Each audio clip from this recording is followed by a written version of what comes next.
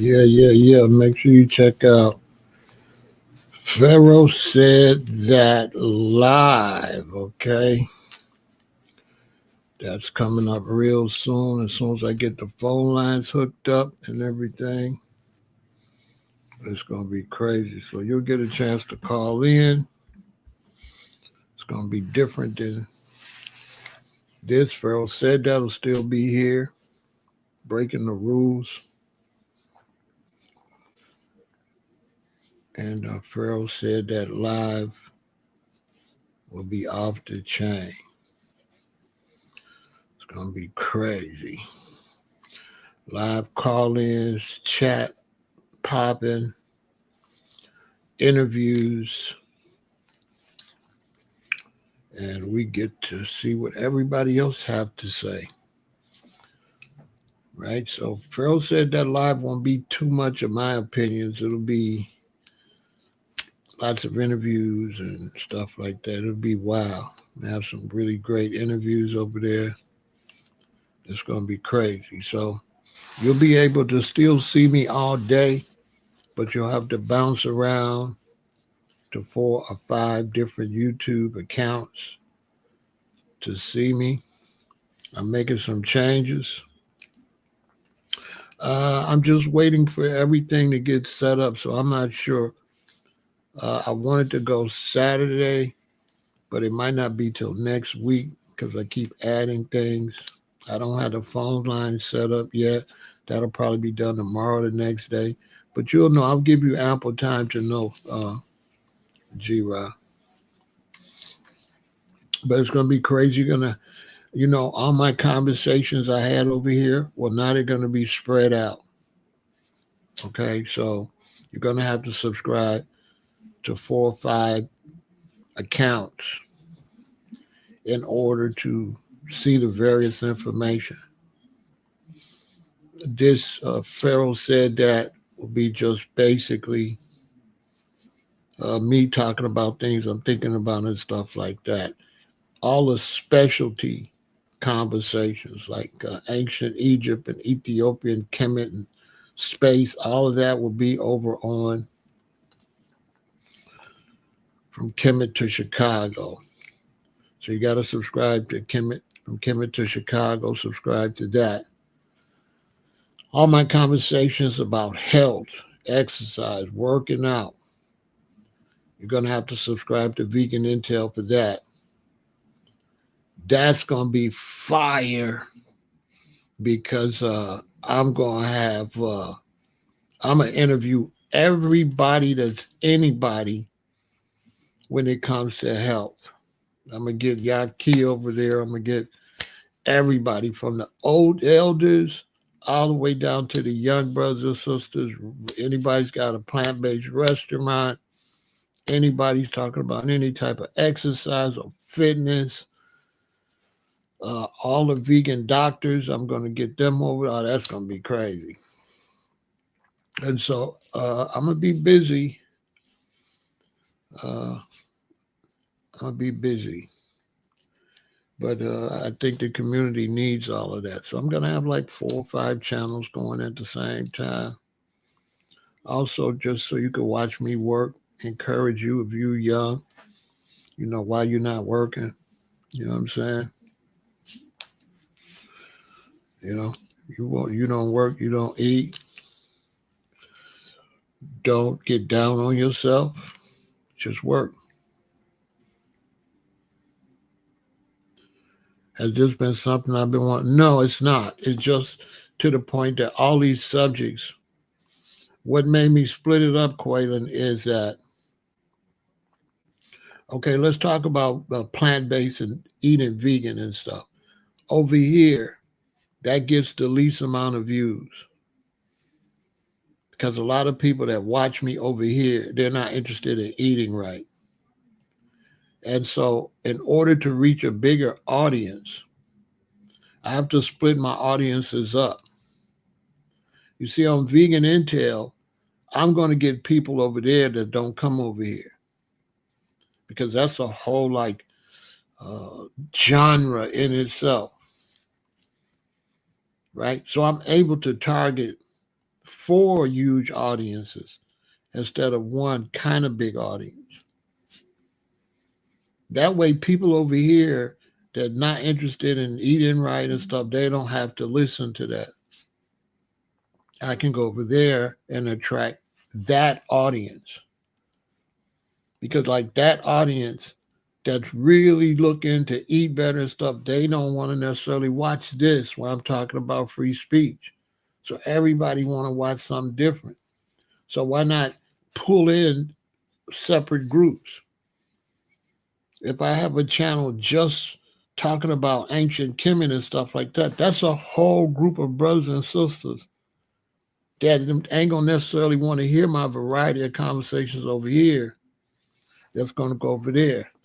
Plus, that allows me to like be professional, you know. From Kemet to Chicago, I could be professional. Vegan Intel, I could be professional.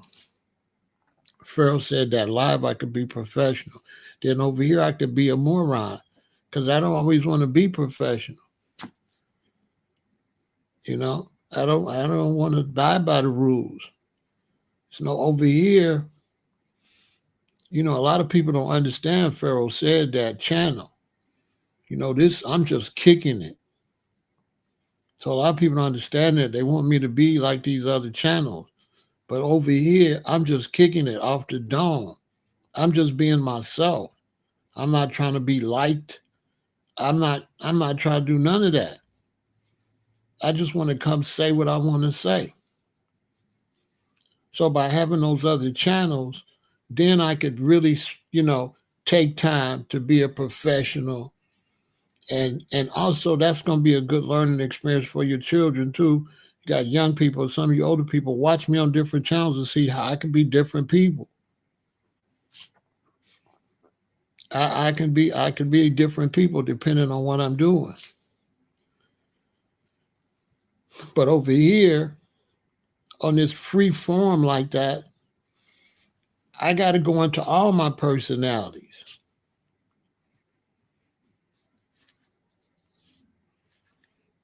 Basically, I can't just do one thing over here because I might be talking about anything.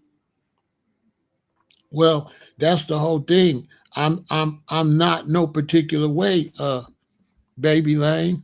So that's I'm not one particular way. I'm a lot of different ways. So I think the different channels will help young people too to watch me. Like I'm all different ways. You know, I vend, I do a lot of things. That calls for a particular type of personality. I can't act certain ways I act over here when I'm taking care of business. So when I'm taking care of business, you know, I have to take care of business. And people get that confused. You know, on this, I'm off work. So people try to turn this into work, but no, I'm off work when I come over here. I don't want to make this work. And this is what me and YouTube wants me to make this work. I don't want this to be work. This is just Pharaoh said that, me just relaxing. I'm not at work. I'm off work. I'm not taking care of no business. And it is what it is.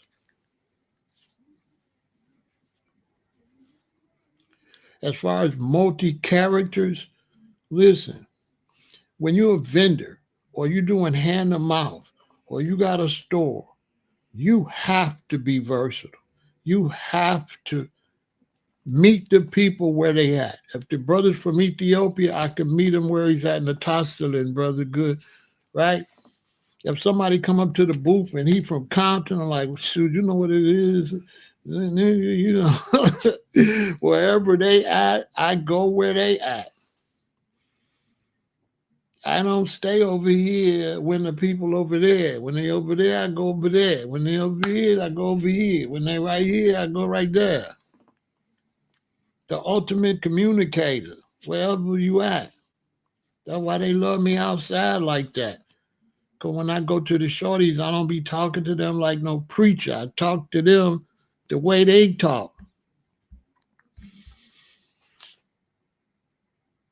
I just don't say what they saying. I use the same verbiage, but I still say what I'm saying. I just say it their way. So just because I'm talking like them, don't mean I got to be pushing their philosophy. I could talk like them and push a positive philosophy, even though I'm talking crazy. So I got to be able to tell them you running around out here, police gonna grab your little stupid ass, lock your goofy ass up forever. And they be like, I heard that, OG. That's how I got to talk to them.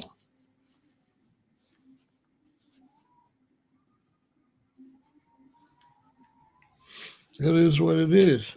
They ain't trying to listen to you if you ain't communicating. You can't go to France speaking Portuguese. You got to speak French. When in Rome, do as the Romans. And so mainly vegan intel. I felt like I need to go find the people trying to be healthy. A lot of people over here ain't trying to be healthy. They're not trying to watch nothing like that. And then I wanted to do Kemet, you know. I wanted to talk about a lot of extraterrestrial stuff like that, but I feel like it's better if the whole channel's like that. That's going to free me up here where I could, kind of just talk about. Over here, I pretty talk about whatever's bothering me that day. Basically, every now and then, it'll be something I see. But at the end of the day, if it doesn't, when I come over here, I never do anything for content or views. Every conversation is something that I'll be thinking about. Sometimes I'll think about it a couple of days ago. Sometimes I'll think about it right before I do it. That's why I'll be a little bit late. I'll be like, you know what, I'm going to talk about that. And then sometimes I set the time where I'm going to go live a little too early. And when you say you're going to do something in an hour and a half, you look up, it's an hour and 45 minutes. Time be like that. I'm still trying to get dressed and all of that. You know what I'm saying? He says, why don't the other elders take on that strategy?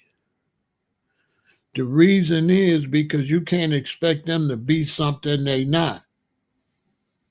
So, in respect to all my other elder brethren out here, they not me. So they have to talk within where they at. They ain't, a lot of my friends I went to school with, they don't got my life like brothers my age. They got a different life. They, they might have worked for the parole officers, police officers, nurses. They don't got my life.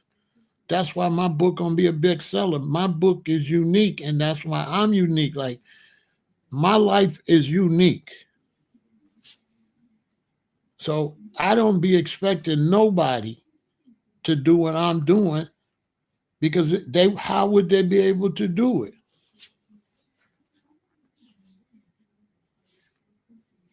My life is unique.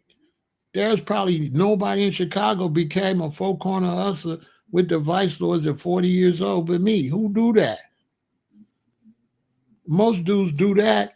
It's because they got locked up and they were some punks, and then they just jumped in the game because they were scared.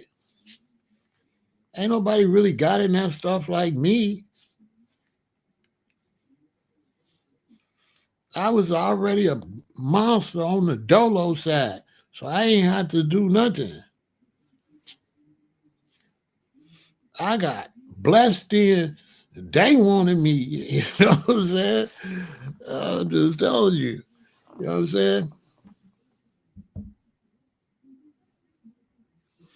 No, you got some brothers out here could teach and stuff like that, but they got a different lifestyle. So it's like I would never look at them as less than, because you can only deal with a person based on their lifestyle. I can't look at no brothers based on their lifestyle and expect them to talk like me based on my lifestyle. Like a brother might be a scholar or something like that and got some knowledge. Cool. But what kind of scholar? He might be a scholar that watched a lot of lectures, read a lot of books, right? Went to a lot of pro-black events and stuff like that. So I can't look down on that brother, expect that brother to be like me. I'm not that type of scholar. I'm on the bus scholar. I'm on the train talking to black folks like this as a shorty. I'm on the L train, woo wop the bam, on the train. And I'm not talking like no Muslim or nothing. I'm talking like a regular street dude. Yeah, I just be on the train, and if I get the vibe, I just start talking to everybody on the train. I just get to preaching on the.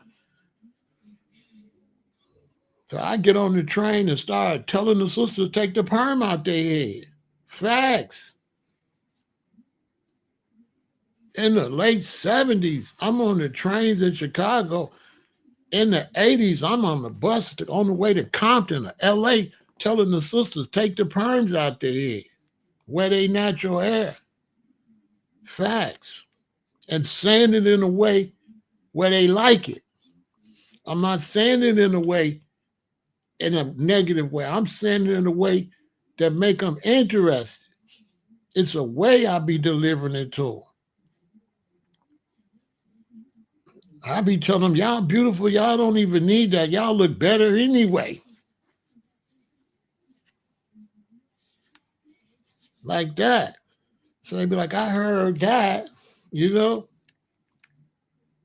That's why I got so many people under my belt. I'm on the train. I get back on the bus from LA to Compton like 7 weeks later, and the sister say, hey. I'm like, hey, what's going on? You remember me? I'm like, no. How you like my hair, though? I heard you. She done went and got her afro or some dresses, I swear to God. Sisters be pulling my coat like, you remember, I was on the bus, I heard you talk about hair, and I thought about that because that stuff it was burning my hair. I went and got my hair natural. And I be like I be here. You better be glad I got a lady already with your fine self. You look good, though. You look good. I'm proud of you. You ain't going to, you know what I'm saying? I'm proud of you. You got your natural hair. You ain't putting all them chemicals on your hair. You look good, too. You look better like that. I don't remember you on the bus. But you sure look good. You sure beautiful now. With your hair like that, you was already fine. I might say something. Now your hair match your coochie because you couldn't put no perm on your coochie and then the bus be live. You know what I'm saying? I say, I'm like, now your hair match your coochie. You know, I didn't want to get what you got straight hair and a nappy coochie. They be like, you was something. You was too much. You know what I'm saying? You know what I mean? Yeah, with their extra pretty self. As Reverend Tim say. I'm stealing that. You know what I mean? So I can't expect no brother to do that like that. You know what I'm saying? I'm different. Yeah, I'm different. Like a 2 Chainz song. So I don't be looking down on the other teachers and the other brothers that do it how they do it. You know what I mean? You can't really beat on your chest out here. Everything is given to you, so I can't beat on my chest. I didn't create me. I ain't got nothing to do with me. It's a higher power did this. I can't be like, yeah, you know. You know what I'm saying? You ain't say nothing wrong. That was a good question. You didn't say nothing wrong. I don't feel like you said nothing wrong. If y'all say something wrong, I'll tell you. But if I'm just explaining stuff, I'm not tripping on nothing you said. If you say something, right? Quentin, this is very important. If you say something, and then I start explaining why it's not, you actually did a good thing because you allowing me to explain something.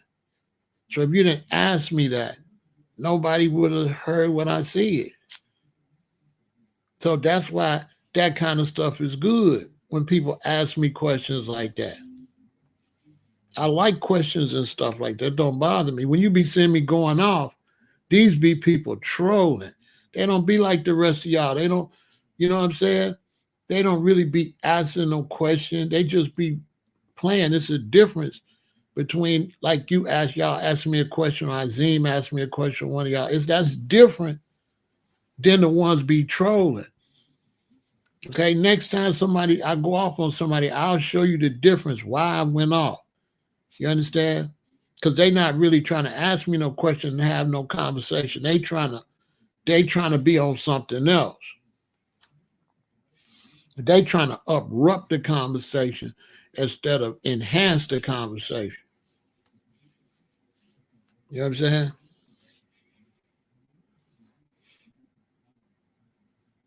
A brother say, well, what's up with this? I say, well, this is this. Well, what's up with that? That means he really didn't mean the first question. See what I'm saying? That he really don't care about the answer to the first question. So he start asking me something different. But what about this then? I say, okay, boom, boom, boom. Well, what about that then? See, people like that be playing. You know what I'm saying? On the streets, then it'd be like, well, what about you get out of my face? You know what I'm saying? Because you know they playing. Because if a brother got a question and he get the answer, he gonna be satisfied. He ain't gonna pull up another question. Who do that? If I walk up to you and I say, bro, that's a nice watch. Where you get that watch at? You be like, oh yeah, man, I got this here. How you feel if I say, where you get them shoes at? And you be like, I got them shoes over there. Where you get that hat at? See, you're going to be like, wait a minute. This dude, okay, what? Think about it. That's the best example. If I walk up to you and say, man, that's a cold jacket, man. Where you get that jacket at? You'd be like, I got it over there. I'd be like, where you get them pants at? Right then, you're going to be looking at me like, what? That means my first question was fake. Because I should have got satisfied once you told me. If that's really what I was on, you told me where you got the jacket, that should be the end of it. Then I said, where you get them pants at? You're like, oh, I got these over there. You might still, that might be cool too. I'd be like, well, where you get them shoes at? That's when you're going to be like, okay, you playing. So look, let's take a break, and then we're going to get into this conversation about free speech and all that. You know what I'm saying?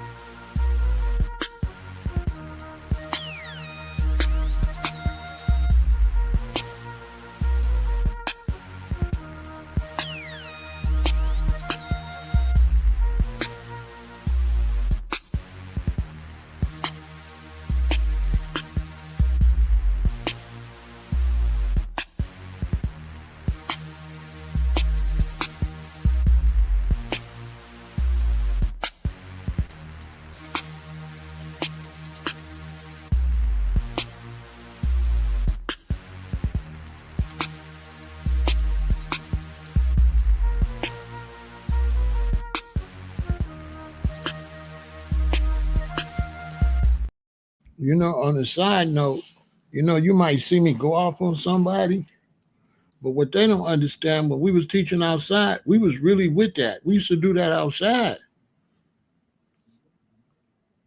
Not, I didn't get that from the internet. That's how it was outside. You couldn't really play with us on the bus and stuff like that. You couldn't really play with us. Because we felt like if we teaching the community, and we trying to help the community, bring knowledge to the community, and you're trying to abrupt that and disturb that, you're the devil. We ready to deal with you in front of these people. We not going to let you get in front of these black people and disturb them and send them off with no foolishness. We going to show them what happens to a fool. Because most times, if you ain't strong enough to be the first one to speak, you really don't want no smoke. You're going to fold. So we wasn't, you know, we was out there I can't say. But you read between the lines how we was moving. It wasn't like no kind of joke or nothing like that. You couldn't interrupt me on that bus and play with me in front of these people, or you're gonna have to show and prove. And we got on this bus when we moving like that. We militants. We militants. We not playing with the people, the police, or nothing. We not, when I was coming, we not playing with the police like that. The police is not gonna be no aggressive with us like that. No, we ain't doing that. Because as far as we concerned, you an officer, I'm an officer. Your rank might be lower than me. I'm a general. What is you? You just a foot soldier. You ain't even no detective or nothing. That's how we dealt with the police, rank and file. Like how high you ranked on your side, because I'm way up here on our side. That's why we dress like that. We dressed a certain type of way. So the police knew our rank and file. And we wore those army coats and stuff with them big old pockets in it. Why you think we had all them pockets?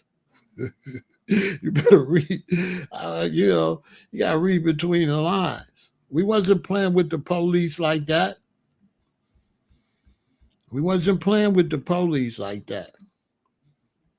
We wasn't taking no disrespect from the police.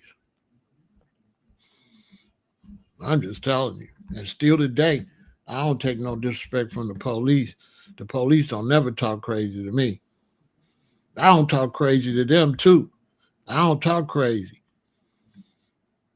I talk to them like they doing their job. But if they get crazy, if they start talking crazy, then you're going to look at it, you're going to deal with it. That's why I keep showing this picture to try to give y'all a look at this, how we was moving. All you got to do is look at it close. Look in my pocket that ain't got no buttons on it. What's that in my pocket? The reason it's so heavy. Ain't no telling what I got on me. Know what I'm saying? You can see my whole attitude. Okay, I wouldn't even take a picture smiling. If you go look at all my pictures, you're not going to see me smiling.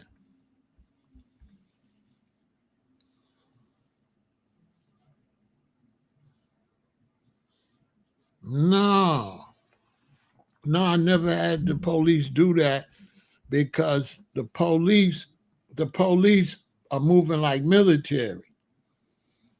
And when you move like military respect military. So it's a protocol. So there's never was no protocol for them to do all that. Okay? The police gonna deal with you according to how you move. So it's a protocol. So I'm not doing nothing. I'm not really doing anything. You learn how to move in a way to de-escalate the police. We de-escalate the police. You understand?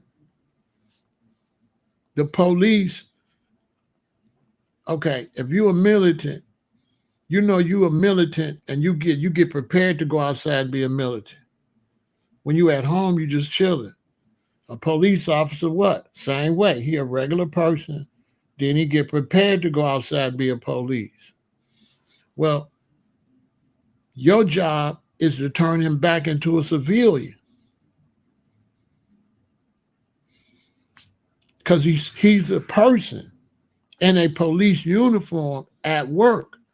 So if you deal with him like he at work, he'll respect you. But if you deal with him like he's a police, he's not a police. He's just working as a police. So it's all psychology. So I never talk to the police like they the police, so they never act like the police. I talk to the police like I'm talking to y'all. I don't talk to the police. I just be like, if they pull me over, I talk to them like they're a regular person. My job is to take them off of being a police and turn them back to a regular person. I just talk to them like I talk to anybody else. Hey, the police used to stand and talk to us for 45 minutes. Police used to pull us over in LA. And next thing you know, they sitting up on their car, we surrounded by 4 police cars. They all sitting on their car, we talking. we kicking it. You know what I'm saying? For real. That's why I told y'all. People tell me the government watch me. The government love me. The FBI and all of them, they love watching me. I already know I'll be talking to them too. They need to eat better. They need to get off that meat and stuff. So the police be out there talking to us for 45 minutes. Because it's officer to officer. I don't know if y'all old enough, but if you watch Hogan's Hero, that's what Hogan Hero was about. There were some Americans, right? There were some Americans, and they was POWs under some Germans, but they were still soldiers. So Hogan them like, we soldiers and y'all soldiers. So this German soldiers still respected them as soldiers, even though they was in the opposite army. And Hogan was the leader, so the guy that was responsible for watching the camp always was talking to Hogan to try to get things to work out right. Basically. So if I'm driving and the police pull me over, okay, when your police pull you over, it's going to take you about a minute and a half to de-escalate them. And this is where brothers make a mistake. It's going to take you a minute and a half to de-escalate him. When he jump out the car, he on 1,000. Now, when he on so you at 0, he on 1,000. If he walk up to you and you stay on 0, he start coming down. But if he walk up to you and you go up 10, 15, 20, he escalating. So when he come up to the car, you roll the window down, he going to be like, license. Give him the license. You say, what I do? You ran that light on back there. You say, you lying. He start coming down. So I say, for real? Yeah, for real. He starts coming down. I turn him back into a person. Oh, damn, my bad. I must see. I don't know, man. My bad. And so then he come down. And he go. And he come back. And when he come back, I'm just chilling. I'm in the car like this, waiting for him to get back. Give me my ticket. I'm not tripping. Give me a ticket.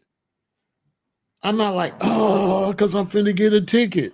The man doing his job. Give me a ticket, man. It's cool. He come back. I'm all chilled out. He's like, I'm going to give you a warning today, Pharaoh. I'm like, all right, thanks, man. You be careful out here, man. People crazy. I talk to them just like I said to y'all. I'd be really meaning it, too. I'm like, man, you be careful, man. These people crazy out here. You got to get back home. Like, you got that right, buddy. He go get in the car and he go. Why? Because I'm a general. I don't care nothing about no ticket. What kind of revolutionary give a damn about a ticket? I was looking at 8 to 40 for doing things. What is a ticket? Nothing. Nothing. So now they're not going to get out, treat me like that because I don't be having no resistance. I don't care. I don't care. I don't care. The only reason you get in trouble with the police because you care. I don't care at all. I'm trying to get this over so I keep going when I gotta go. Write the ticket. Write the ticket. Write the ticket. What I'm supposed to be mad because you pulled me over, give me a ticket? Write the ticket. It's cool. It's cool. I don't care. I don't care that you pull me. I don't care. You write a ticket. I don't care. And they can see I don't care. So when they see I don't care, they don't care.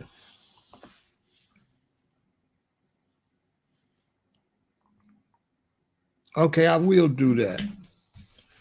I'll do that. Dealing with the police. I'll do a whole live on that. Probably late tonight after this one.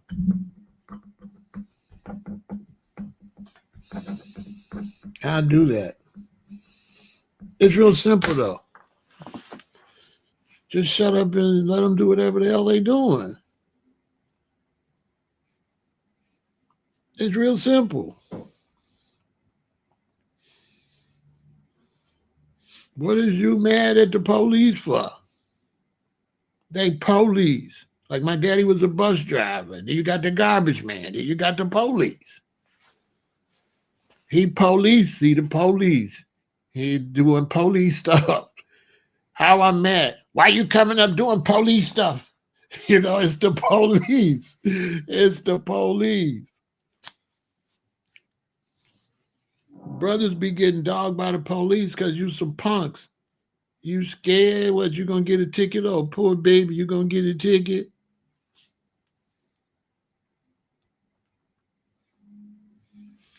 They be having a thing, the police not gonna kill you, bro. Police not gonna kill you.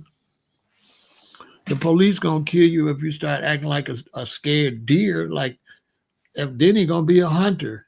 You know, you're gonna be a hunter if you're a scared deer. The police is not gonna just shoot you. You fidgeting, you doing stupid stuff. That's how they get shot. I ain't never seen the police just shoot nobody. You doing stupid stuff.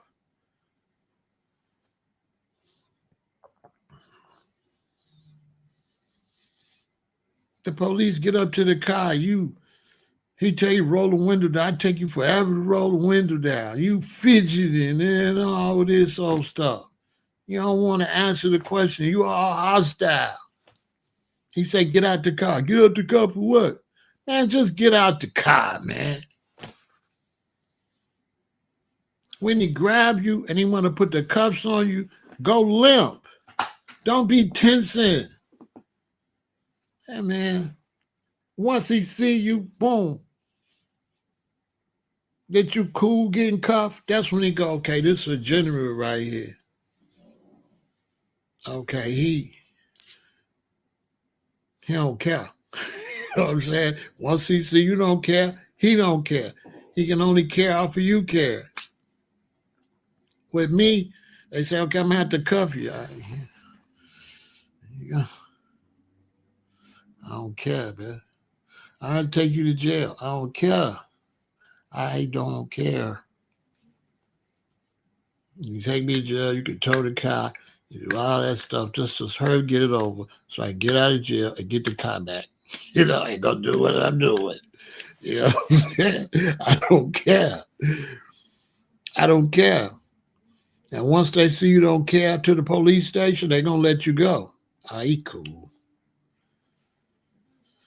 He cool. He ain't even care. If you don't care, they don't care. If you care, they care. That's how it works. You hype them up with your scary attitude and your, acting like a punk. Basically, you a punk, so they're gonna treat you like a punk. You scared. You scared. You turn him into a police officer. You're supposed to turn him back into a civilian.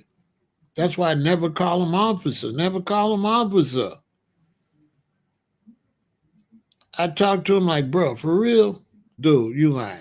That's how I call him bro and dude. I do not call him officer. I don't want him to be no officer. I want him to be bro and dude. I want to turn him back into the dude that was watching the football game before he put the uniform on. Remember, he was a dude. He was at home drinking a beer, watching the game. I'm trying to talk to that one. I'm not trying to talk to the officer You're trying to make him not be an officer. Psychology. You're trying to take him out of his police uniform and turn him back to Jerry or Roger or whatever his name is.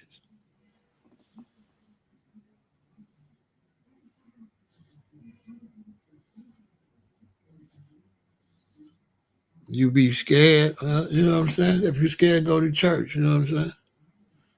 If you're scared, something bad gonna happen to you. Keep being scared. You ever heard a scared man can't win? He's scared, okay? Boom. Well, bad things gonna happen to him because that fear, they gonna interpret that as something else. Listen, let them be scared. That fear, they gonna interpret that as tenseness. Now you're looking like you might got a gun or something because they're going to want to know why you so uptight. You got to think from their point of view. From their point of view, you all tense. Okay, you got something. You're doing something. So the scared of you are, the more guilty you look. What you scared for if you ain't did nothing? That's the worst thing to do, to be scared. You getting ready to get killed, unalived. We're going to talk about that. Or you going to jail. You scared.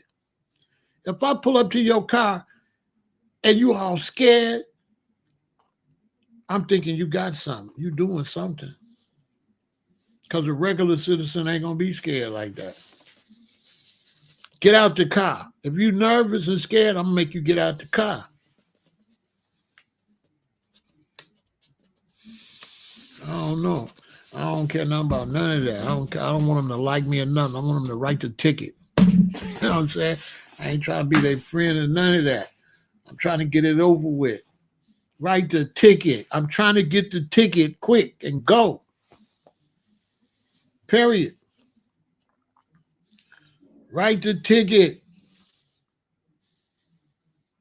So I could go home or go where I'm going. You know, I got stuff to do. This is going to take long for me to get this ticket. You know what I'm saying? I'm not out there. I don't care.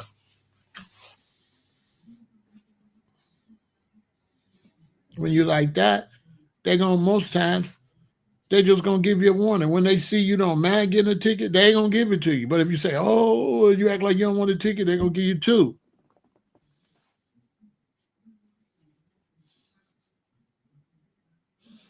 They scary. They scary. What they gonna do if a revolution really pop off, or some type of thing really pop off? They gonna choke. Okay, I'm gonna take a break and then we're gonna get into the conversation. For those of y'all came in, we are gonna get into the conversation. All right, real talk. Make sure y'all go subscribe to Pharaoh Said That Live.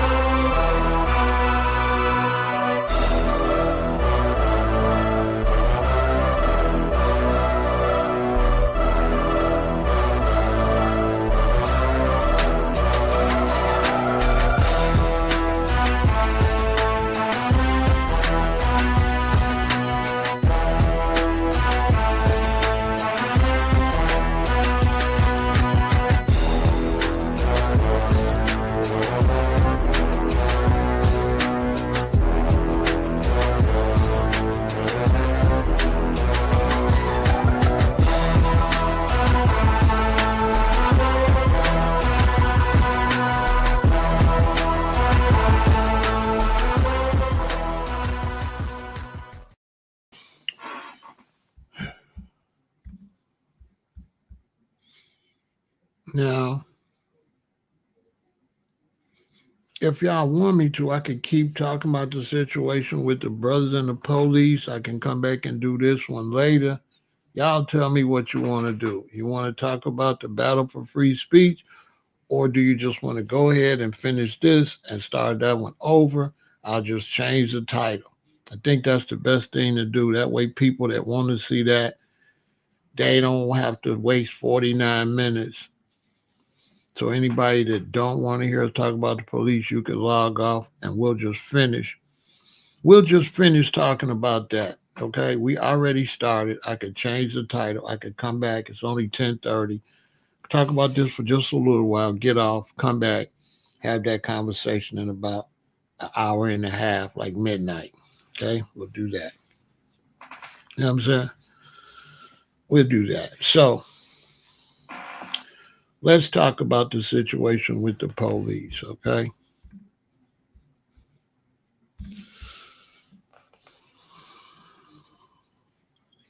Let's take it from the beginning. Let's say I'm the police. I'm driving. I see G-Ra. Right?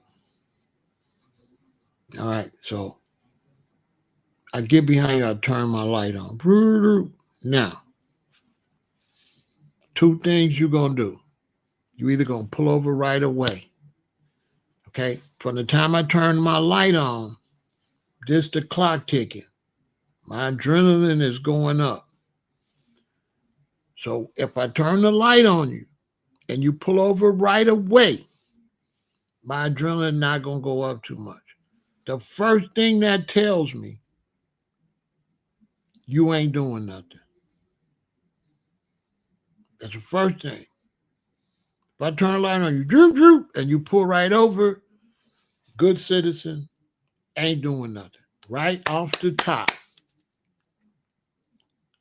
Right off the top, if I turn my light on you and you pull right over, the first thing it's going to tell me, good citizen, they ain't on nothing. I'm going to get out. I'm going to walk up to your car. If you don't look nervous, you just trying to figure out why I pulled you over. You don't really care. You're not upset. Nothing. You're just curious on what happened. My adrenaline is back down, and I'm basically the same person that left home.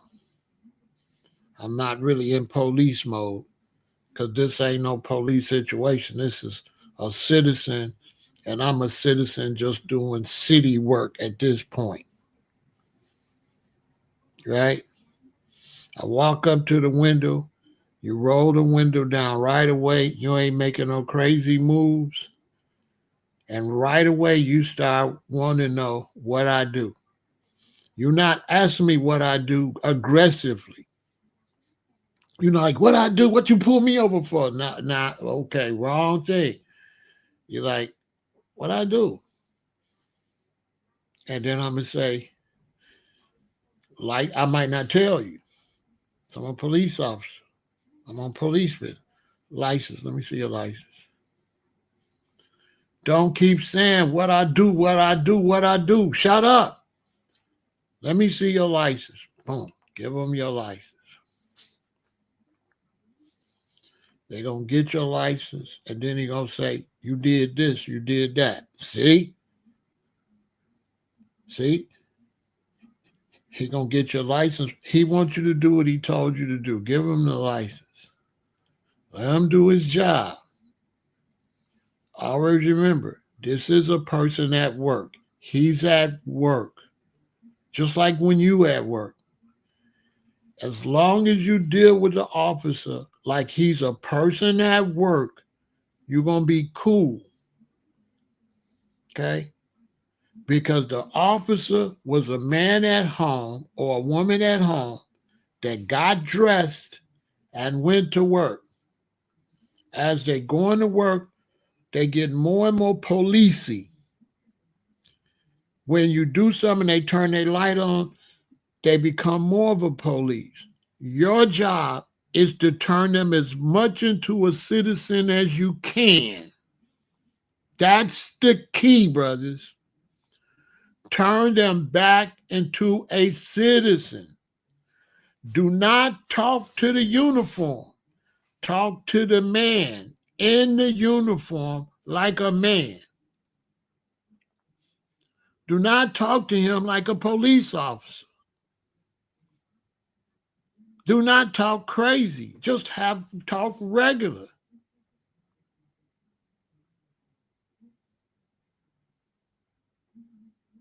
Now, if they want your license, give them your license. Your first mindset got to be you want to hurry up and get your ticket. Period. Your first mindset is this ain't nothing but a ticket. I'm not going to prison. I'm not going to get the electric chair. It's a traffic violation. Act like it's just a traffic violation. Give him your license. He going to walk back to the car. He going to say, sit there. When he walks back to the car, think about something else. What you got to do when you get home and all that. Relax and wait till he come back. When he come back, you should be chill like this. You just want your ticket so you can go do what you got to do. He going to come back 70% of the time to 75% of the time. If you was chilled out, he going to say, I just going to give you a warning. Now, he might be funny acting, might be suspicious. He going to say, step out the car so I can search the car. You get out the car. If you ain't got nothing in the car, what the hell do you care? What the hell do I care? Go ahead, do what you got to do. Okay? The whole time, as long as you don't care, his energy will go down, down, down, down, down, down. If you care, his energy will go up and up and up and up and up. If he's a racist and you let him know you just absolutely don't want a ticket, you're getting one. If he's a racist and you let him know that you absolutely don't want to go to jail, you're going to jail. So the worst thing you could do if somebody trying to make you miserable is let them know how they can make you miserable. Don't let them know what's going to make you miserable because they're going to be like, bet that. Oh, it's going to mess up your night if I write you a ticket? Oh, okay, here's 2. But if your vibe is like whatever, they're not getting no thrill out of it if they're a hater. As a matter of fact, they stop being a hater and they start really being kind of on your side. Now people say, bro, why? What you mean they're going to be on your side? These are people that stop people every day, all night, and run into a whole bunch of a-holes. So when you're not an a-hole, it's a relief. Don't forget, they deal with a lot of nuts and a lot of crazy people, and a lot of people like to keep up stuff. So the first thing you want to do is separate yourself from the people that keep giving them a hard time all the time. So if I'm a police officer, somebody give me a hard time on my job, they always give me a hard time, and I pull you over and you smooth, I'm like, cool.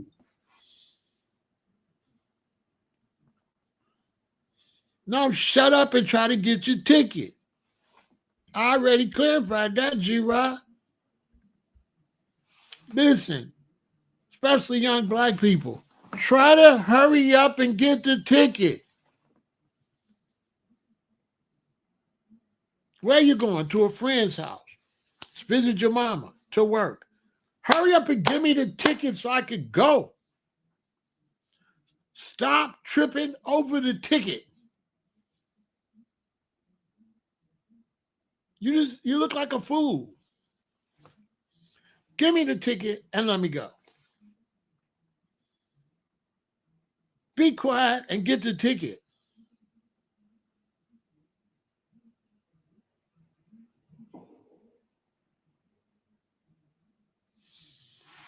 And you ain't got to be nice. Don't be nice. Just shut up. You don't be nice. Don't be nice. Don't be nothing. Don't be trying to be nice. Because if they see you trying to be nice, get out the car. That means you're doing something.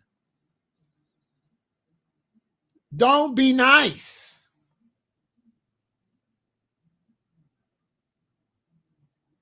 Be quiet so they could do what they got to do so you could go where you going.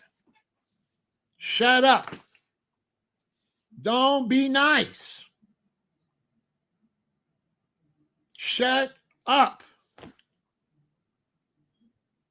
They come. What I do? License. Give my license. Oh, you ran that stop sign back there. You lying. No, I'm not. Oh, okay. Oh, damn. And that's it. That's all I'm going to say. That's it. That's all I'm finna say. But that's the trick right there. When he say you ran the stop sign back there, and I'd be like, you lying. Right then, I got him. Because right then, I'm more like a buddy at the football game. So I didn't trick him, because now you got to say, no, I'm not, which turns us into two human beings. Because he can't believe I said, you lying. He's like, no, I'm not. You ran the light.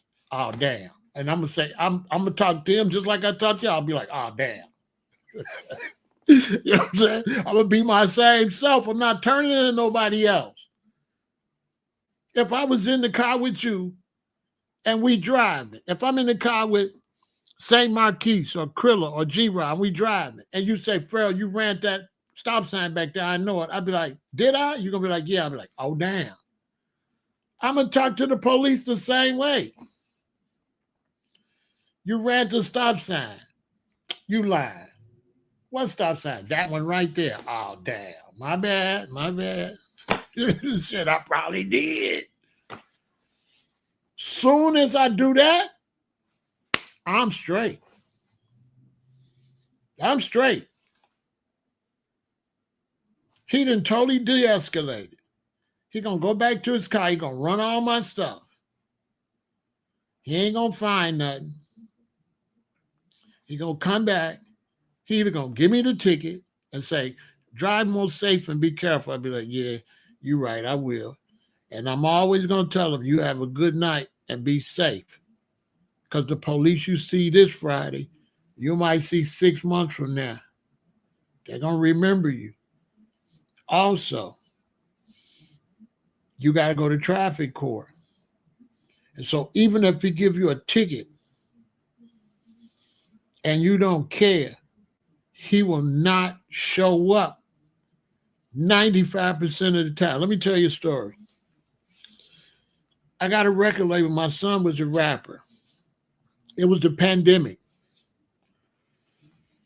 And he lived far out by the airport. So driving there to get him,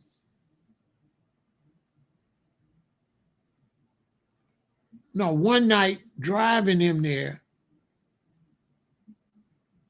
during the pandemic, I realized there's nobody on the freeway. Maybe that morning, it's like there's nobody on the freeway. That was a couple days before. So I went on to say, you know what, man, we're going to shoot this song. Let's shoot it outside because there's nobody outside. It's going to make the video raw. So when I picked my son up, I said, let's shoot it on the freeway. Ain't nobody on the freeway. This is going to be a good shot. But when I picked him up so early, it was still too dark to get a good shot. So we went and parked until the sun came up just a little bit. And I went back down by the end where he was at, was perfect, pulled over the car on the side of the freeway, told him, walk down there, hurry up. And I was trying to get him walking down the middle of the freeway with nobody. Right? I never got to shoot it on the freeway. I never got no shots. I got the shots downtown. It's a song called These Roads. So he walks down there. There's no cars coming yet. But see, the problem was the sun just came up. It was time for everybody to come out. The few people that was coming out. So when he got down there, I said, okay, move over. I'm trying to catch him. Then a car was coming. So I said, move back. The first car coming over the little curb was the doggone sheriff's. The sheriff seen them in the middle of the freeway, turned his light on. So I had my son come down to the car. He pulled up behind the car. He jumped out. What are you doing? You're in the middle of the freeway. I said, I'm trying to shoot a video because ain't nobody up. It was going to be a perfect shot. So you can see right there that even though he was the police and he was mad, I was still just my normal self. I'm trying to tell him my great idea. Yeah, I'm trying to shoot a video. Nobody was on the freeway. It was going to be cold. He's like, no. He said, no, it wasn't. He said, you can't be on the freeway. I said, but it's a good idea. It wasn't nobody out here. You was the first one. We was going to get that little scene and be gone. He was mad. No. Could have got killed. I came over there. He's in the middle of the freeway. Well, you wasn't going to hit him. But anyway, so this is what he was saying. So he said, sit down right there. My son was sitting in the car. He made me sit on the curb. It was chilly, too. He made me sit on the curb. So he made me sit on the curb. So I'm sitting on the curb. He in his car. He writing. Another police car pulled up. Another sheriff or whatever he was, state police sheriff, somebody pulled up. So he made me sit down, sitting there a minute, man, like 15, 20 minutes. He got out the car. Right? He said, here's your ticket. He says,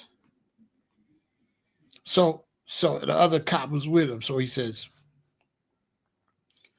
here's your ticket. I said, so he said, so what are we not going to do?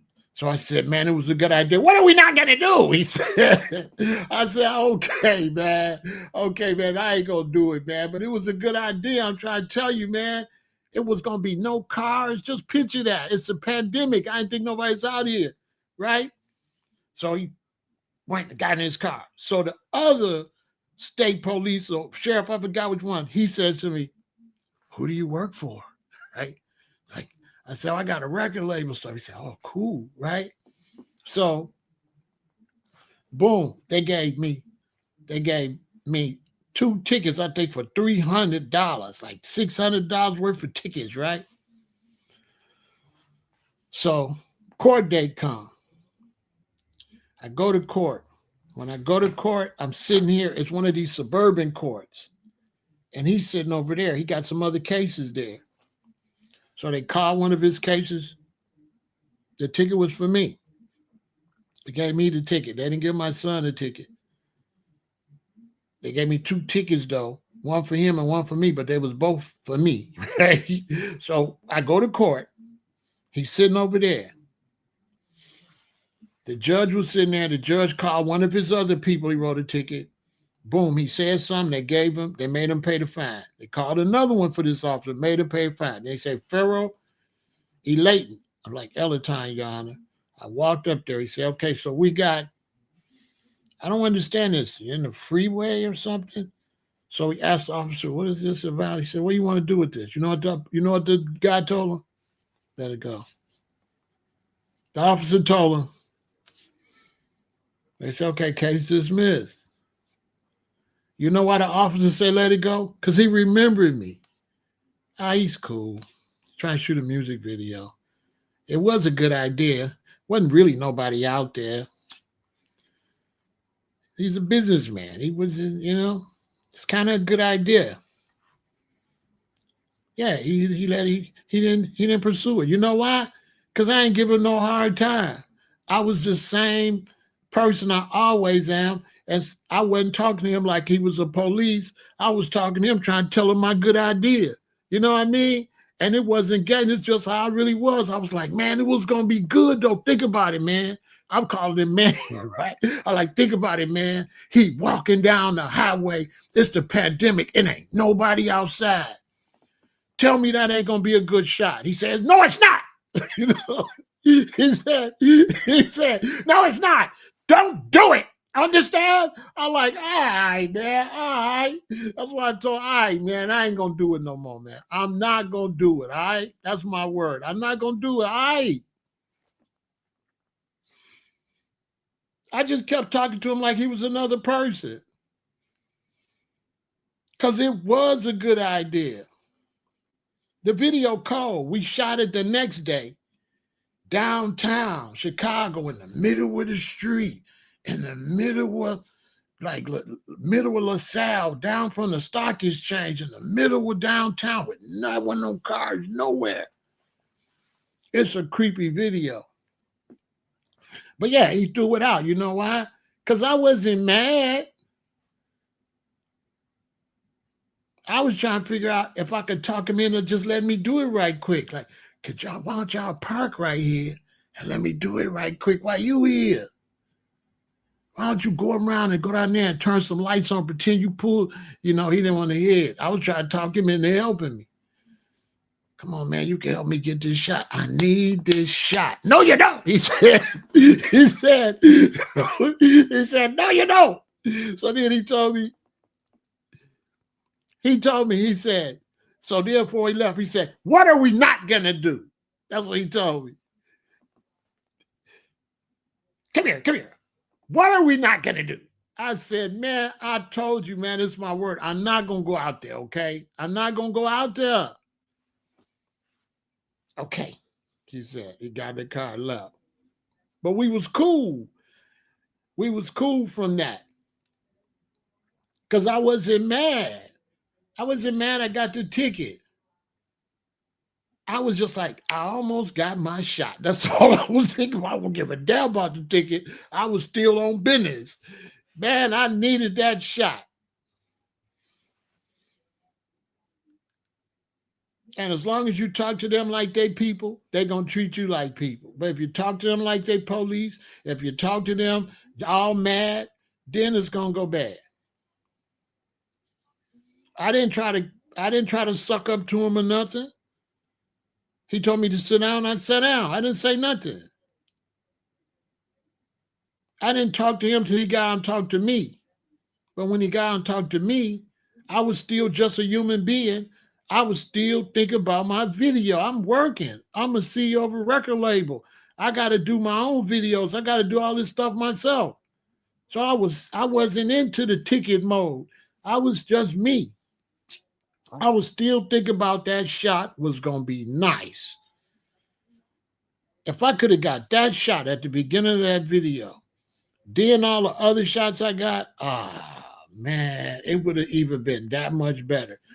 And then to prove it, I told one of my friends that work in Hollywood, and he said, Pharaoh, for that shot, it would have cost us no less than $250,000, and it could have been up to $500,000 for us to get the city to shut down the freeway so no cars coming. So he said, man, you a genius, because if you could have got that shot, that would have been a Hollywood shot where they have to pay somebody for the freeway to be empty. I knew that. I'm like, you know how much you got to pay? What's the odds nobody's outside? It was during the pandemic. You know what I mean? What's the odds nobody outside? I wanted that shot. My point is, he did not pursue it, and they did not make me pay a fine. And he did not tell the judge what I did, because the judge didn't understand it, and the judge wanted him to come explain it. And if he would have went up there and told the judge I was standing in the middle of the freeway, the judge would have slammed me. But he didn't. He didn't tell the judge what the ticket was about. He was cool. He let me walk out of there. Yeah, he let me walk out of there. Why?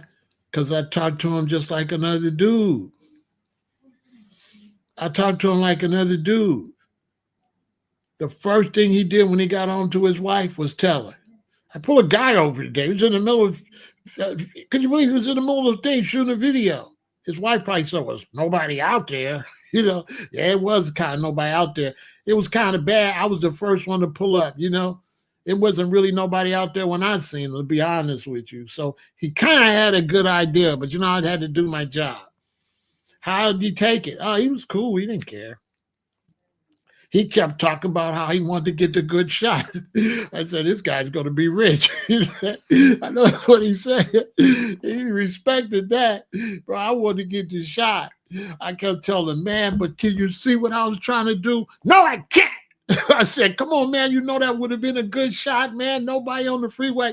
No. That's what he said. No, it's not. He said, listen, what are we not going to do? I said, all right, bro.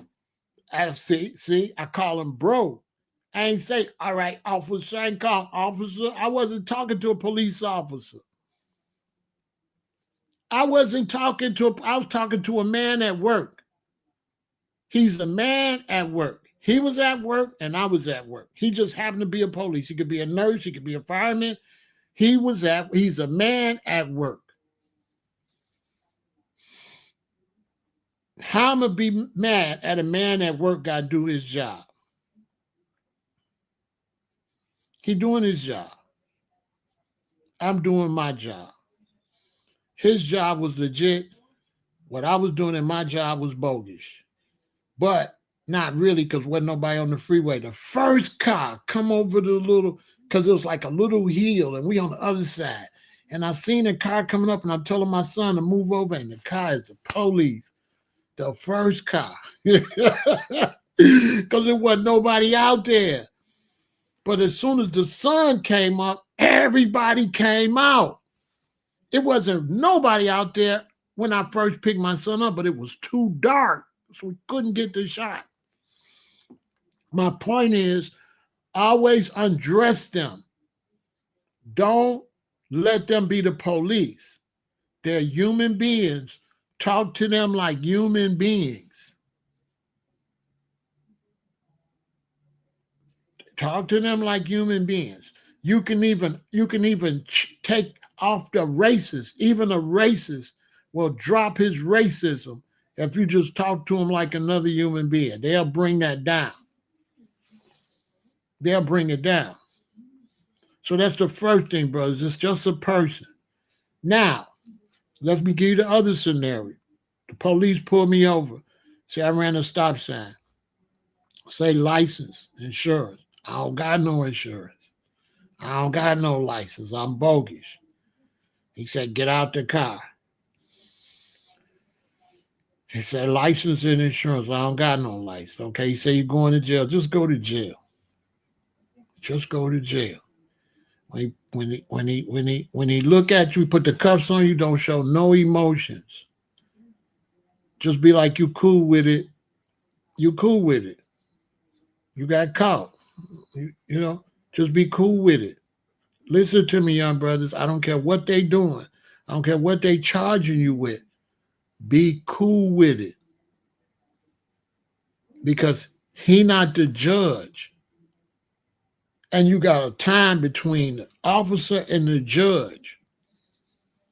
And if you chill, that time between the officer and the judge, by the time you see the judge, everything gonna go good for you because you chilled out.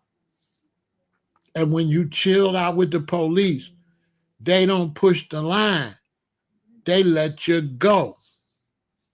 This is a fact. Why they let you go? Because they got so many assholes. Why bother you? They got another dude they can't stand that was talking crazy. So always remember, the police ain't the judge. Let the police do what he gonna do, chill, so that you, when you go in front of the judge, you didn't do all this crazy stuff. You was chilled out. All of that is gonna be how they gonna treat you when you go in front of the judge. And that's how you're gonna stay alive. Because you irritate the police, something bad can happen to you.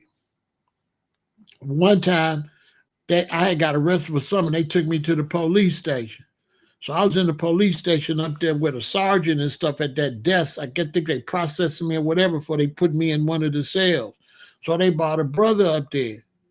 And he was like, y'all this, y'all remember this, y'all emails this, I'll beat y'all, I'll do this to y'all, y'all ain't nothing. He was talking big crazy. So when they put him in the cell, it's all white police officers, a couple of blacks. I said to the police, I said, see, people always say, y'all like to beat people up.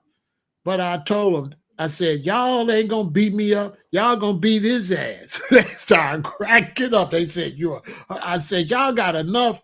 Y'all don't got to beat up everybody come up here. Which y'all tell them. I said, y'all, because y'all got him. Y'all, we're going to whoop him. They say, you're right. I said, y'all don't got to, they ain't got to beat up. They ain't got to beat you up if you're chilling. They got people to beat up.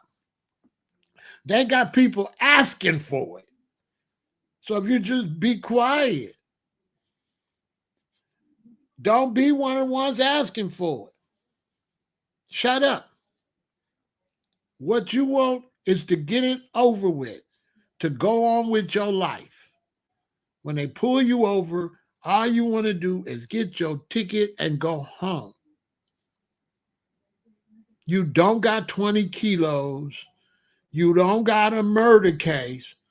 Why are you mad over a simple ticket? Or even getting arrested and the car towed for something that ain't nothing. If it ain't no serious crime, they ain't gonna do nothing but send you home. They're not gonna lock you up for that. They're gonna put you in the jail overnight. You're gonna go in front of the judge gonna give you an eyeball, and you're gonna go home. And all you did was sleep on the bench until the morning when you went into the court, and you gonna go home. So what is you doing all that for? Anytime the police get you, think about serious criminals that did bank robberies, escaped from prison, and then think about your case. And you'd be like, you know what? I ain't escaped from jail. I ain't got no murder cases. This is nothing. Let me shut up and let the process go through. Don't be tag of war with the police. Let me tell you about the streets. If you're a person that like to say something to the police, get smart to the police, you can never ride with me. This is how we do in the streets. You cannot ride with us. If the police drive by the car and you look in the mirror, I'm taking you home, you got to get out. You got to get out. We don't look at the police. Don't ever, never, ever, never look at the police. Never. Don't look at them. If a police pull behind your car, don't be doing this. They're going to pull you over. You know how I learned that? I was hustling. I was up and down the street. One day I was riding with my father. My father, we lived on 115th. In some kind of way, he was getting off at like 119th. 127. Maybe we was going to get some food or something. I don't know what we was doing. I'm in the car with my father, and the detectives pulled up behind him. And then the detectives came on the side and pulled up next to my daddy and was looking at my daddy like this. Both detectives, right?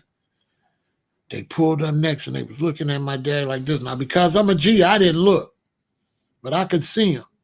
They looked at my daddy like this, right? My daddy in the car. So, yeah, Bessie said I got to go down here and then go over there and do all this and do all that. So my daddy never seen him, right? Real talk. My daddy didn't see him.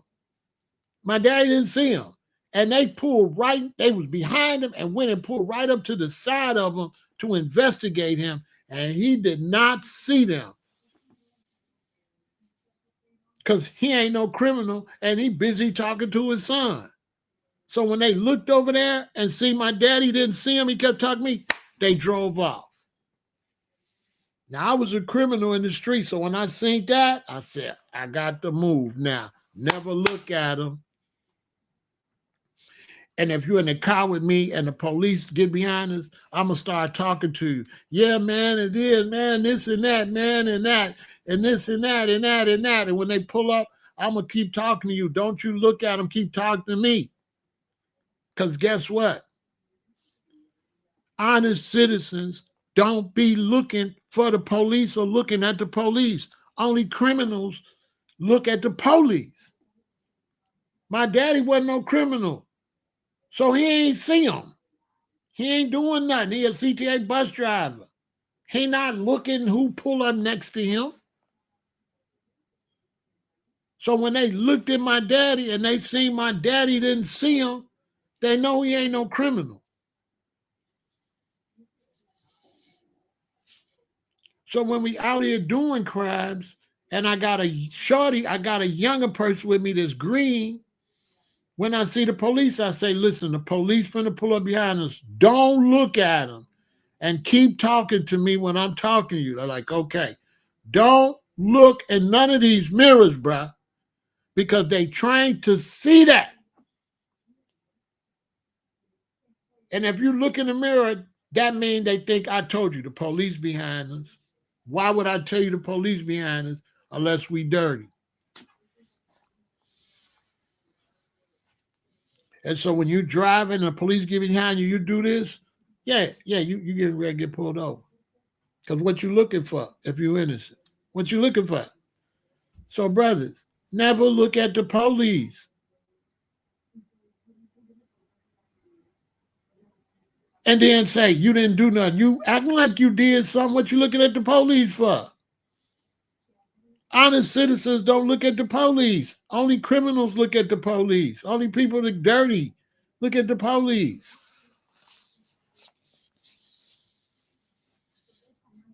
So being scared of the police make you have to deal with the police more. Young brothers be out there scared of the police, so they always look at the police, and that's why they stay getting pulled out their car. The more you scared of the police, the more you look guilty. You look guilty. The police are trained.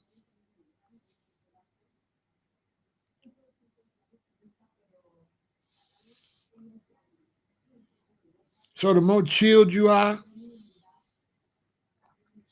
the more chilled you are, the more you don't care, the more relaxed you are, the less they're going to search. They're not going to search you like that. They're not going to search you like that. You understand? When I was in the streets hustling, making a lot of money, I had a refurbished Cadillac, put a new engine in it and all that. The ashtray had been used. I threw the ashtray away and bought a brand new ashtray. I didn't allow no smoking in there because I'm dirty. Okay? You riding around, you dirty with a weapon, and you smoking. They pull you over, they smell the smoke. Fool, you got a weapon. You're going to jail. It's rules to the game. Stop riding around smoking in the car. Go in. Can't you come in the house and smoke? If you want to smoke, pull over to a park or something, get out the car and smoke. And then get in the car and go where you're going to go. Unless you don't mind getting pulled over all the time. You know what I'm saying? If you want to get pulled over, I couldn't afford to get pulled over. I get pulled over, I'm going to big jail. I'm dirty. Why would I be? Why? You know, I got guns, all type of stuff in the car. Hid. I need to look like a regular citizen. I don't want to look like I'm shady. I don't want to give them no probable cause. And brothers, stop running around with a bunch of dudes in the car. If you're a grown man, act like a grown man. You can't be a grown man and be riding around with the boys. Only little boys ride around with the boys. Grown men, we don't got no boys. We don't ride around with no boys. So if you don't want to be going to jail, you don't want to get aired out in your car, stop riding around with the boys and grow up and be a man.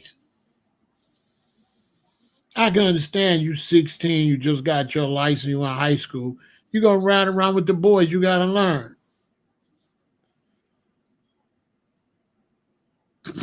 But if you 15, 16 high school and you trying to go out here and you trying to slang and you trying to bang, you're going to have to be a man.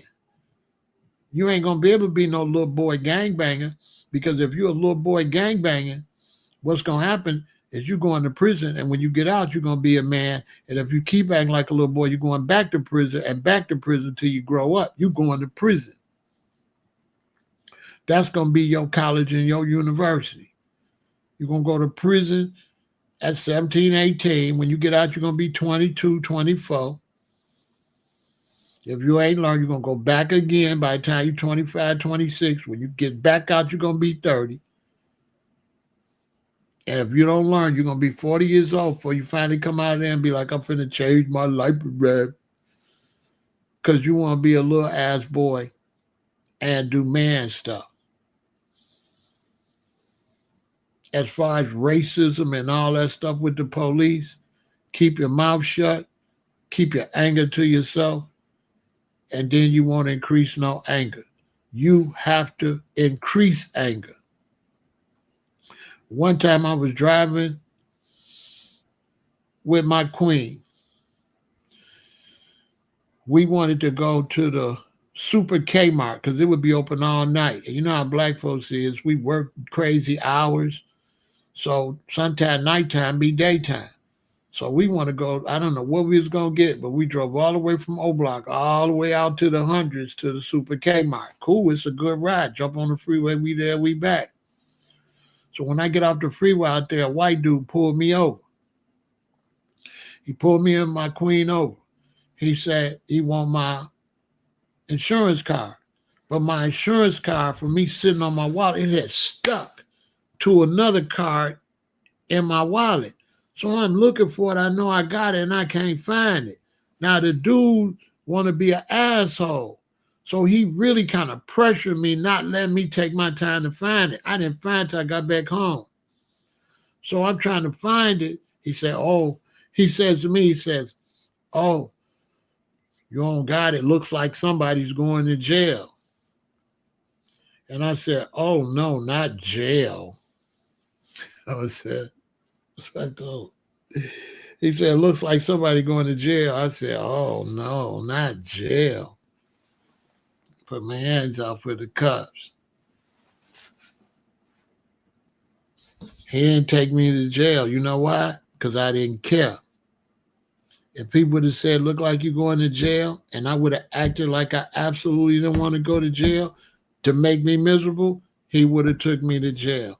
When he seen I didn't give a damn about going to jail, because all I'm going to do is go to jail and find the card in my wallet and go right back home, that the judge ain't going to do nothing about that because I got insurance, that you just wasting your time, and I got all the time in the world, he stopped playing that game. Because my attitude was, let's just hurry up and go to jail and get it over with so I can finish doing what I got to do. That's how. And then everything you want to do to make me uncomfortable, I'm just going to go back and make myself comfortable. You want to tow the car? Cool. You want to take me to jail? Cool. I'm going to get out. I'm going to pay, get the car out. I'm going to keep it pushing. It's not going to bother me none. It ain't going to bother me. I ain't going to be like, man, told my car. I ain't doing all that, bro. So if you ain't like that, don't be in the streets. You got to be hardcore. You want to be hardcore, be hardcore. You can't care about nothing. Because the more you care, you're going to mess around and lose your life out here with all them emotions. You can't have no emotions.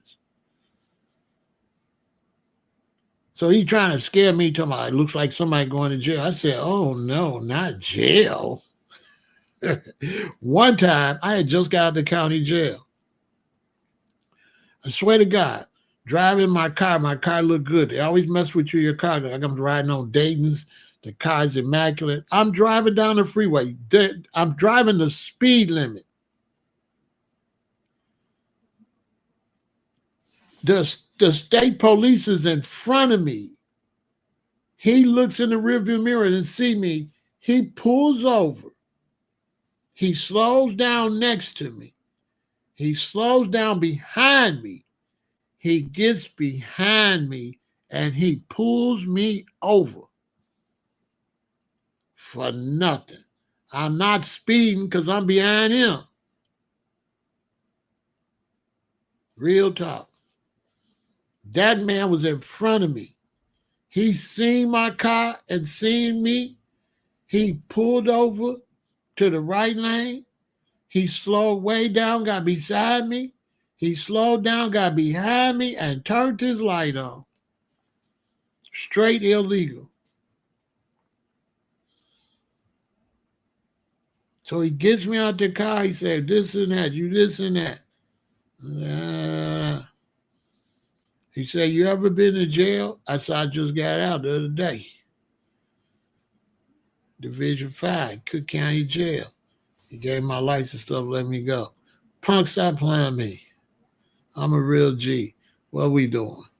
He said, you ever been to jail? I said, I just got out. I just got out last week, as a matter of fact. So what we doing? Write the ticket. Okay? Write the ticket. Write the ticket, man. Or do whatever you're going to do. This got to be your attitude, brother. Let them do what they're going to do so you can go on about your business and live another day.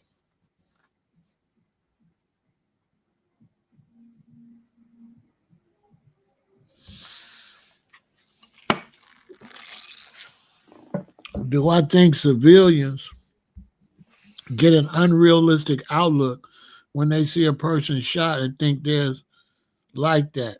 Should they stop looking at those videos? I mean, you can look at them videos all you want, but you can't show me nobody that got shot that didn't make a mistake. They wasn't supposed to get shot, but every last one of them made a mistake. Everyone that gets shot by the police made a mistake. Every last one of them. Every last one of them. It was still a wrongful shooting, but every one of them made a mistake. We're going to finish. Hold on.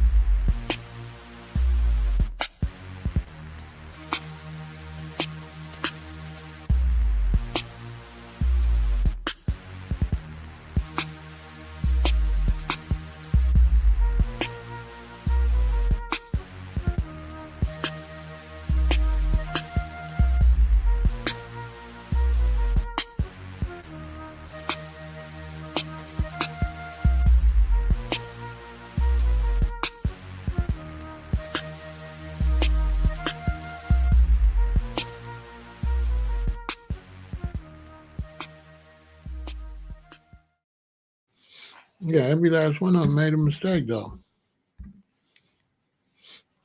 Name one that didn't.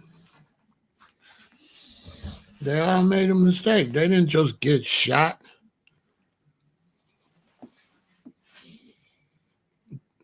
They put themselves in a position to get shot. The police does not just come to your car and just shoot. They don't do that.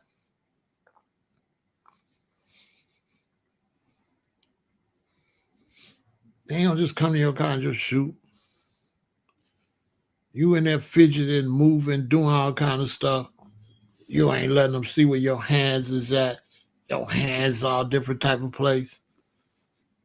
You take it forever to get out the car and all this old crazy stuff. Crazy stuff. I ain't seen one get shot that didn't put themselves in that position. Even George Floyd was talking too damn much.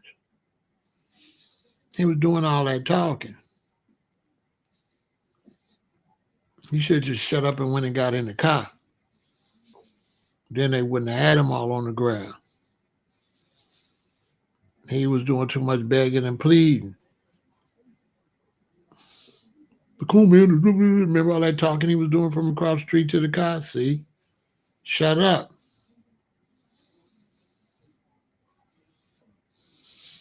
Shut up and go get in the car. Remember Sandra Bland? She was out there running her mouth with the police, lit a cigarette and blew it in his face. He had to tell her, put the cigarette out. She was talking and see? Got to talking crazy down there at that jail and what they did to her. Because she wouldn't shut up.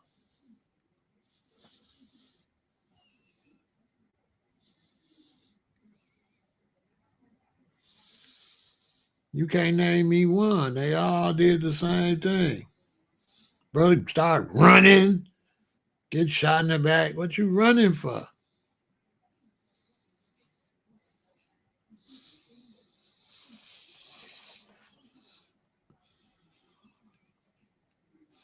I ain't saying the police was wrong, but you can't be given wrong the opportunity to do nothing to you.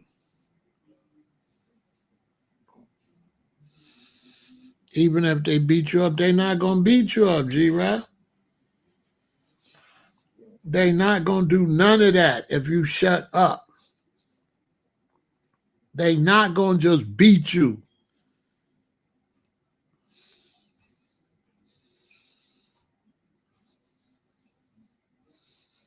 I don't know where people get that from.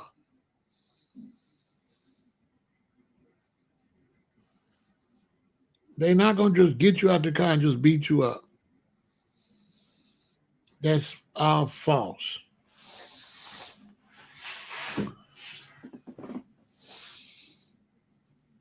This is they giving you that example because the people that do get unalived or whatever, the police be wrong for doing that because the police still supposed to do their job, but nobody never goes into the detail of the people that be getting beat up and shot. They don't go into their mistakes. They just want to concentrate on the police's mistakes. But two wrongs don't make a right. They never concentrate on the mistake of the victims.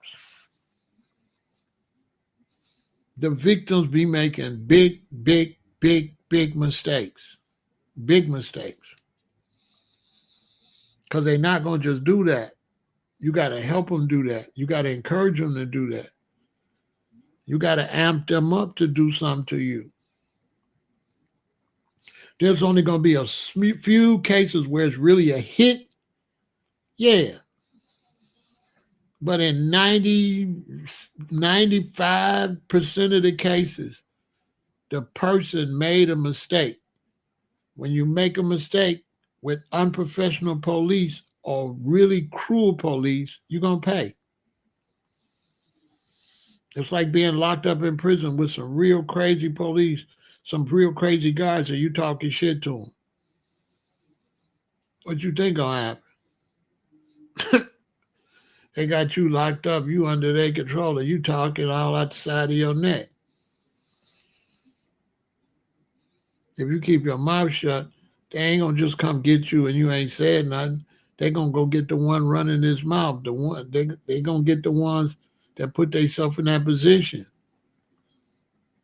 You have to spark something in them for them to attack you. They're just not gonna just attack you. Now, in some cases, yeah, because they did that in slavery and back in Jim Crow. So I ain't saying absolutely no time, but I'm saying in modern day America, right? And 90-something cases in America, if you keep your mouth shut, you're going to be all right. Shut up and keep your attitude to yourself. Because anger triggers anger. And when they see you angry, they get angry. But if you don't care, then they don't care. It's all psychology. It's hard for them to get angry at you if you don't care. If they can't smell no fear on you. And they can't smell no anger on you. Even animals smell fear on you. Dogs can tell when you're scared. And a dog can tell when you're not scared.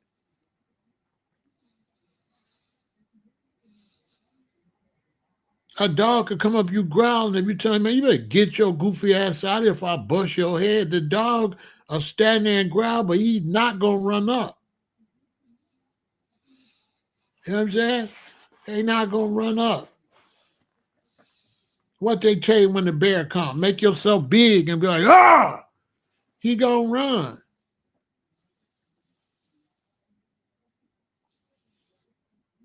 Lions, all of them, ain't nobody going to try you when you look like you with it. But a scared man can't win. But when it comes to the police, you have to trigger the police.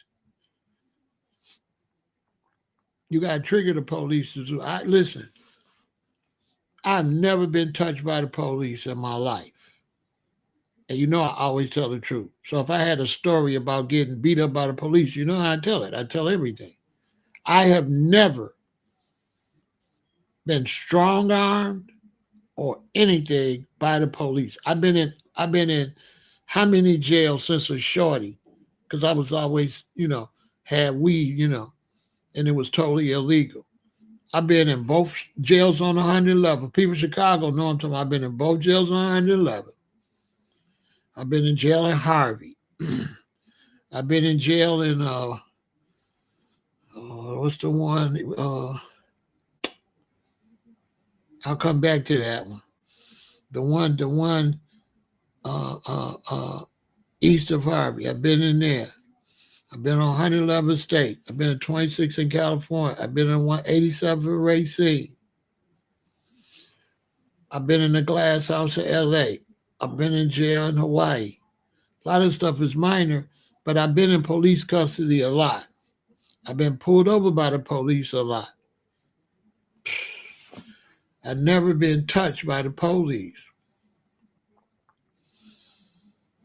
Because I don't be beefing with the police. I'm really him. You got to have a mind of a real criminal. Don't care. If you're a criminal that care, bad things gonna happen to you. And the criminal don't care, be acting like what? Like a civilian. So if you're a civilian and you act scared, you're not acting like a civilian. G-Rock. If the police pull you over and you're nervous, then you're not acting like what you are. You're acting like a criminal.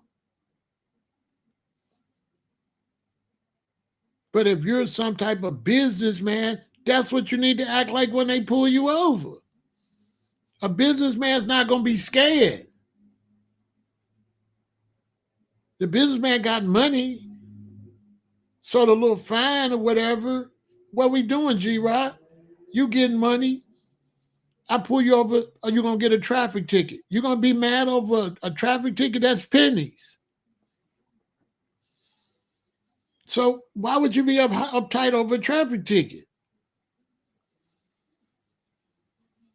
I walk up to the car, you all nervous.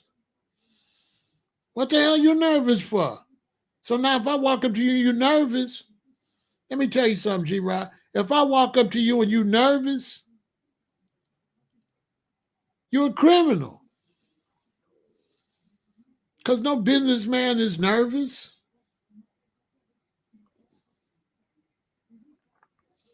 That's one reason so many whites don't get touched, because they don't be nervous. They don't care. They're not nervous. They look at a white police officer as just another dude.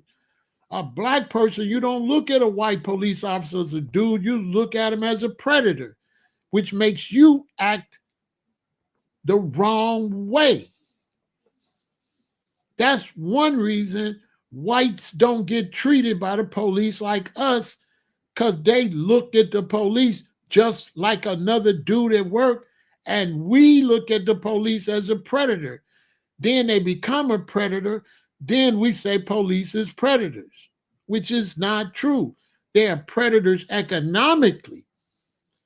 They pull us over to get tickets and stuff. Just pay the ticket. No. Brothers are in the car. What I do though? What I do? You just pull me over for nothing. Da, da, da, da, da. Turn a $25 ticket into a beating or arrest, car tow, find a gun on you, just turn it into a whole mess. And make yourself hot, because now they recognize you next time they see you. You got to drive past these police all the time, especially if you live in a small city. You got to see the same police. The police, listen, we was trying to go somewhere.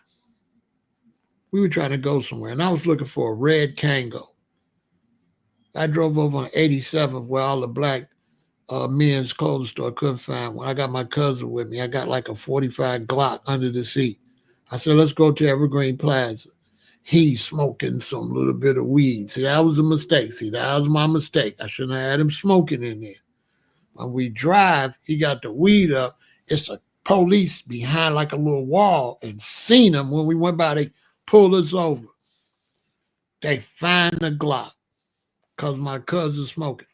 Once again, that was my fault. I shouldn't have let him be smoking in there. But he had nothing but a little roach, and I'm so busy thinking about trying to get what I'm trying to get, I'm not paying attention to him. He don't necessarily be right with me. I be by myself. That's why I keep telling y'all, you made a mistake. That was the mistake. I made that mistake. If he not smoking, we don't get pulled over. There's no probable cause to search us. That's my fault. They search us. Boom, they find my Glock. Police officers, boom, boom, boom. When they search me, find the Glock, what do I care? I don't care. What's my attitude? Hey, I don't know nothing. I ain't seen nothing. How am I with the officers? I'm down at the police station, locked up downstairs talking to them. All in their conversation. Heck yeah, he should have shot the ball. You know what I'm saying? If they talk about the basketball game, because I don't care. I'm a gangster. Okay, gangsters do gangster stuff. But I'm acting like a citizen, right? Boom. The case is in Bridgeport. I go to court. They give me 1 year probation for the gun. Maybe about a year and a half later, 2 years later, I'm over there in that area. I'm driving. A police car pulled me over. Evergreen Park, same police station. Evergreen Park police pulled me over. Two guys get up and walk up to the car. The guy to walk up on this side of the car, roll my window down. He said, Pharaoh! I said, hey, man, you don't have no gun on you, do you, this time? No, I ain't got no gun, man. You're like, oh, okay. Hey, he's cool. Let him go. Good to see you, though, Pharaoh. The guy, the police that arrested me. The police that arrested me last time, when he pulled up to the car and walked up seeing me like, Pharaoh! How you been doing, buddy? I said, man, I'm doing good. No guns in the car this time, right? I'm like, nah, no. That was a mistake that time. Like I told you, that was my wife's gun she left in the car. You know, I stick with the same old lie. He said, now we ain't got to search me. It's cool. It's like, good to see you, though, man. I'm glad you're doing good. Stay out of trouble, Pharaoh. Stay out of trouble. I said, man, I'm not getting in no more trouble. You know I ain't getting in no more trouble. He's like, okay, boom, drive out. You know why? Because when he arrested me, I wasn't mad at him. He a police. Doing his job. I ain't care. I did not care.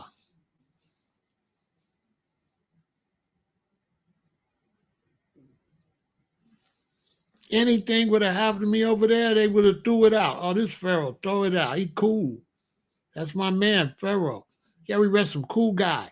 See, when they arrest you or they harass you and you cool, they like that. They start looking at you as a citizen. Oh, this is a real citizen. We got the wrong guy. He's just a regular guy.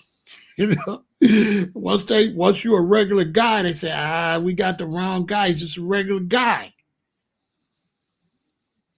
He's just a regular guy.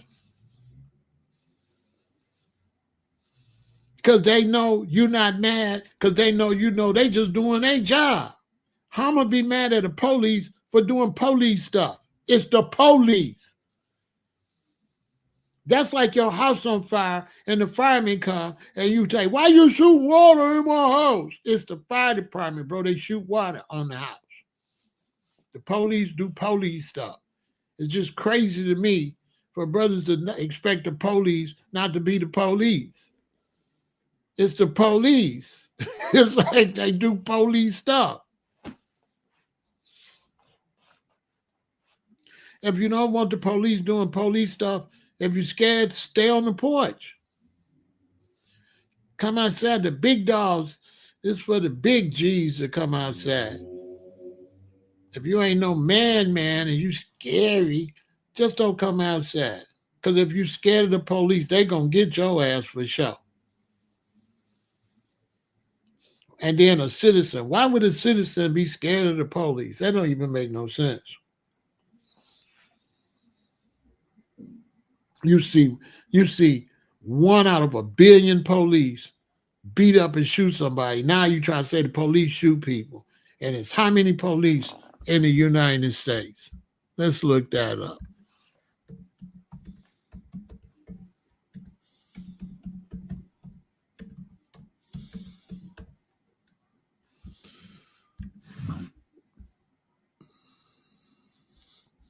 Okay, let me show you how ridiculous they are when they saying they're going to kill you.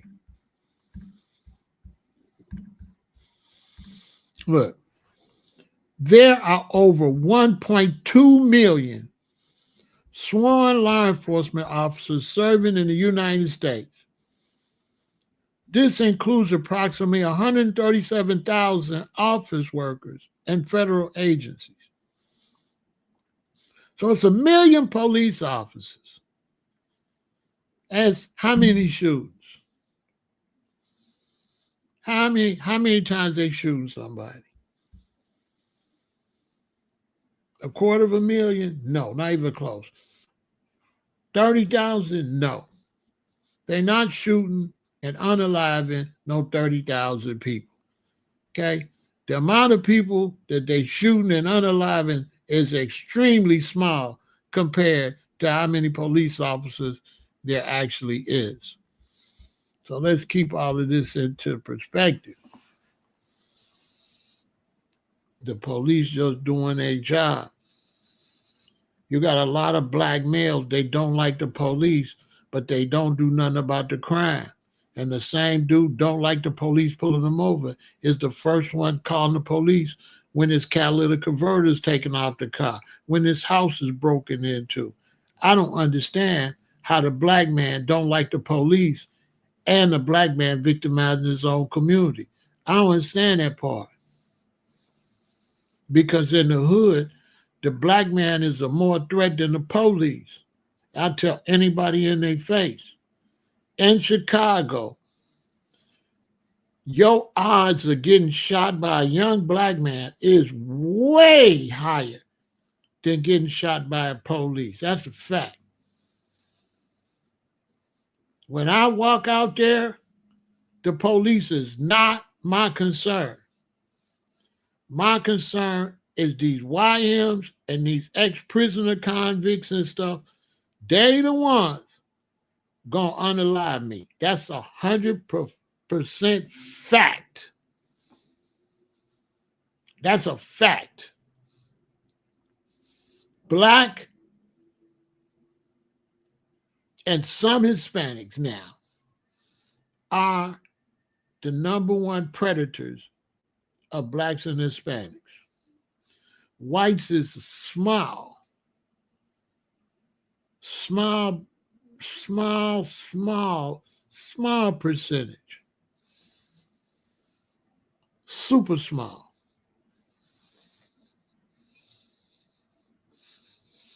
When I go outside, I'm looking for young black dudes. That's my threat. White police is not no threat to me in Chicago. Young black men is a threat. As a matter of fact, on this social media, most people that come disrespect me is younger black males. Y'all be in the chat. Who always talking crazy? White men? No. Young black men always coming over here talking crazy. Always want to kick it off. Always hate on my brother. Constantly. The black man's biggest hater is a black man. Especially a younger black man. Uneducated younger black man. Mad at the world because he dumb, because he ain't got nothing going on in life. So he mad at the world. This is a fact. That's why I was getting gun cases. I didn't have a gun for the police. I had the gun for young black males.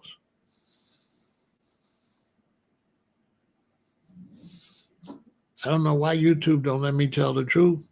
I ain't promoting nothing. I'm just telling you the facts. My gun cases was not gun cases where I was going to rob nobody, do no bank robbery, nothing. It was for self-protection against black men.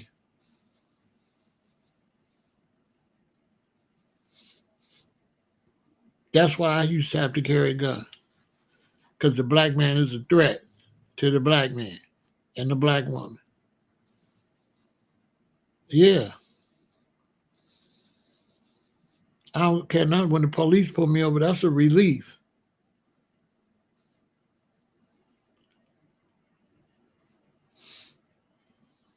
I got to worry about some black man in a stolen car cut me off and jump out and steal my car and shoot me and drive off with my car. That's what I got to worry about. I ain't got to worry about no white police officers doing that.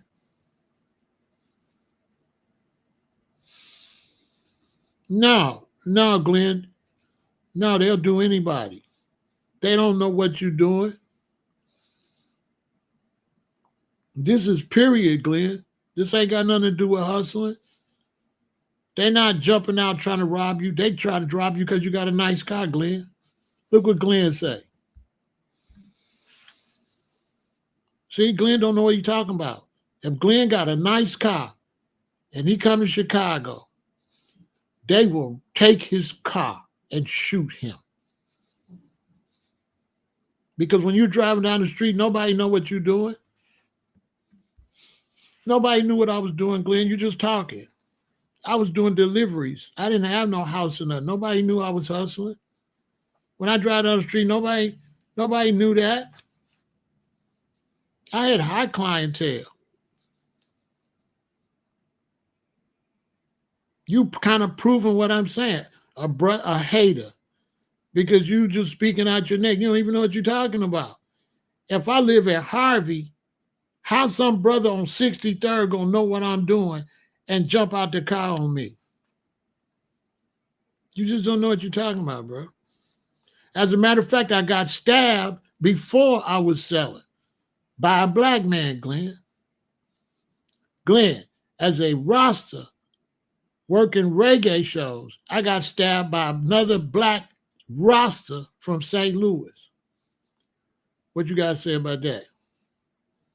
I didn't start hustling until after I got stabbed. Now, the same way you jumped out here and comment now. Comment now.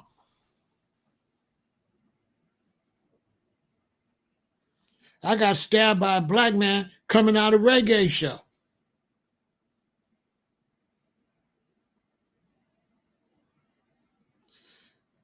What you got to say about that? You really proving my point how the black man is a hater. Because you could have just asked me, did it have anything with you hustling? No, that ain't got nothing to do with nothing, Glenn. If they catch you in Detroit and stuff like that, they're going to do you. if the wrong brothers catch you wherever you live at. They breaking in houses, so they breaking in everybody's house because they criminals. That's why they breaking in houses. That's why they breaking in stores because the stores is criminals. You really believe that? That's why they doing smash and grabs, Glenn? They doing smash and grabs because the stores is, you see what I'm saying? Bro, shut up and talk about something you know. You know how big Chicago is? When you drive around Chicago, nobody know what you doing like that. Don't, bruh. He think you riding around with a sign. I'm a drug dealer. He's not like this stupid stuff. You know? This fool think that when you drive around Chicago, everybody know you hustling. As big as Chicago is. Crazy.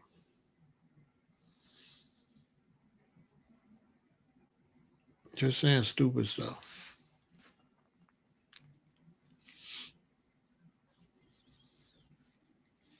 Just saying anything. Bro, you should be ashamed of yourself.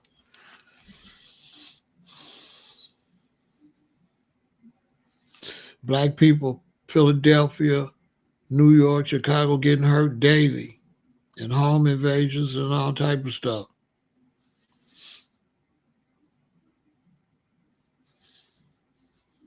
Bro, if you ain't gonna apologize, I don't give a damn where you from. You know what I'm saying? If I'm on 62nd in Cottage Grove and I'm doing deliveries and I live in Harvey, how you know what the hell I'm doing? Nobody care nothing about you from 67 in Cottage Grove. It's lames live down there. You saying fake stuff, bro. You just saying make believe stuff. You know, instead of just apologizing. Look what you said to me. You said all of this. You said, this how you know people don't really like you and they be watching you. So you can see this brother got some type of animosity. Look what he said. Because you were selling dope. You see, that's the animosity that be there. So on the side note, you got to watch, just like you got to watch him on the internet. This is how people be in the street. Somebody like that will be around you and have them type of vibes. And then it'll come out. And they be wrong, but they'll have these negative vibes about you. You know what I'm saying? So you can see he got a negative vibe. He can't say, I respect the brother telling his story so we can learn. He turning around and using the story I'm telling y'all and using it against me instead of respecting the fact that I'm telling y'all about life. So he taking something I'm telling y'all that he would not know unless I wanted to tell y'all so y'all could learn. And he taking the story I'm telling y'all so y'all could learn. And he trying to flip it back on me and trying to shame me. You see what I'm saying? With the story I told him that he wouldn't know unless I told him. He ain't got the respect to be like, well, you told me what was going on so that we can learn from it. He trying to flip it back. Now he trying to say from 62nd and Cottage Grove. Like that means something to me.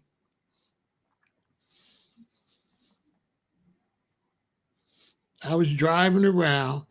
I had things on me. So if I ran into you on 62nd and Cottage Grove and you was on dummy, then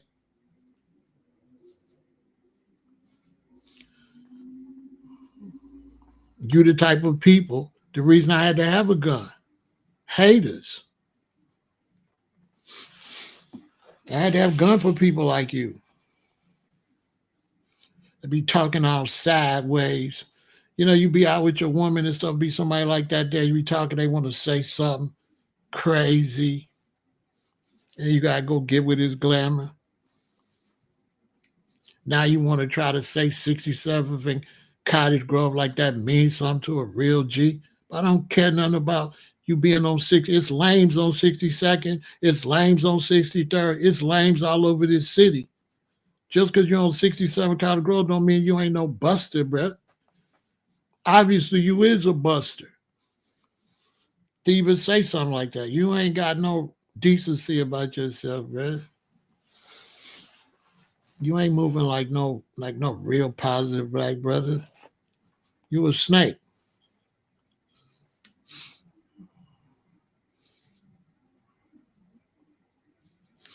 I don't care nothing about six. Now you trying to say 60 seconds cottage growth, bro? That don't mean nothing. If you really from Chicago, you know that don't mean nothing. You know that don't mean nothing on the west side. You know that don't mean nothing on the North Pole. You know that don't mean nothing over east. You know where you live at don't mean nothing. You know that. If you really from Chicago, you know where you live don't mean nothing. You know what I'm saying? You know what I'm saying? That's how we know you a lame. I'm on 62nd in Cottage Grove. So I lived in O Block. Everybody in O Block wasn't no BD. You had regular people in O Block. You had nerds in O Block. Don't nobody care nothing about you on 67th and Cottage Grove.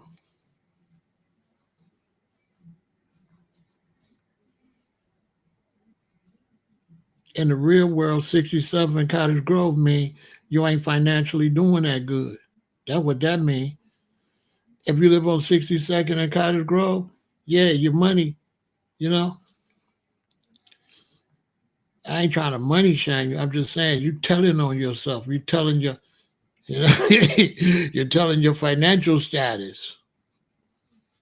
62nd and Cottage Grove. Yeah. You know what's up there, right? Projects and shit. Nothing. Yeah, right there, 62nd, right down from the L tray. I know where you at. Yeah, you ain't on nothing. So instead of trying to come over and shame me, go get your bread up. Because you can't shame me because I wear everything on my sleeve. I'm writing a whole book about the whole experience. But back to y'all, the reason I'm saying something because he misleading y'all. He telling y'all some crazy stuff. When you in the city moving around, you in danger, period. Because people, if you got a nice car, people be on stuff, and then people be starting stuff for no reason. So you could go in a place to get some food, and a dude that just kick it off with you. You understand? Then you can have your woman with you. You seen what happened to the brother with his woman. Dudes will walk up and say something inappropriate to your wife. All type of stuff when you live in the city like that. So he just a lame, bro. Let me get all your negative stuff up out of here though. You know what I'm saying? You was the same one. It's the same one. You know. You see how people is? Same one. See, he proved it. Them sunglasses, fire. Next minute. That's because you see what I'm saying? He go from a cheerleader to a hater, just like that. You know what I'm saying? But that's false though, because nobody knew what I was doing.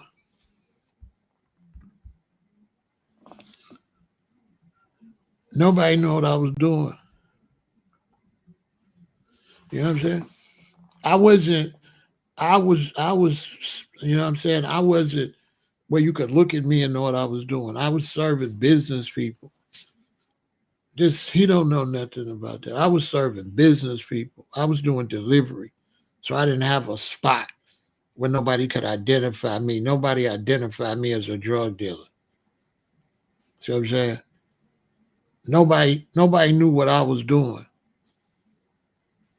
So he just don't know what he's talking about. You gotta get the book. Like nobody knew what I was doing because I was serving executives and stuff like that. So I was a ghost out here. I was not able. There was no way to point your finger and know what I was doing. So nobody looked at me based on that because nobody knew that. You know what I'm saying? To just be honest with y'all. Nobody knew that, G-Rod. Nobody knew that. I wasn't in the type of business that he know over there on 62nd and Cottage Grove. Okay. I had high level clients, people that ran magazines and newspapers and doctors and nurses and lawyers, stuff like that. I was doing delivery. I wasn't doing nothing from my house. And so when you call me, I come to your place. I'm older.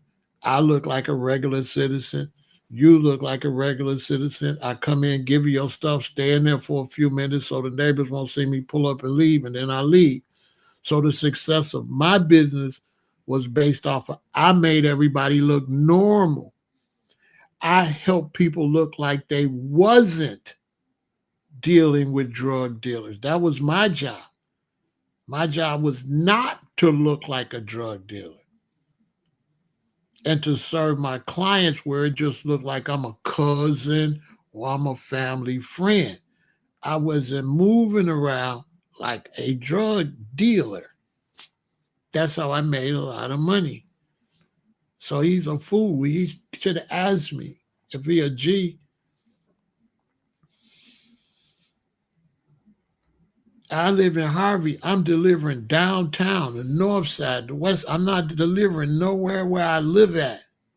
Nobody in Harvey know what I do, except a couple people that had a house. But nobody in Chicago knew I didn't live in Chicago. I drove to Chicago, make my money, and leave. So nobody knew me like that. If you come to Chicago and ask, nobody really knows me except if I lived in a certain area.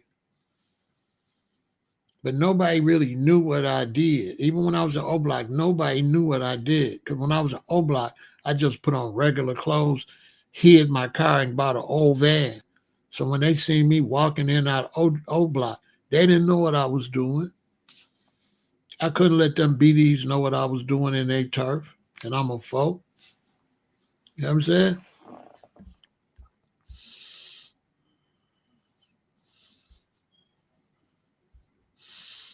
Listen, bro, I'm going to tell you like this.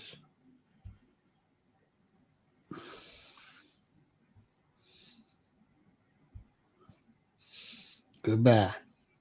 I don't really deal with people like you. You know what I'm saying? It's a block party. It's real simple. I don't really want you watching me no more, so I have to block you. Holler at me if you see me outside, though. You know what I'm saying? If you want, you know what I'm saying? If you want to finish the conversation, I'll be moving around. Maybe you'll see me somewhere. You get to get whatever's off your chest.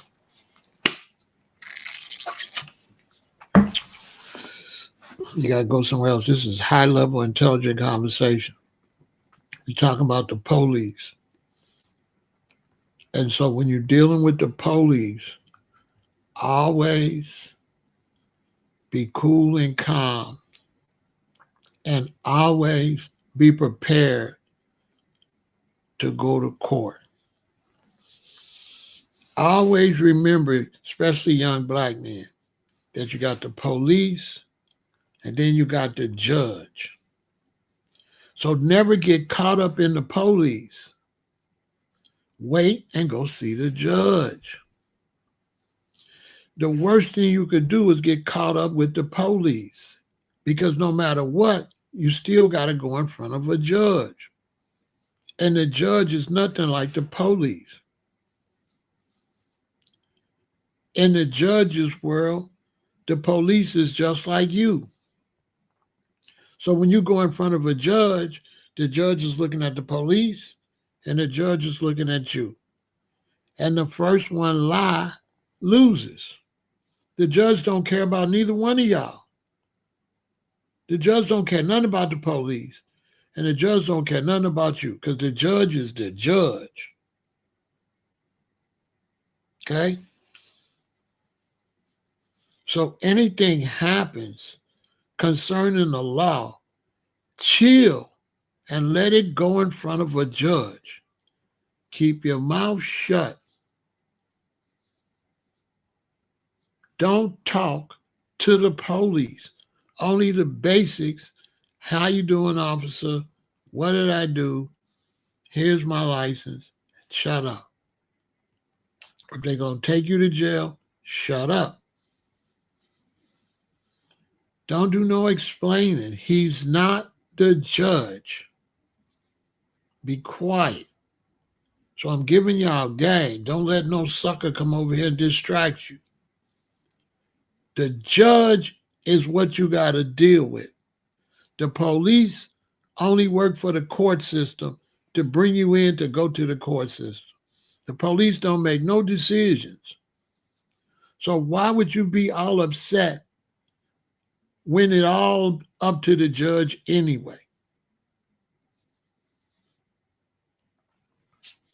The more you do, the more the police got to use against you with the judge. So the police will turn around and tell all that stuff to the judge.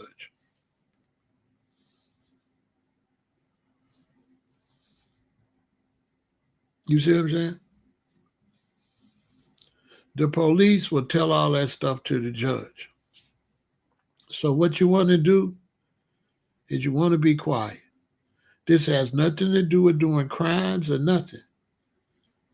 I've been driving since I was 15, 14 really, but legally since I was 15 I had my permit. I've been dealing with the police just as a black person. The brother that came over here is a fool. He don't want to listen. This has nothing to do with crime or nothing.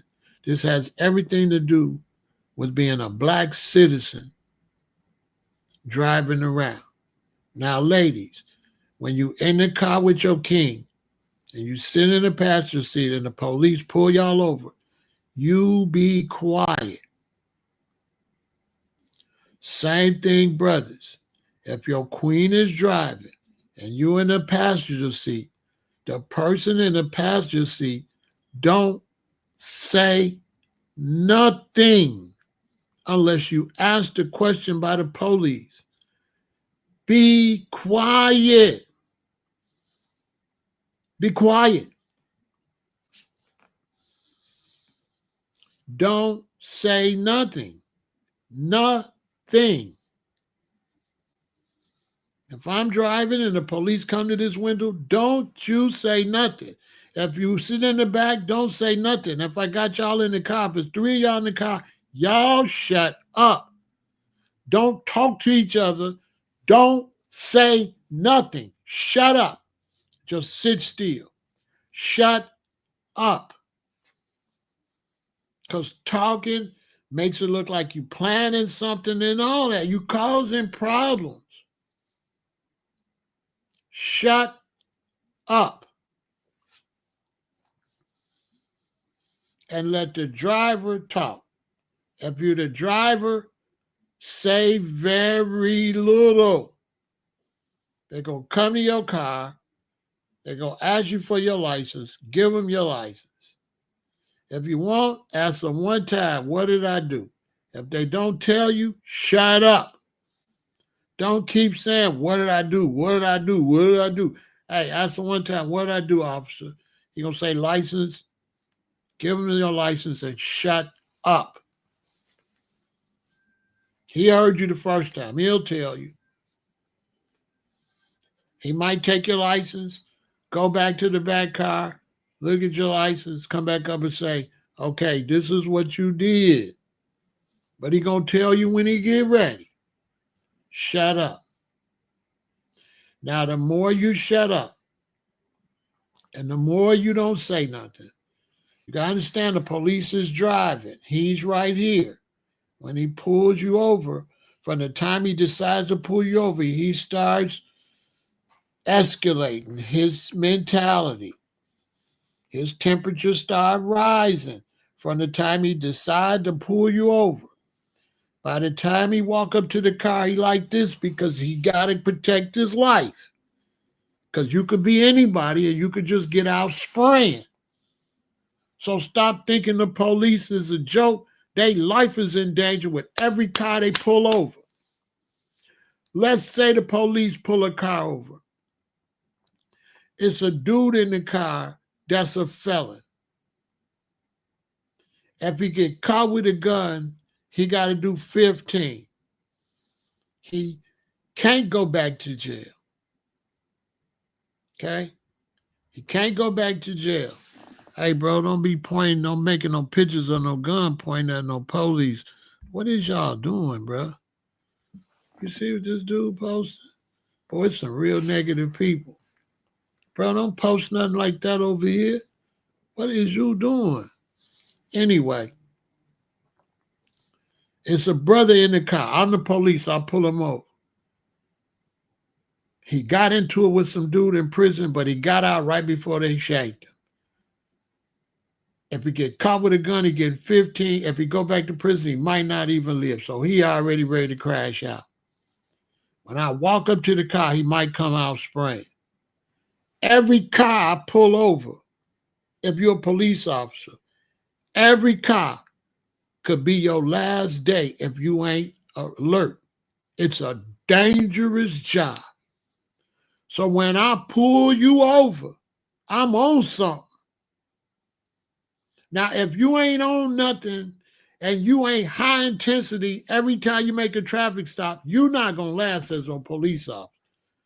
Every car I pull over, you are a potential threat until you show me you're not a threat. I'm ready to let you have it because I got to go home. I got to make it back home. And I don't know who's in this car. It's 2 of y'all in the car, 3 of y'all in the car. Anybody might have anything. So when the police walk up to your car, they on 1,000. They on 1,000. Your job is to help them relax. That's your job. Any type of irritation, don't help them relax. Running your mouth, don't help them. Being angry, all that, keep them up here. So now he's up here. He walks up to my car.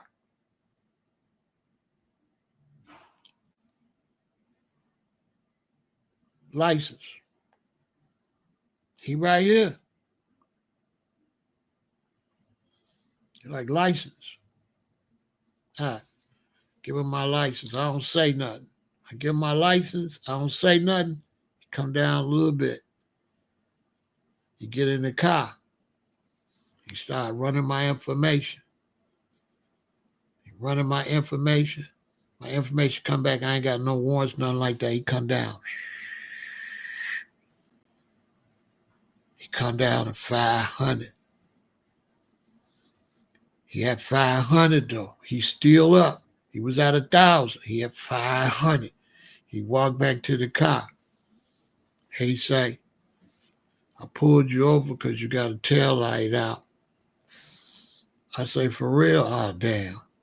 My bad. He dropped down to like 200. He said, okay, I'm going to have to write you a citation. You're like, okay, I understand. I'm going to get that fixed. He go down to even board. He back at even. You ain't on nothing. You don't care. You ready to get your ticket. In his mind, okay, you just a regular citizen. You ain't said nothing but respond to what he asked you. You don't look mad. You don't look irritated. So he can't stay hyped up. He can't stay hyped. You're not helping him stay hyped. See, I'm giving y'all game. When you saying stuff, you keeping them hyped. You trying to relax, dude. Now he's down to even. He go back to the car. Now, he just a traffic cop. He not thinking about you no more. That's over. There was no threat there. This is just a traffic ticket. Bye.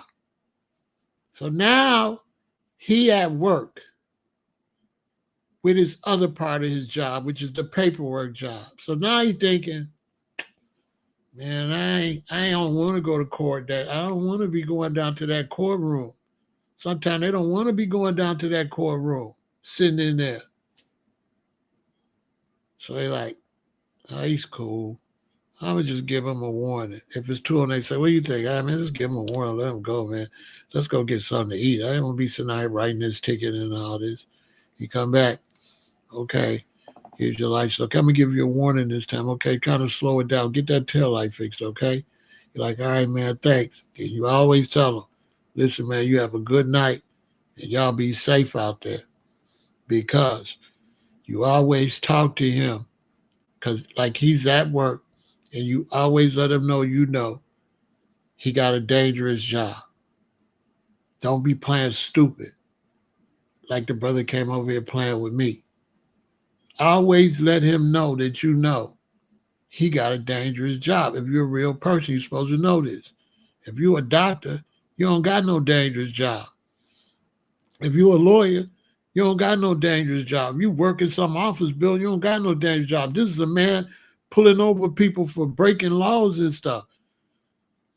So I'm not really with that hating the police stuff. That's a dangerous job. And that's a serious job, and that job keep us safe. So I ain't with all that.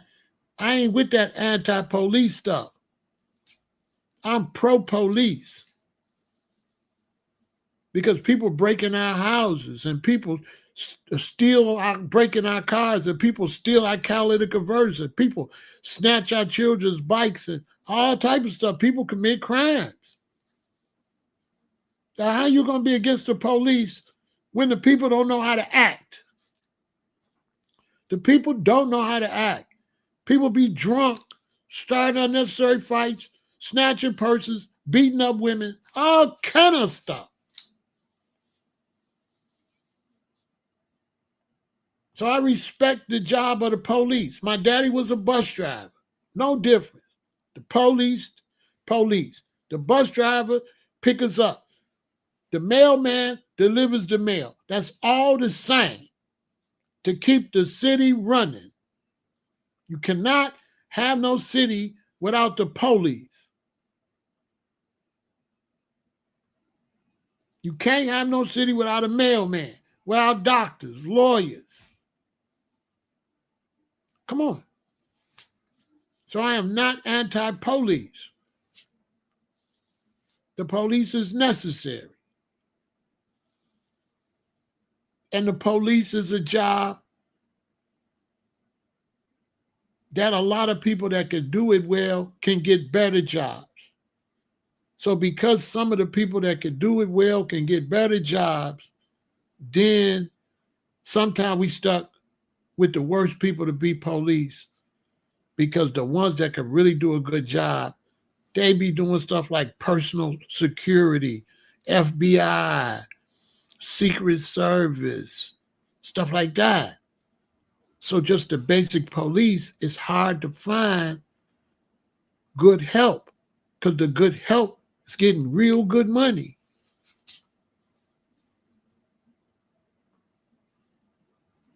You know what I'm saying? They're working with U.S. Customs or something. They a homicide division. They're not doing traffic stops. So you don't got no, so the police, you kind of scraping the bottom of the barrel to get the police. These are people can't find other jobs. So they ain't always going to be good at their job.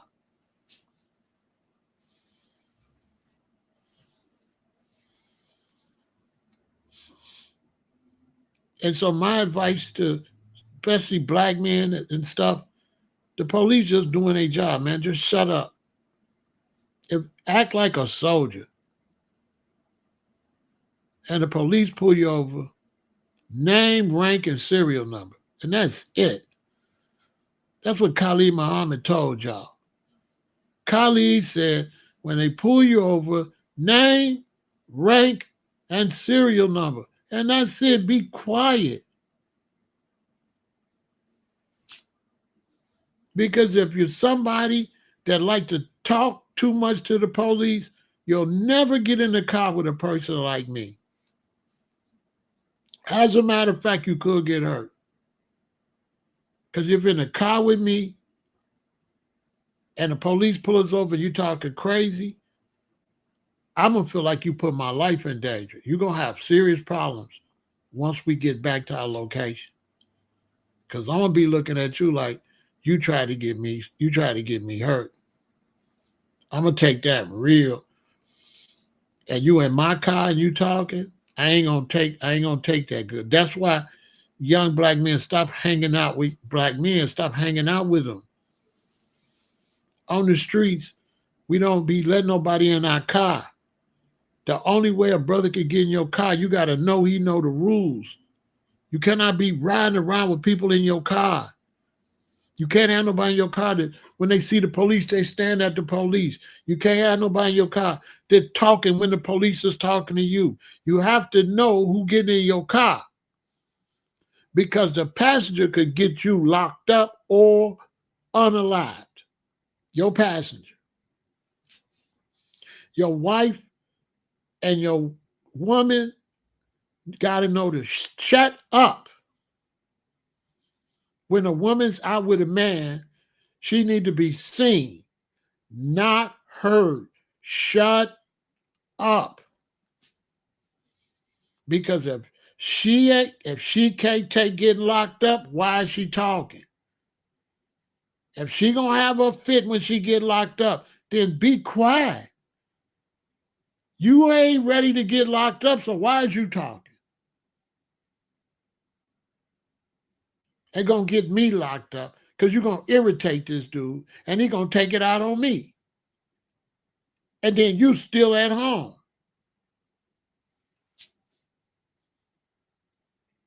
Could get me hurt if you irritate him enough and he's a violent cop. He could do something to me when he get down there. Oh, because my woman keep running her mouth. The brothers control these women.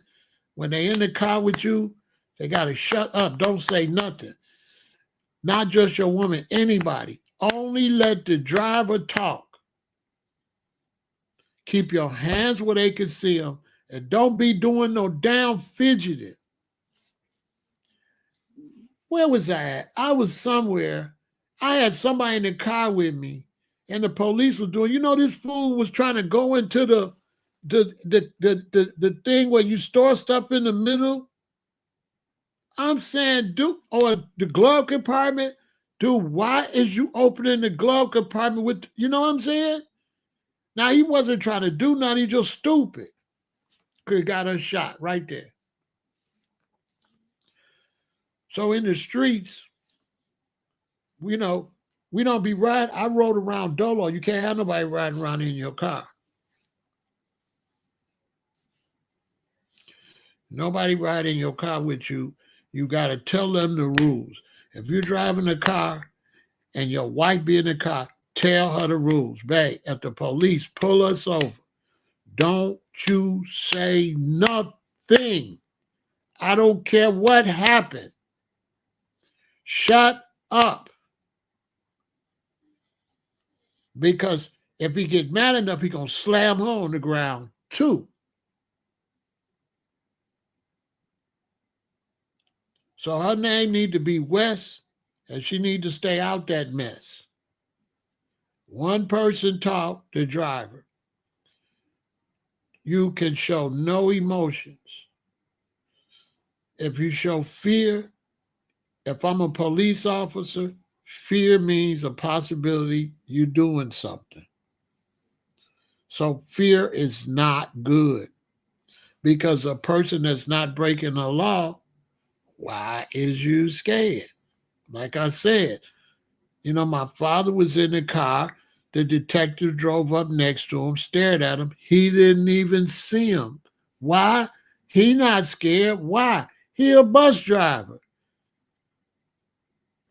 It could have been 20 police drivers out. He never would have paid it no attention because he's not a criminal. So when I synced that with my father, I went and taught the whole crew. It's like 5 of us. I had a meeting say, listen, I was with my daddy, When the police pull up around you, start having a conversation if somebody's in the car. If nobody's in the car, Turn the radio and be singing with the song. You know what I'm saying? Be singing with the car. You know what I'm saying? Do something to make it look like you in another world. Because a guilty person is not in another world. They like this. But an innocent person ain't paying no attention to nothing. They ain't doing nothing. So they in the car, what? I do. They singing Stevie Wonder. My love. Oh, you. They don't. Oh, look at this. An innocent person is just doing them. I wouldn't put no jazz on because jazz, you got to be moving. Jazz is dead. What you going to do with jazz? Put on some singing, R&B.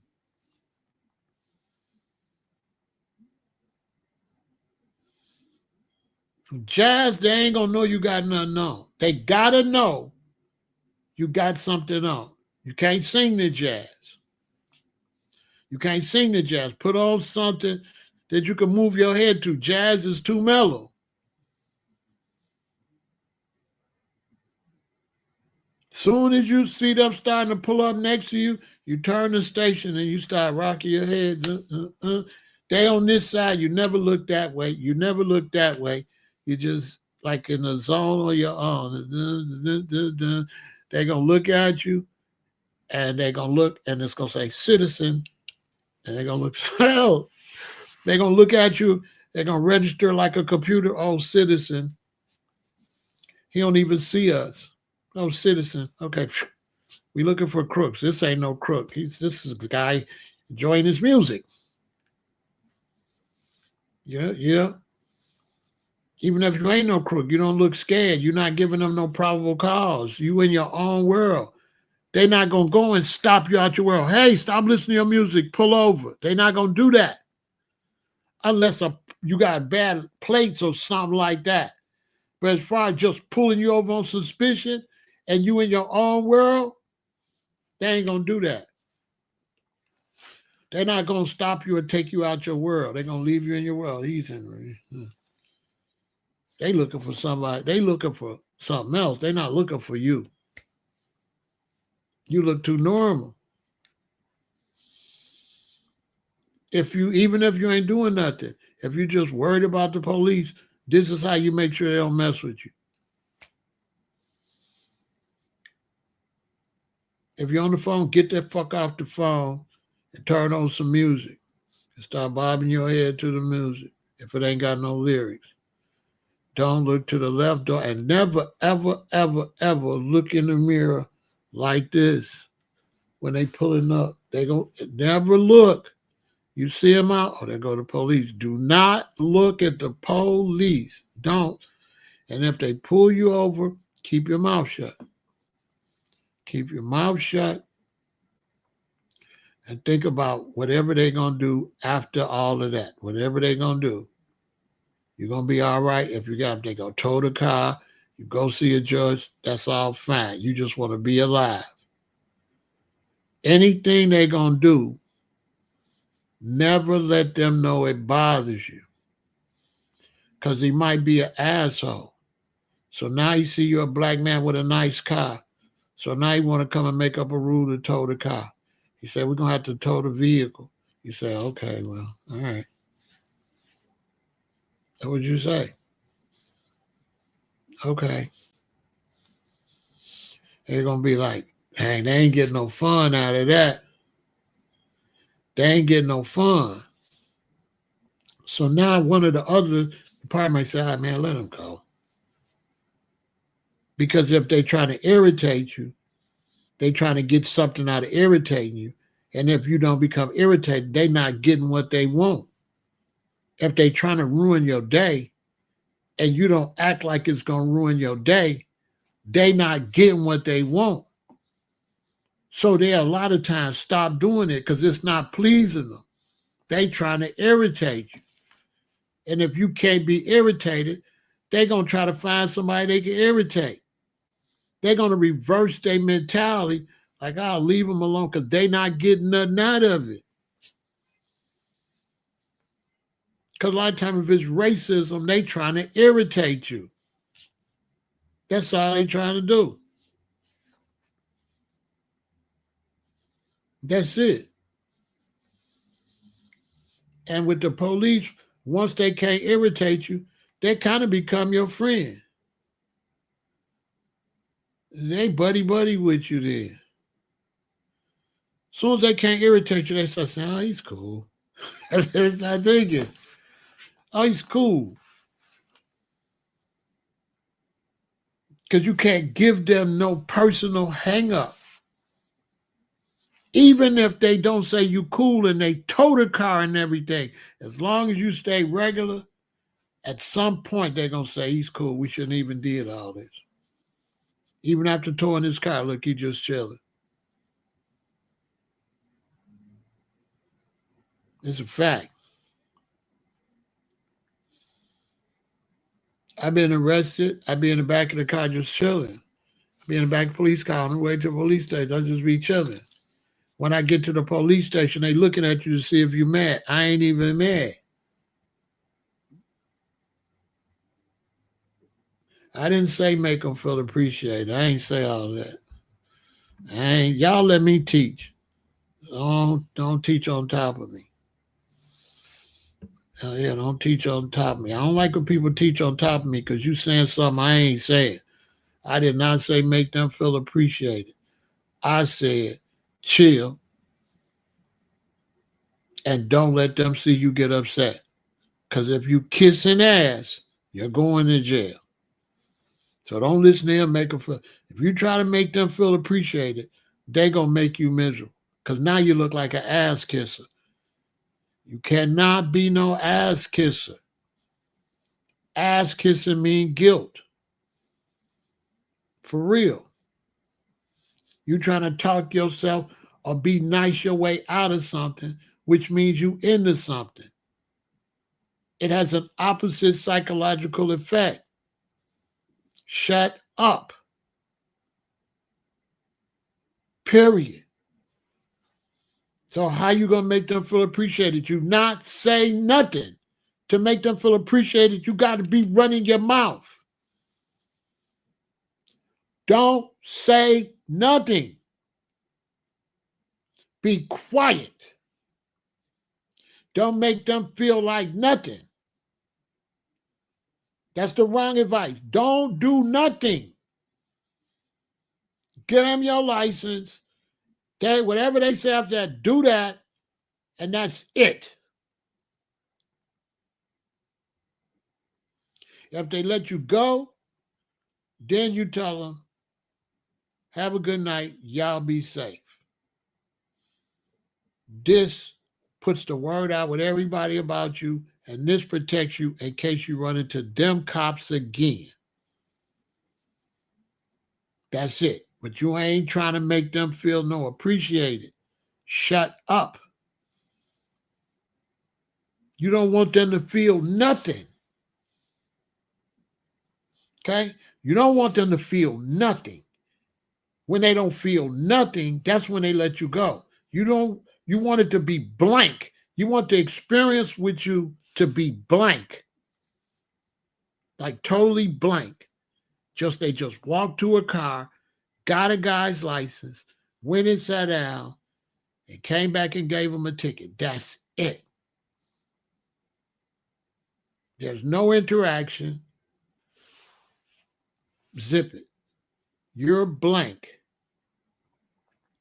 Period.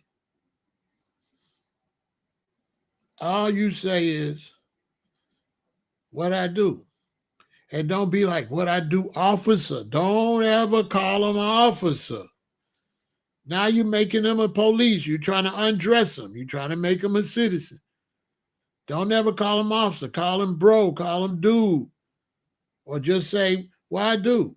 Call him man. What I do, man? Like that. And then wait till he tell you. Don't have to say that one time, and that's it. Your license. He go back to the car. Let him do that. Because if he say license from me, and he go back to your car, I mean, he ain't came down yet.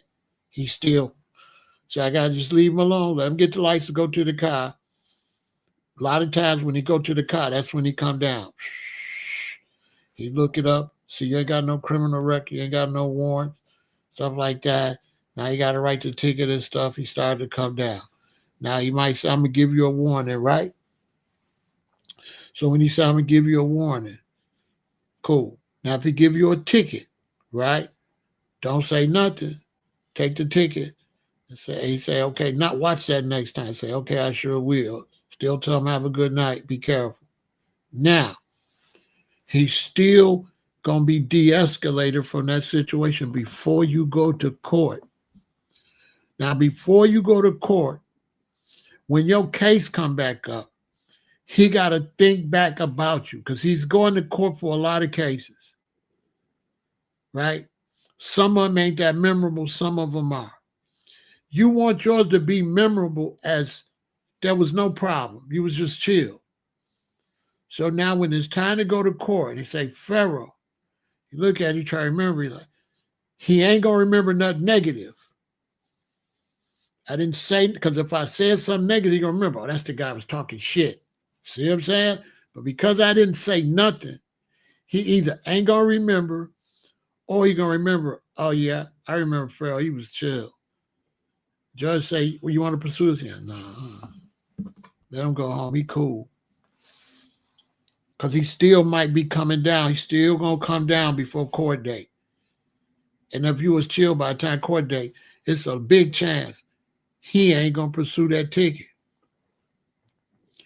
It's a big chance he ain't even going to show up in court. They're going to say, Pharaoh El-Aton, Officer Stevenson, and you're going to walk up there and Officer Stevenson not here? Okay, case dismissed.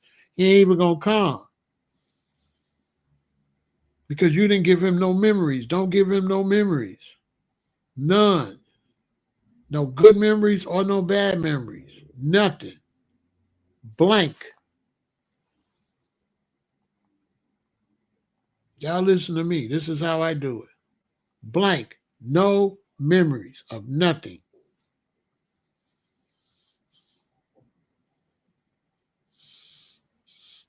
I've had to pay very few tickets. Most of the tickets I had to pay was from speed light cameras and stuff where it ain't no judge, where they just look at the camera. That's a scan. Look at the camera. See, right there, you went through it. Okay, pay. That's why they had to go to the cameras, because the police was letting people go. The police didn't want to cut a court. Police didn't want to cut a court. Too many people was going home. So now when you go for a ticket, if it's a traffic violation, but if you get stopped by the police, which you still could, that ticket, they got to come. And when you're a black man, you get stopped by the police, shut up. Don't be mad. Because if you mad, you make them mad. Give them no reason to have no feelings. Okay?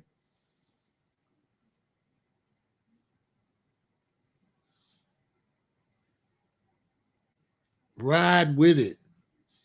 Because just because they pull you over, that don't mean you gotta pay a ticket. That just means they gave you a ticket. That he might not even give you a ticket. So don't get ahead of yourself. Be quiet. Keep your hands where they can see them.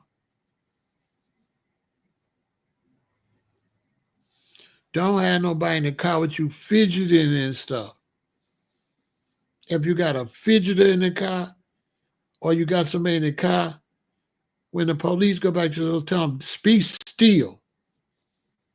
Stop doing all that moving around in there. What's wrong with you? You're going to get shot.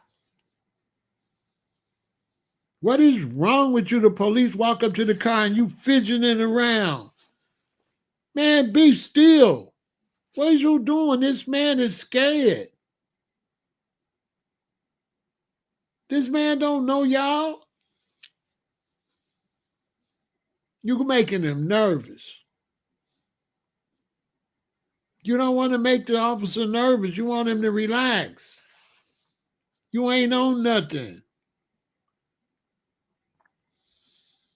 You ain't on nothing. You don't want him to pull you out the car, start searching the car. You could have been and got a ticket and gone. Now you in here tripping. Now you outside the car. They digging all through the trunk. They call the canine. All because you was an asshole. Should have shut the hell up. He would have just wrote you a ticket and let you go. He wouldn't have searched or nothing. That's why brothers be getting searched. That's why they be outside the car in handcuffs. That's why. Because they just don't chill and take the ticket.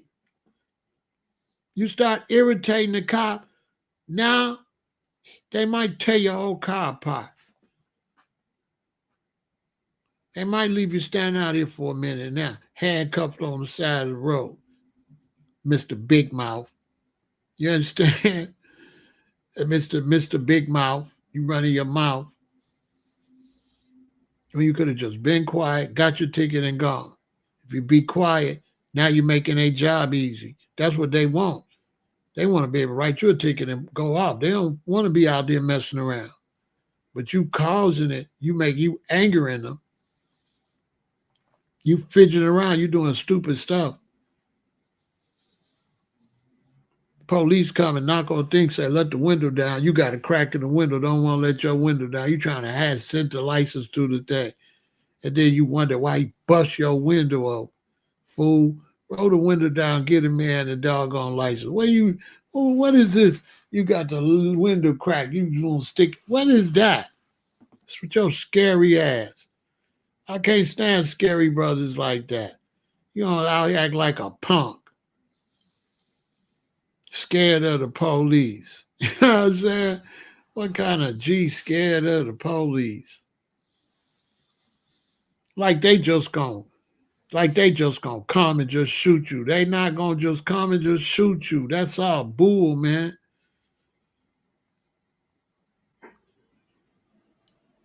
Man, they not gonna just shoot you. They gonna shoot you because you fidgeting and reaching and stuff. They come. I got a glove in the compartment. I'll be like, take me out the car, man, and search the car. Take me out the car and search the car.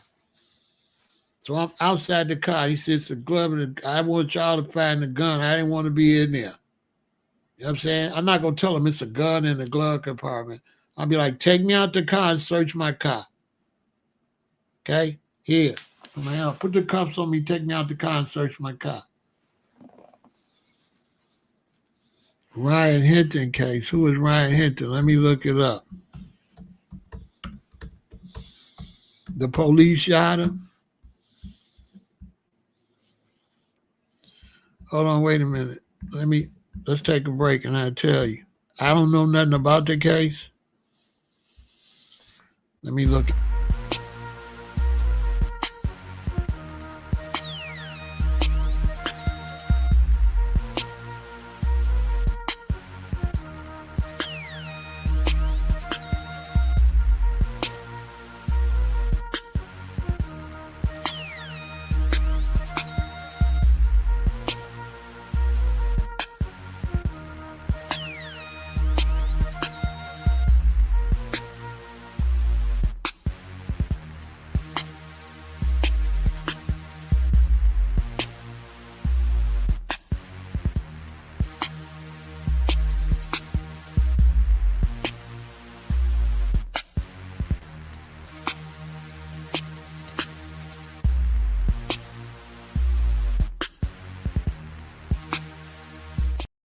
All right, let me read the case, and I'll tell you.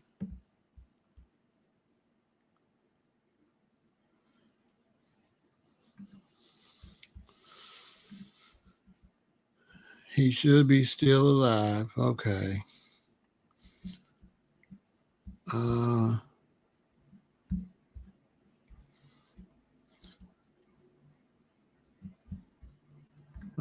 Ryan Hinton turned 18 years old 12 days before he was shot. Cincinnati police were investigating a reported stolen car parked at condos at East Price Hill when 4 teenagers got out of it and started running. Within 6 seconds, An unidentified officer fired 4 to 5 shots, hitting Hinton twice and ultimately killing him. The officer says Hinton turned to point his gun at him as he fled between the dumpsters. Oh, I remember that. The gun that should have never been shot. It's clear as day that my brother was running away. He never once looked at the police. Listen, man, let me tell you something. Listen, man. Bro, you in a stolen car. You know what I'm saying? You're in a stolen car. You jump out and run. You get popped. That's okay. What you think you finna get? You know what I'm saying? Ain't no unfortunate you in a stolen car. You're in a stolen car, bro. You want to get shot. You're in a stolen car. What about being in a stolen car? How's that good? Bro, you're in somebody else's stolen vehicle. You causing somebody else. You took somebody else's stuff. And you FO. You took somebody else's stuff. You put yourself in the dark zone like a thief. Then you got out running and you got popped. I'm not protesting for nobody like that. Once you jumped out the car, you a threat, man. You a threat. If I'm a police officer, I see a stolen car, 4 of y'all hop out. I'm like this, halt, and I might let it off. Pop, pop, pop.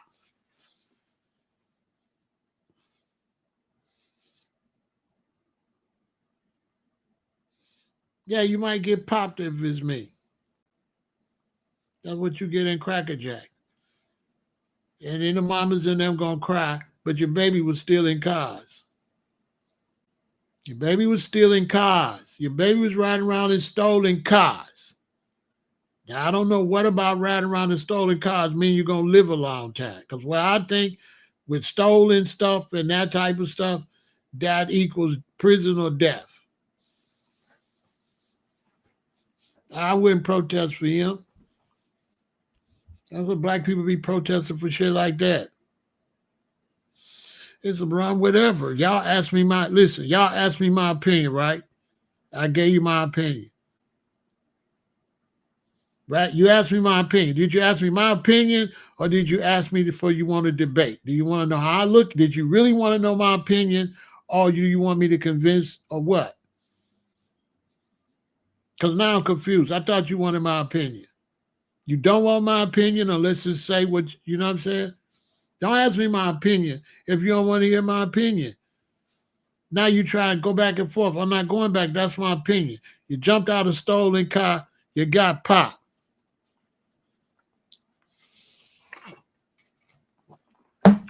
Not only did you have a stolen car, y'all dumbasses got out and ran.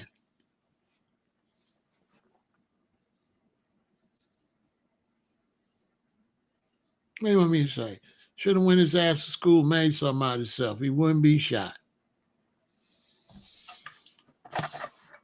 I'm the realest alive. What do you want me to say? I don't do what the crowd want to do, all this fake black stuff. You know what I'm saying? Bro, you stealing cars. It could have been my car. If it was my car he stole, you think I would care if he got popped? If my baby got to go to work and my wife got to go to work and he stole my car and he inconvenienced us and stole our stuff and stole whatever we had in our car and I found out he got shot, what you think I would think? Oh, you don't care nothing about the victim whose car it is that he stole and inconvenienced? Let me tell you something. When I was taking care of my father,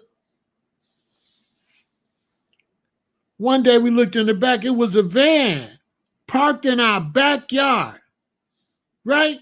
A van parked in our backyard. It's obviously stolen. So I call the police. It's a van in the backyard. It's probably stolen.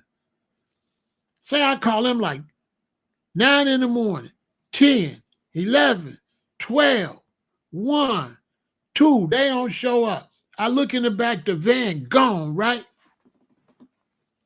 Van gone. So it is behind the house. So I'm sitting in the living room, and what do I see at about 4:30? The van parked in the front, and I see a young brother get out the van and go 2 houses down. I call the police again. This time the police come and get the van, right? When the police come and get the van, write up everything on the van, call the family for the van, cool. But when the boy got out the van that stole the van, that parked it behind my daddy's house, let me ask y'all something. When that boy stole that van and parked it behind my daddy's house, I was taking care of when he was dying. When he parked that van in my daddy's yard, a stolen van, and when he got out the van in front of the house and I seen him, what you think I wanted to do to him? Put it in the chat. When Shorty got out that van, had parked that van behind my daddy's house like that, a stolen van, on my property, on my father's property, and I seen Shorty get out that van, only the law protected him. Because if it would have been old school law, it would have been a wrap. Park that thing behind my dad. You putting my daddy in danger now. You putting that whole house, you putting a criminal element and criminals in my daddy's backyard.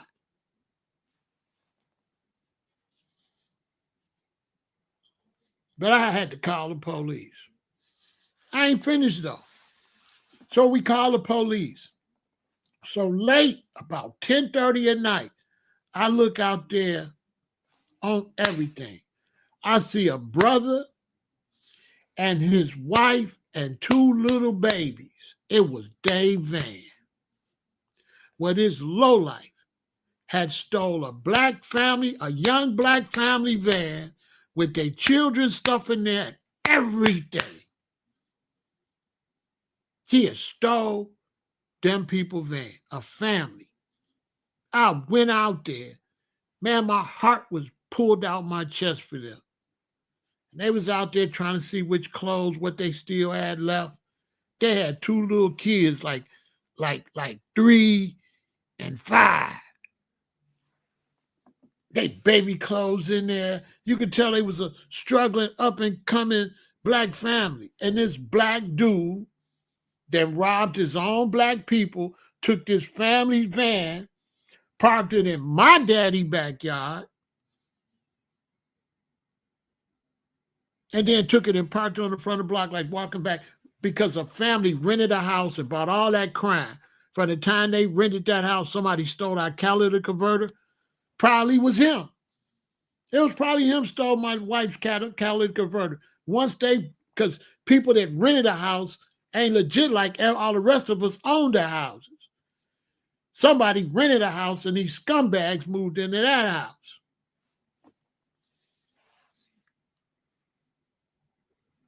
That same shorty, if the police would have pulled him over and he would have got out the van and run and they would have shot him, everybody would have been like, oh, they shouldn't have shot him. He was a good kid. No, he wasn't. He was a scumbag, robbing from his own people, stole another young family stuff, parked a stolen van behind the neighbor's house. Who do that? Nice houses, nice neighborhood. This boy parked a stolen van behind my daddy's house, a van he stole from a young black family that had 2 little babies and was driving it around like it was his.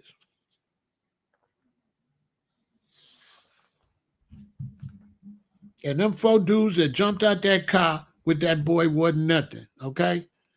And that's what he get, hanging with scumbags, not going to school, not making nothing out of himself. And hey, the hell with him. He wasn't nothing.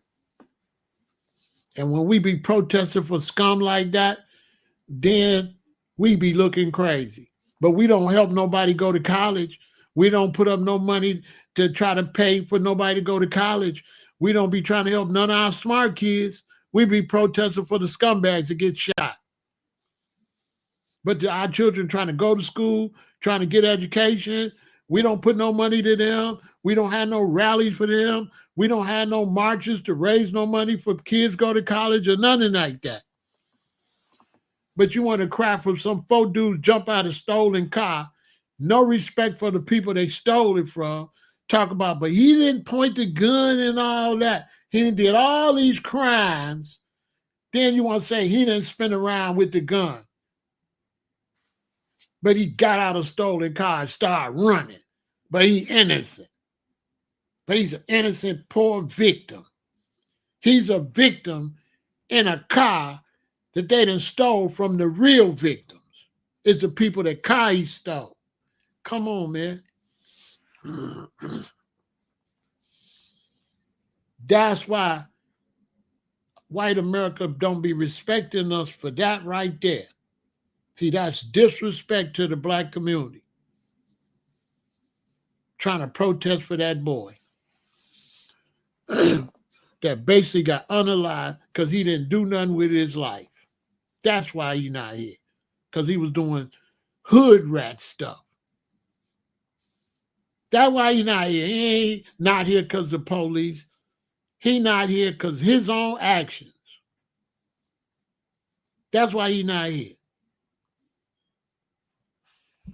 And if I'm not mistaken, he had a gun on him. Hold on.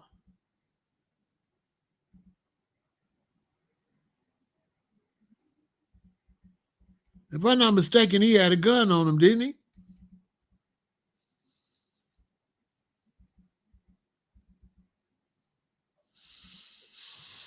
Man, I ain't think about Shorty.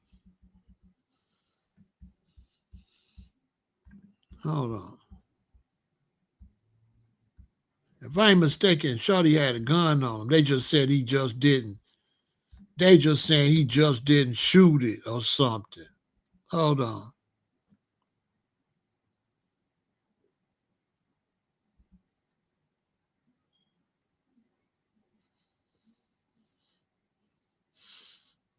Then his daddy's a goofy because he can go and he can run over a police officer, but he couldn't raise his son. You know what I'm saying? Come on, man. I'm the only real one out here. This punk that went and ramped over the police, people try to make him a hero, but his son out there stolen cars. He couldn't even raise his own stupid ass son, but he gonna run over police. Man, give him 1,000 years too.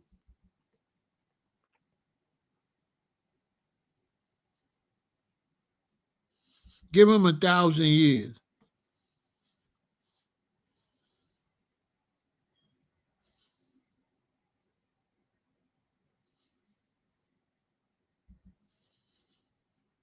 Yeah, give the daddy 1,000 years too. He a lame. Couldn't even raise his son. Come on, man. I'm the only one to tell the truth. See what I got to go through to tell the truth? I'm going through the whole fake black community with their fake shit.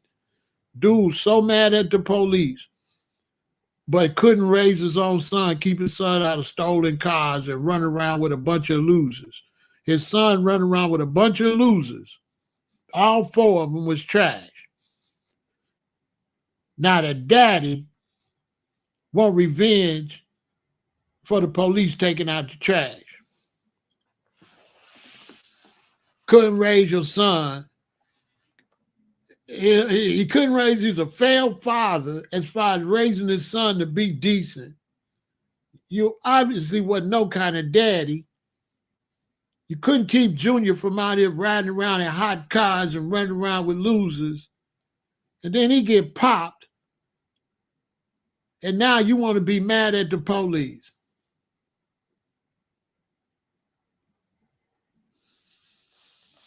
Man, listen, whatever, man. Black people be on some fake stuff. Black people be on that kind of stuff, but black people don't be on nothing but that kind of stuff. They need that kind of stuff to rally. They ain't rallying to get no gas station, ain't rallying to do nothing. It got to be something like that. Then you're going to get this fake ass rally, right? And then back to normal. Back to normal. And we always cry about when the police kill a black dude, but these black dudes is killing black dudes left and right. And what? Now, I know you can't protest that, but still, if you wasn't killing each other, the police wouldn't be able to kill you like that. The boy was a scumbucket.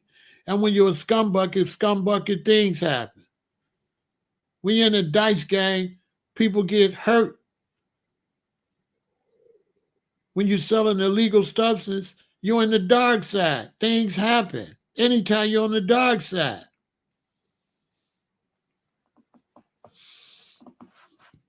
And I looked at Daddy and seen Daddy was crazy too. Daddy wasn't never on nothing. His daddy wasn't nothing.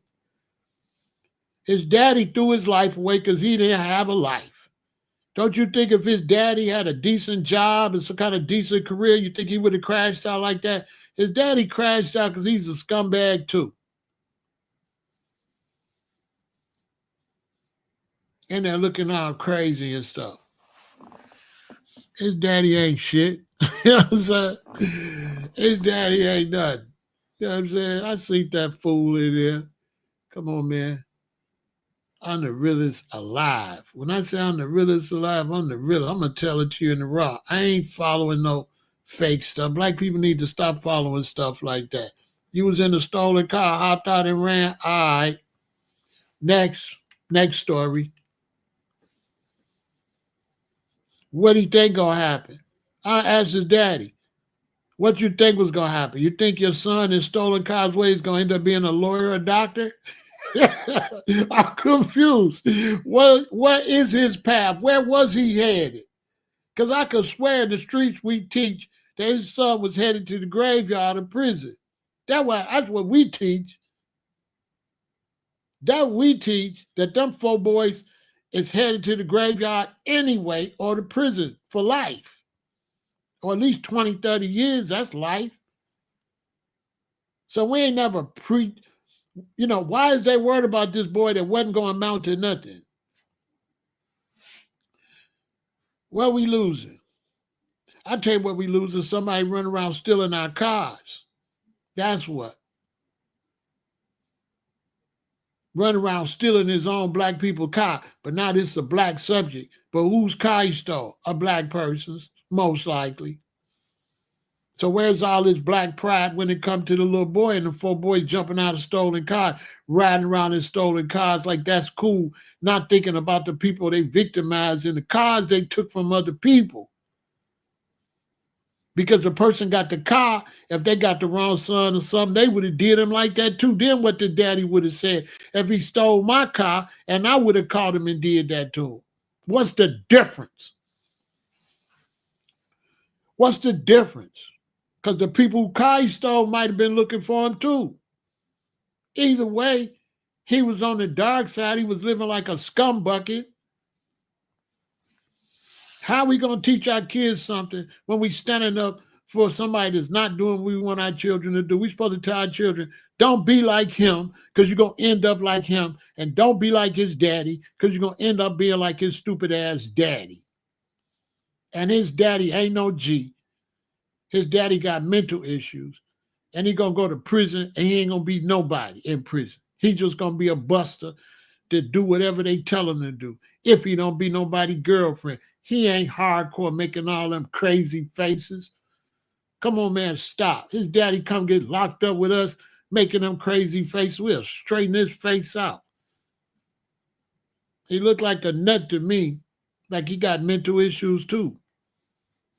The daddy looked like, listen, man, I'd be outside. The daddy looked like a nut. He looked like he was a nut anyway. He just didn't turn to no nut. He just didn't turn to no nut because his son, he been a nut. Standing up for a boy he couldn't raise, that he never raised, and never taught nothing. Man, I tell you, man, hey, man, I'm the only one out here, man. This is a trip, man. Why I got to be out here by myself? Y'all see what I got to go through? Y'all know I ain't supposed to say none of this. That's why my audience is the best. Y'all should be hitting the Cash App, the Venmo, PayPal. I need to be getting some money because YouTube ain't going to give me nothing. Because ain't nobody sticking their neck out. I'll never get monetized. If the crowd don't take care of me, then I don't really care, but it'd be nice. Because I'm going to do this regardless. I'm going to tell the facts regardless. Because I could say the other stuff would be a big star, get 30,000 views on this one. So it's a shame, man. The boy didn't do nothing, man. His free his daddy. You know, I could pimp y'all and say that. Free his daddy, man. We black, man. You know what I'm saying? Free his daddy, man. He didn't even do nothing, man. He was an innocent boy. You know, I can say that stuff. I ain't supposed to say he's a scumbag, but 3 other scumbags that hopped out of a vehicle, a stolen vehicle in the hood, victimizing their own people, and he got popped. Which is exactly what happened to you when you do crime and stuff. You get popped or you get locked. So I don't understand why everybody's surprised he got popped. That's what happened when you live that kind of life. You get popped. You get popped. You run around carjacking, stealing, breaking in homes. Yeah, you get shot. In the real world, you get shot.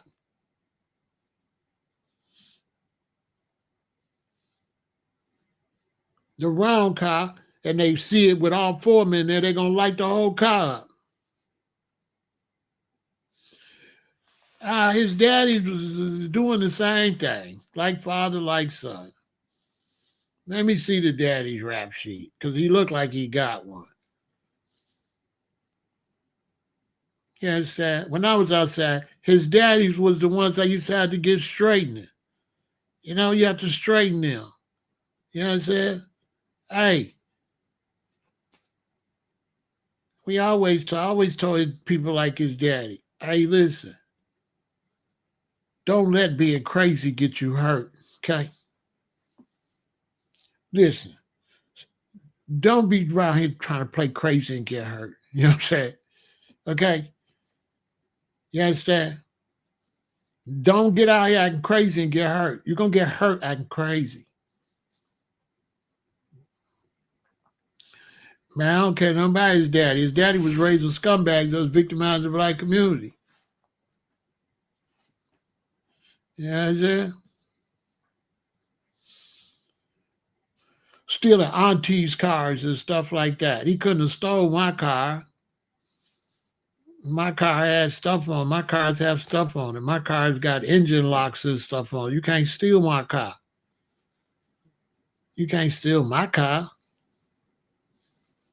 That was some regular people car he stole. That wasn't nobody like me.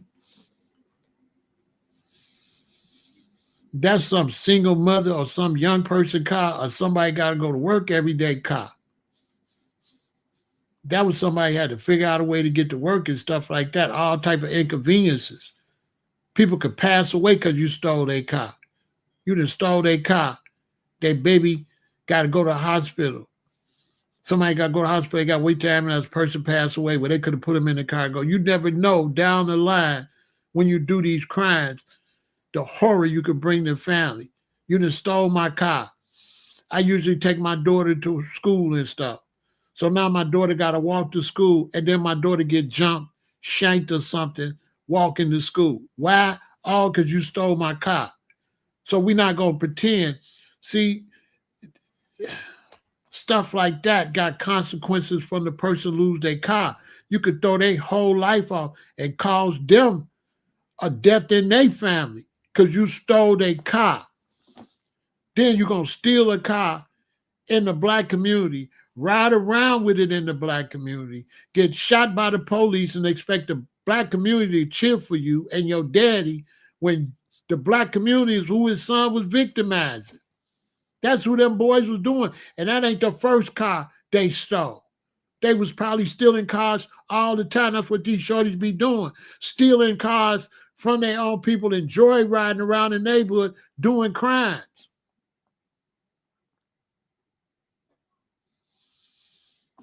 I don't got no respect for that like that. I don't care nothing about Shorty. Nothing. I'm really outside. I'm really in Chicago. And can't nobody tell me nothing, especially when you live in some little place. I live in one of the most messed up cities in America. These shorties out of line out here. And they victimizing black people. Shorty, just like them jumped out the car, is ruining, bringing our property value down, making it so they can gentrify our communities and all that. They ruining everything that our foreparents worked for. Them young shorties is ruining it all. That's why Atlanta is no longer a black city. Them little shorties gonna make them gentrify that city totally. It won't hardly be no blacks there. They the enemy. The boy that got killed, unalived, and his friends are the enemy of the black community and the daddy. They the enemy. I guarantee you the daddy didn't help the boy mama raise him. Because if he was a good daddy, that boy wouldn't have been out there in no stolen cars. And I got 3 sons. Ain't none of my sons been in jail. Ain't none of my sons would know. No, they better not be in no stolen car. They already know. They already know. I can understand you getting in a little trouble. But ain't none of my sons, I'm going to get no car. My daddy ain't never got no car. I was in no stolen car. I always got in trouble arrested for weed. Most of my cases was just a dime bag of weed because marijuana was illegal. And now there's whites selling it. Now it's legal. So I was getting arrested for stuff that whites is getting rich off of. Imagine that. I never got arrested. I don't got no burglaries, no robberies, no stealing. I don't got none of that in my file. I never victimized black people, ever. Never. I never took nothing from black people. I hustled the legitimate way. You want to buy something, I sell it to you. That was legitimate. I was providing a service.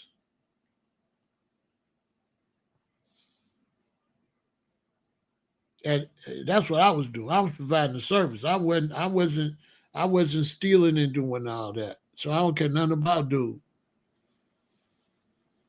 You jumped out of a stolen car, you got shot. Duh. You know what I'm saying? The police, listen, man, the police not finna let y'all spin around. Let me tell you something. Now let's keep it really real. Let me explain something to you.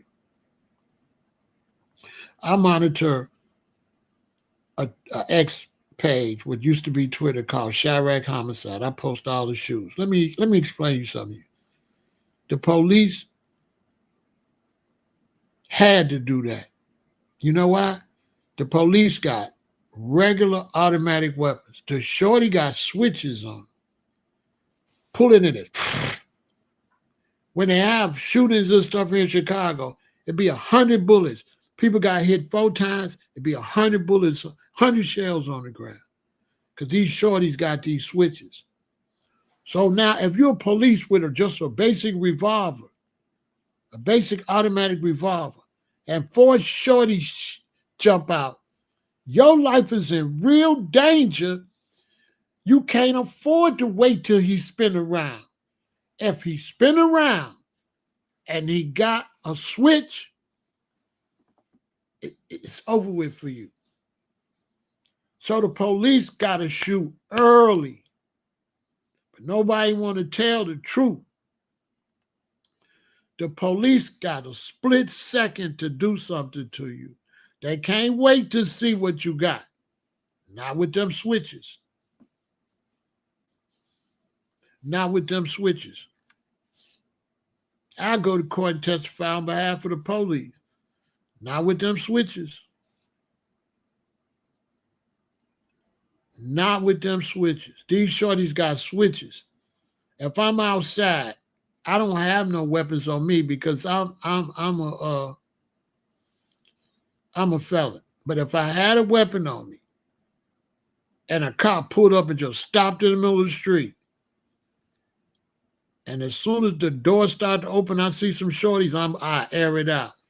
I can't let them get out. I can't let them get out. And then if they ain't got nothing, that's what they get for jumping out like that. They should have parked the car and got out like normal people. They try to jump out. I can't let them get out. I mean, I got to roll the dice. I don't know what's finna happen. If they get out and they got switches, I'm out of here. I can't let them doors open all the way. I got to hit them while the doors crack. I got to hit them. I got to leave them all laying in the car.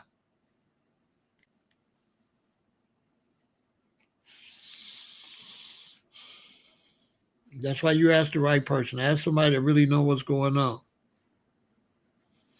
I'm telling you, bro, they got switches. I'm telling you, G-Rod, all y'all, if these shorties hop out on y'all, they got switches.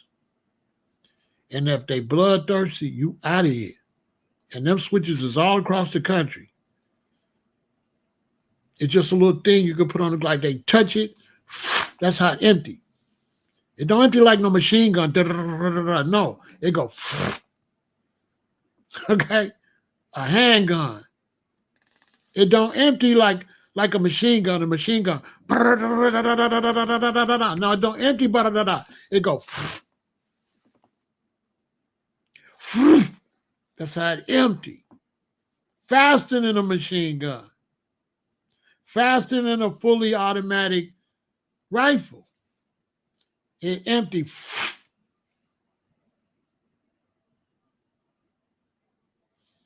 That's how it sounds. You know what I'm saying? So if a shorty running and he even spin around, I got really, he not gonna get a chance to spin around because it's I can't take no chances. I'm willing to make a mistake to stay alive. Hey, it's a mistake, but what you want me to do? How can I distinguish one criminal from another? You're a criminal, then I got to put y'all all in the same boat. So don't be no criminal. Because if you're a criminal, you got switches. Period. What do you want me to do?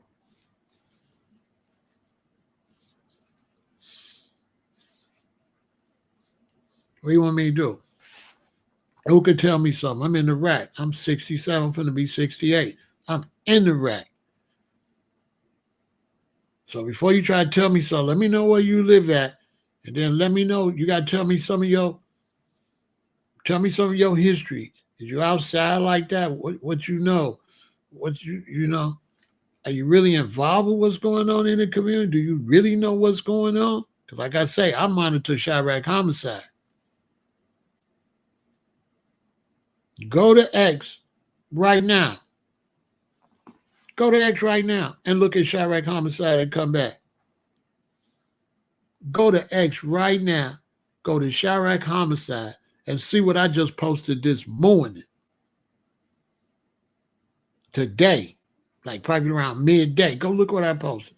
Go look what I posted in a week. And you tell me if anybody could tell me anything. Can't nobody tell me nothing. Anybody that got any knowledge gonna agree with me. Once you don't agree with me, I already know you don't know nothing. Because everybody that really know what's going on in the trenches gonna be like, hell yeah. They're gonna be like, hell yeah.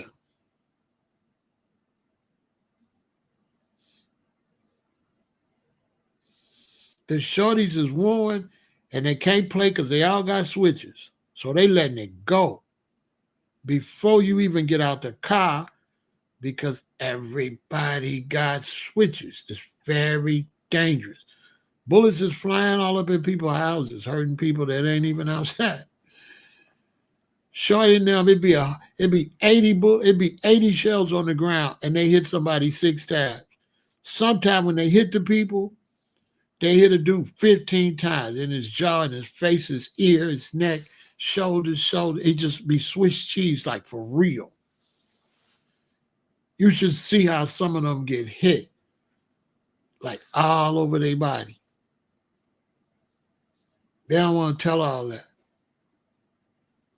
Imagine getting hit, 15 times in the leg, 10, 15 times in the torso, 4 or 5 times in the head, all in the arms. That's how it be. It'd be so much, they'd be like multiple. They just say multiple. It'd be like crazy. And just a few, worse than that, because it'd be two of them hop out on you with them. 4 of them hop out with them. 2 dudes hop out with switches and let them go. It don't be one dude. They be moving in packs.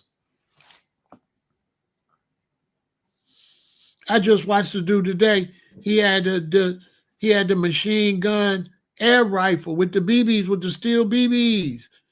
And he drove by and shot at a dude a bunch of times and recorded it. I can't show it over here. Man, Shorty was riding around in the rack, I think it was in Chicago, with the air rifle, like a .40 AR air rifle with BBs, and actually rolled on the dude and let him go. You can hear the BBs hitting the steel and stuff. He could put the dude out, like really, you know what I'm saying? Crazy. And recorded himself. Recorded him doing it. He'll be in jail tomorrow. I didn't say they were smart. Dude recorded himself driving by, shooting at a citizen with an air rifle with like a switch on it.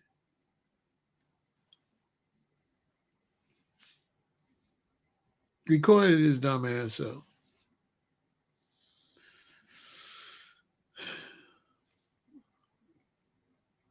Yep, J Main posted it. Yep, J Main posted it. You know what I'm saying? So it's like, I'm not cheering for these shorties. The only shorties I'm standing up for is the one going to college or going to school or got jobs. Yeah. But if you're in the streets and the police knock you off, it is what it is. You got to be legitimate. If you ain't legitimate, what can you say? That's what we signed up for when we in the streets. We signed up for that. You know what I'm saying? We signed up for that. That's why we used to move incognito. Anytime a drop would come, we hide all our cars. We go get some raggedy cars. Because when it's a drought, everybody thirsty. If they catch you in that nice car, they taking it. They taking everything you got, so you got to look broke. You can't hustle and be shining. When you hustle, you got to wear the same clothes every day. You got to have on some Dickies and the same clothes. You can't be dressing up and hustling. And you could dress up when you get off late at night and go do something. But when you come back out in the streets with the citizens, you got to look broke or regular. You can't be out there hustling, shining, a whole bunch of jewelry and stuff on out there in the daytime like that, and no fancy cars drive around. Now, if you're doing the type of job I can, you can have a nice car because I'm serving doctors and lawyers and firemen and stuff. So it helps me because when I pull up, I look like an elderly working person, you know? And that was my hustle. I look like a worker. I go visit a fireman, they think I'm one of his friends. You know what I'm saying? I go in, I stay for a minute. I don't walk in, give them a package, and walk right back out. The neighbors will see that after a while. Why you just pull up? What is he doing? I go stay, talk to you for 15 minutes or whatever, then leave.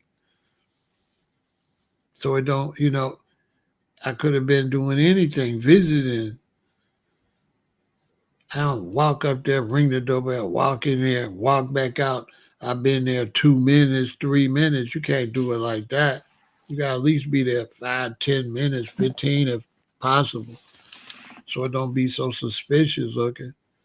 Because you come in like every week or sometimes twice a week. So sometimes I call him, let him come outside so they can see us talking. He can show me his grass and stuff. Oh yeah, it's a whole game you got to play. But that's all I got to say about the young brother. Like, hey man, you know what I'm saying? I got 3 sons. I got a grandson. I got nephews. And I don't want them to go that route. So I can't really cheer for nobody that's going a route that I don't want my children to go. Plus, brothers like that is a threat to my children. See what I'm saying? When dudes is out there doing that, a lot of dudes like that, if they're in Chicago and my children here, it's a small possibility because there's so many people, but we're going to end up bumping heads. Because I've tried to keep my sons and my daughters on the clear path. They not about that life. They some squares. So when my sons and them was growing up and got out there, and your son was one of them street dudes, I didn't want to train my children to have to deal with that and have my children got to go down in the gutter. So I never wanted my children to go down in the gutter with the children in the gutter that want to pick on my children. So anytime a child was in the gutter or they was really street, didn't have no good parent and mess with my children, I usually rolled up on the parents on some gutter shit. You know what I'm saying? I took the gutter to keep my children out the gutter. I took the gutter straight to mommy and daddy. If you don't get your son, I'm coming back to see you.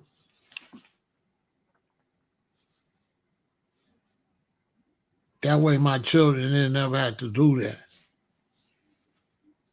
They'll tell you in the block, if they was there when I was there, what happened when I came outside, when they was trying to act like my 2 sons came in town and they didn't know them and they was trying to act crazy.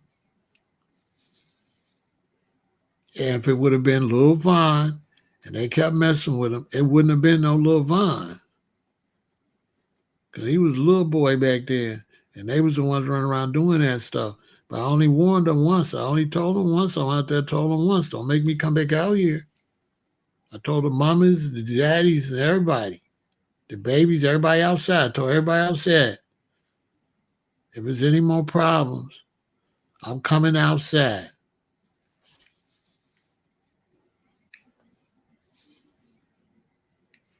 And everybody could get it. That's what I was on. Leave them alone.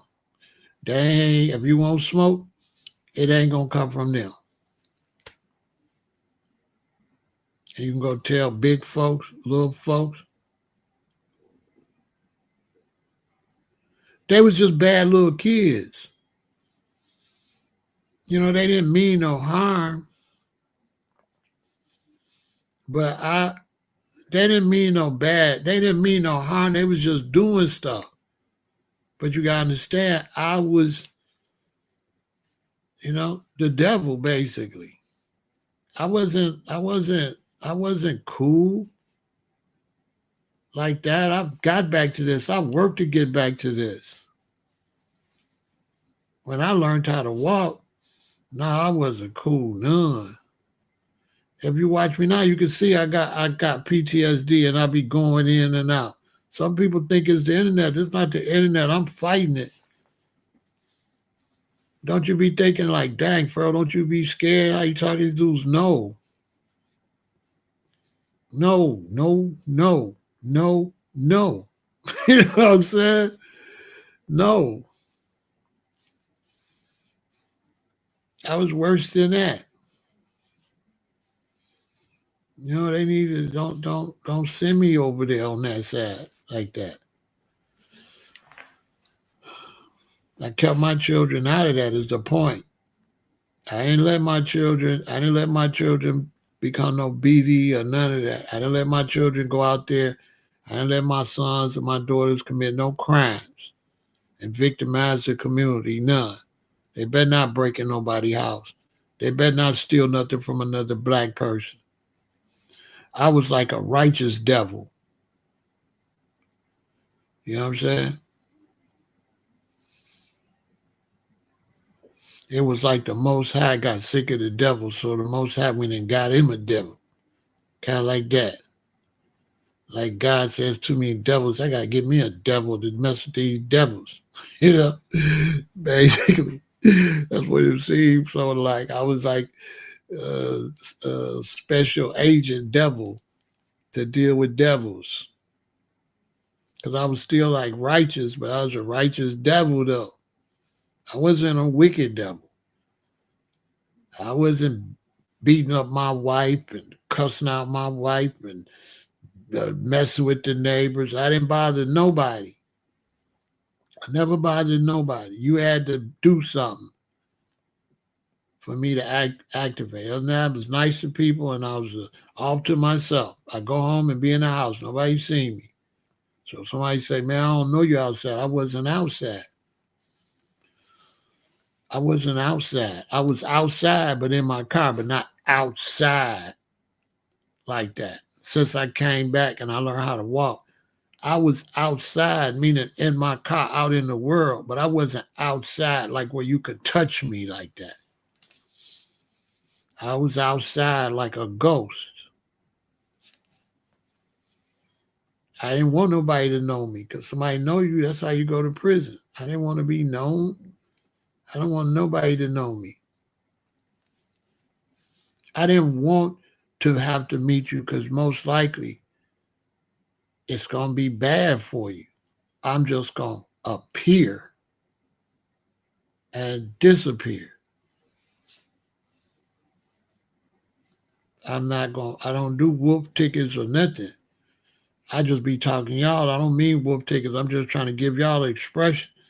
I'm trying to express to y'all what it was. I'm not trying to promote none of this stuff. That's why I keep trying to tell YouTube, I'm not promoting nothing. I'm giving it to y'all in the raw. And some of it I got to say negative so you could get it in the raw so you can stay on the right side. I can't help everybody if I'm just saying all this positive stuff is not the real world. They need to let me express myself. You got to know the real negative stuff if I'm going to help you. I got to tell children the negative stuff to get them to go to school so they know you don't want to go like that. I'm not promoting it. I'm promoting doing good stuff. You know what I'm saying?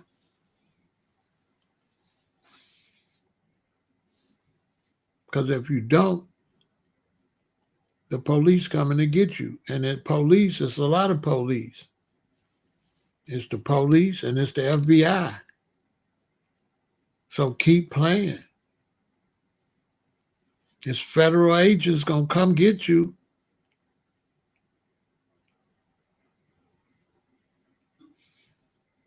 But this whole thing where we supposed to be scared that we going to get shot at a traffic stop. The reason brothers is getting shot at a traffic stop because these young brothers, they ain't got no rules of the road. They don't learn nothing. They don't be around nobody. They just jumping out the window, going out in the world, not knowing nothing. They don't listen to nobody, so they don't know how to move in the streets. They don't know how to deal with the police because a lot of these young brothers, they think they know everything. They too stupid to know that they too young to know everything. So they'll actually try to challenge me, and I'm 67. And here you is 30, 40, 20 in your teens. You so stupid. You supposed to know you can't challenge me. You don't know nothing. Where you getting the information to challenge me from?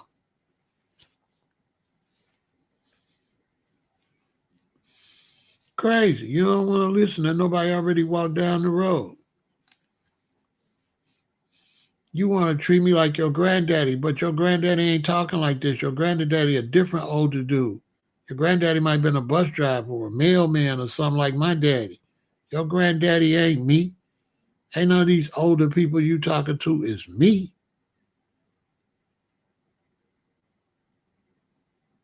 Older people in Chicago was my customers.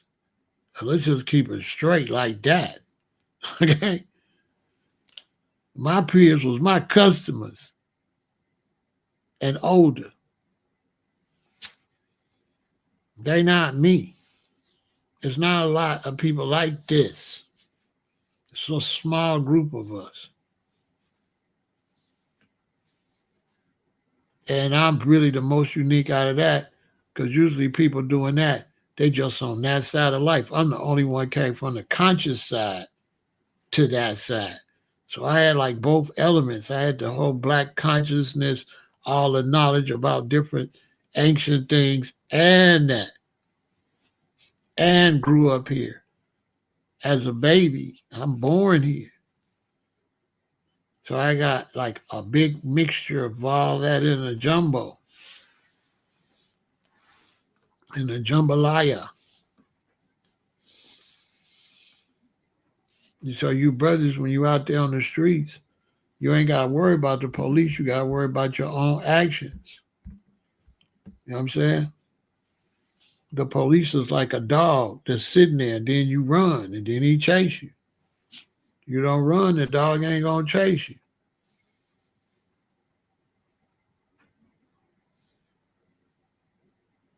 When your young black men are dangerous, they put everybody in danger because the police got to turn up. You can't turn them back down. Here in Chicago, police cars get shot up all the time. But since nobody get hurt, it don't make the news. Police cars constantly get bullets in them. Police get shot at all the time, and you just don't hear about it until they get hit. All you hear is when they get hit. You don't hear how much police get shot at, how many cars got bullet holes in it, police cars, how many police lights get shot out. You don't hear that.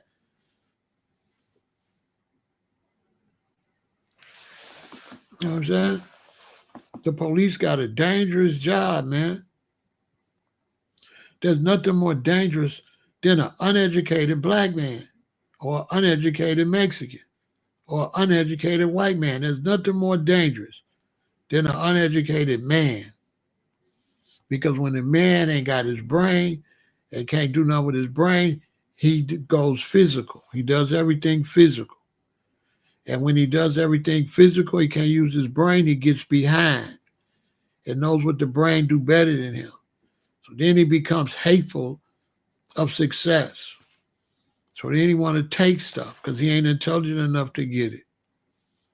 So he want to take it.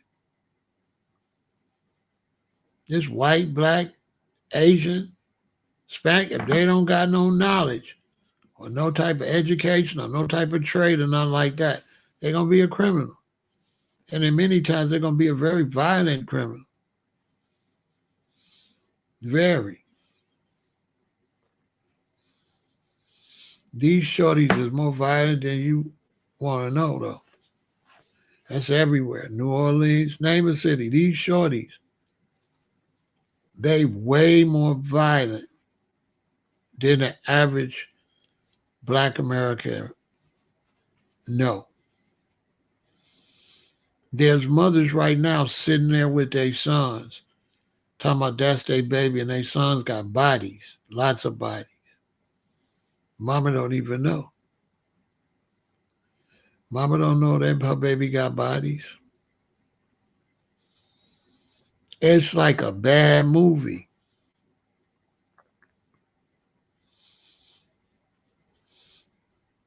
And they keep blaming the music. That'd be whack. They be blaming the music, man. This is crazy. They be blaming the music. It's not the music. It's the lack of good marriages. A woman can't raise boys. And you tried to do it. And you tried to have all these single women. And then you got to look at the boys. Single women is the one that had all these boys making the music. But nobody want to talk about that. The black woman cannot raise no sons. She cannot control the community. She cannot teach her son how to act because she a woman. And men are more dominant over women. We have a dominant mentality. So as soon as our son turns 16, he ain't trying to listen to shit mama talking about. He more dominant than mama. Facts. These is facts. Once your son gets 16, can't no woman handle no 16-year-old boy. He ain't listening to you. You're a woman. If a daddy there, he ain't going to get out of line because we keep him in line. See, you can't put no boy in line. You keep him in line. You understand? If you got a tree and you tie a rope to it and bend it when it's little and it grow, and then you tie another rope and bend it, it'll grow into an S and it'll stay like that. So when your son crooked and he grow up crooked, you can't straighten him out.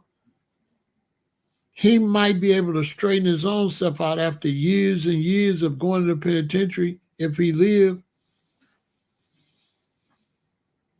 A man ain't gonna let him get crooked. Mommy gonna let him get crooked. Mommy's never a good discipline because it's mommy.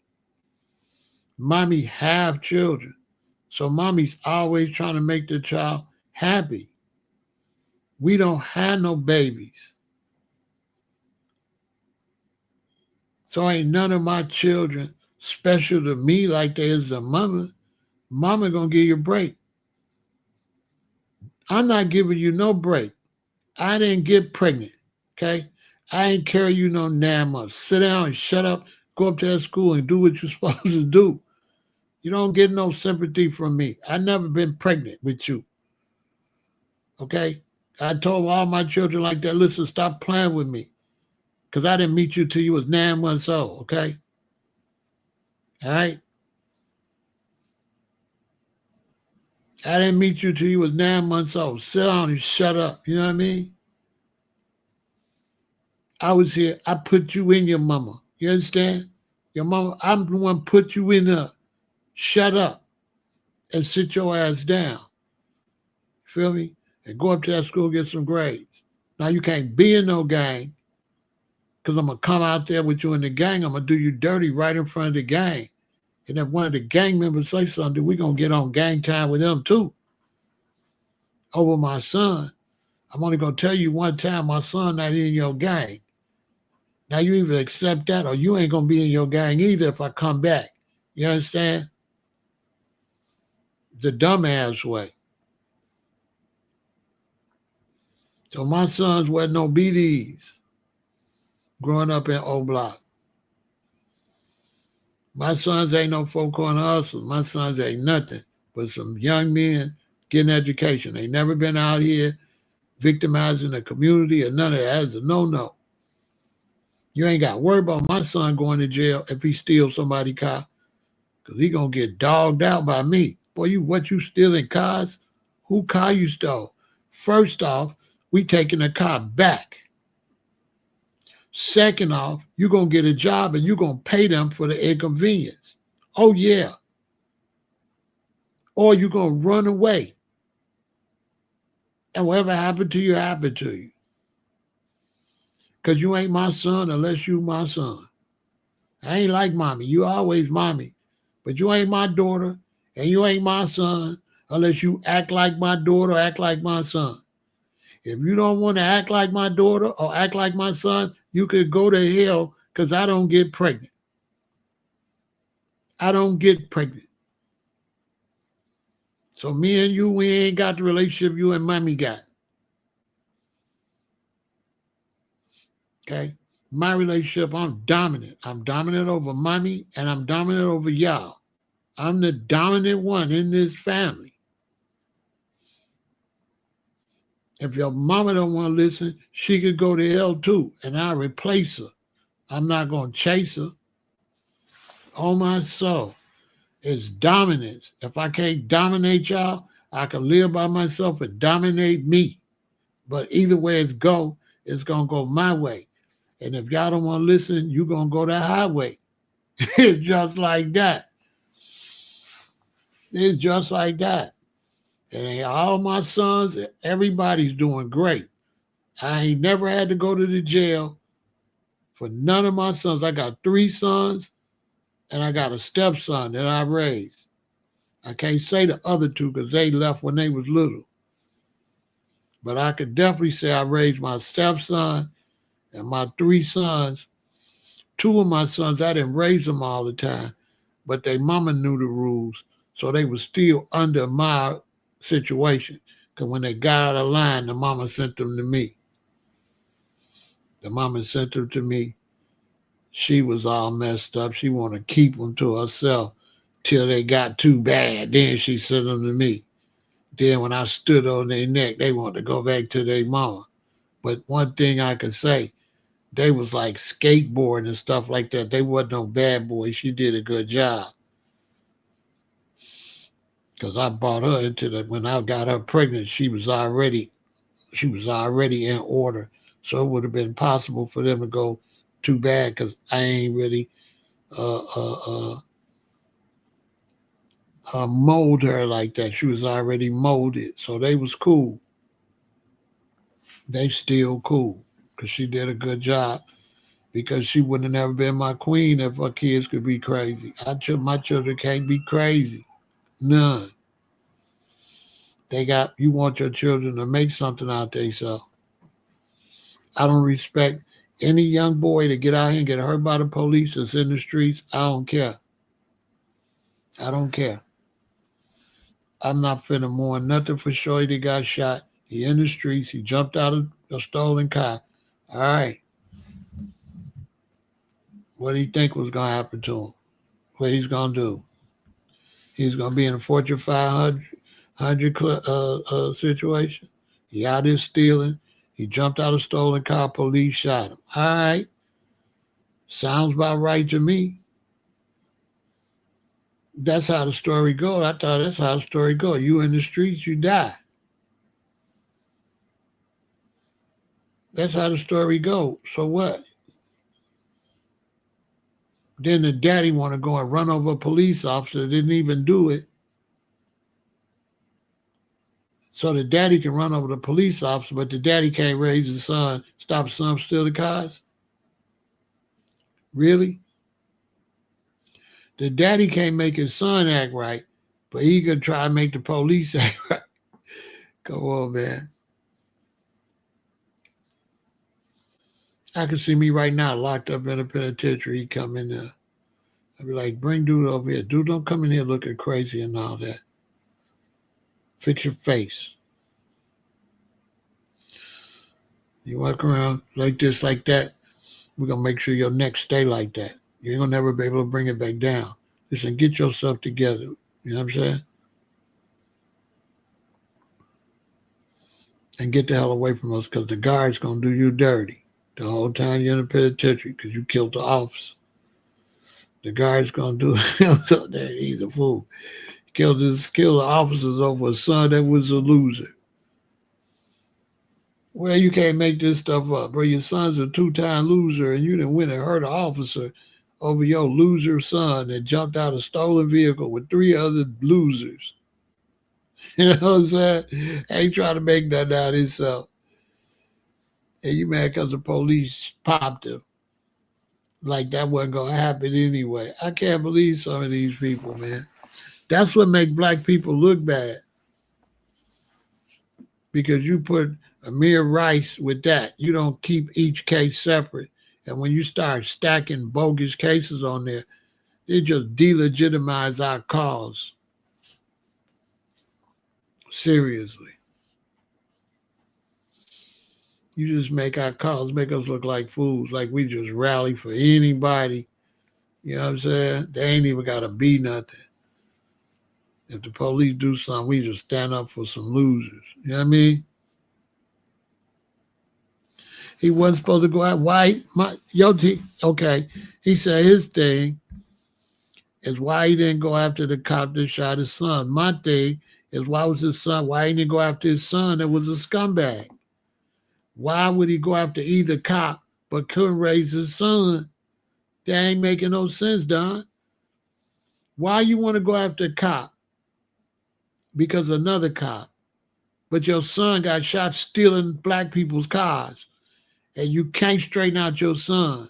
But you trying to straighten out the cops? If he would have had that type of energy with his stupid ass son, the boy might still be alive. If he would have stood on his son the way he trying to stand on the police, I ain't honoring none of that shit, Don. Your son is a 5-time loser, but you want to straighten out the police. Because your son got unalive jumping out of a stolen car they probably stole from some black people, that you as a daddy couldn't do nothing about him being in no stolen car, but you could try to do something about the police. Come on, get the hell out of here. His daddy is a fool. His daddy's an idiot. You know what I'm saying? His daddy's an idiot. You can't raise your son, but you mad at the police. You mad at the police for shooting your son for jumping out of a stolen car that he done took probably for some black people. You can't make this stuff up. Black people want to stand up for a boy that was stealing from their own people with 3 other dudes that you probably don't know what kind of crimes they've been committing amongst their own people. Them boys might got bodies of black people already. Them boys probably got bodies.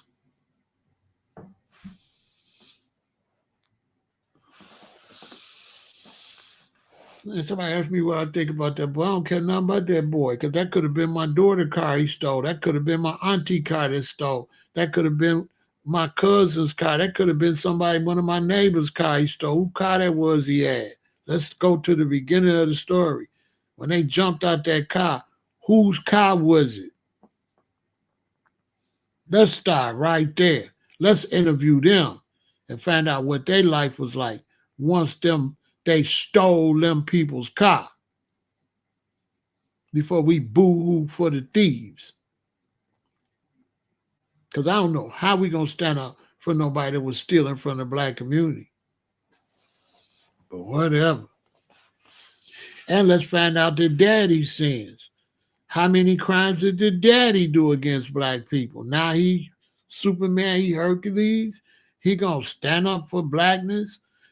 I need to see the daddy's rap sheet. Yeah. Before he's a hero. Let me see how many black people he victimized. Let me see if he a hero. Or is he a scumbucket? Because if he a scumbucket, then his son's a scumbucket. The seed never fall far from the tree. If he's a scumbucket, it's his fault that his son is gone. What kind of daddy was you that your son jumping out of stolen cars, punk?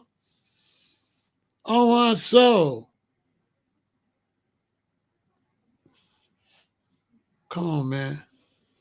I do his daddy dirty out here. I disrespect the hell out that punk.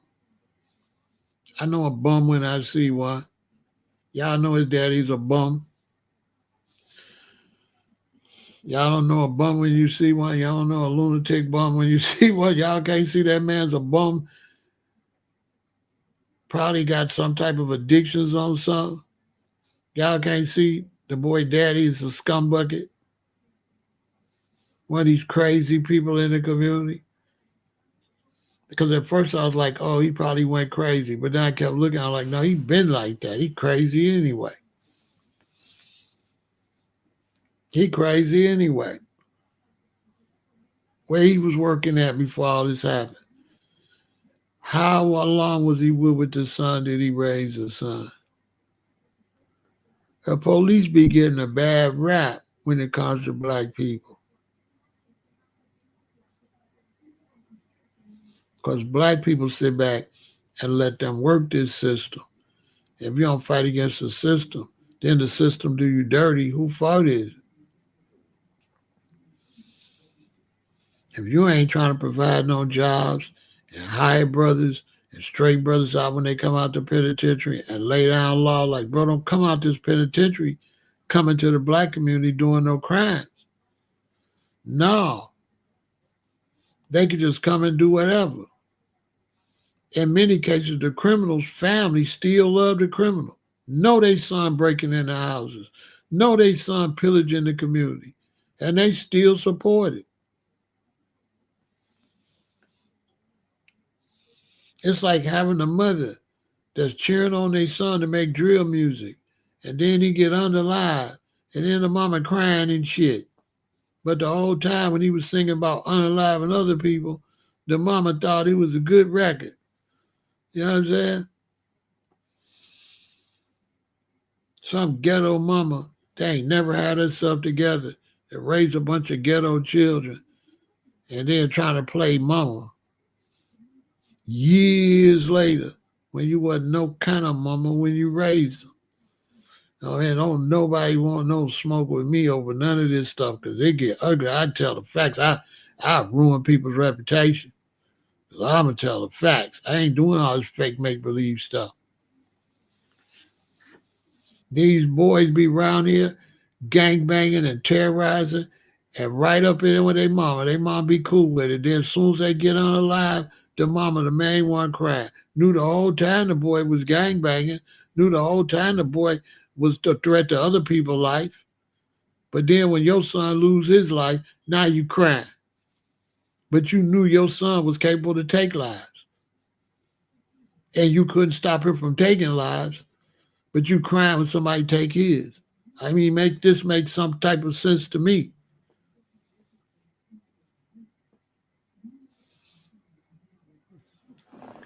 Come on, man, get the hell out of here.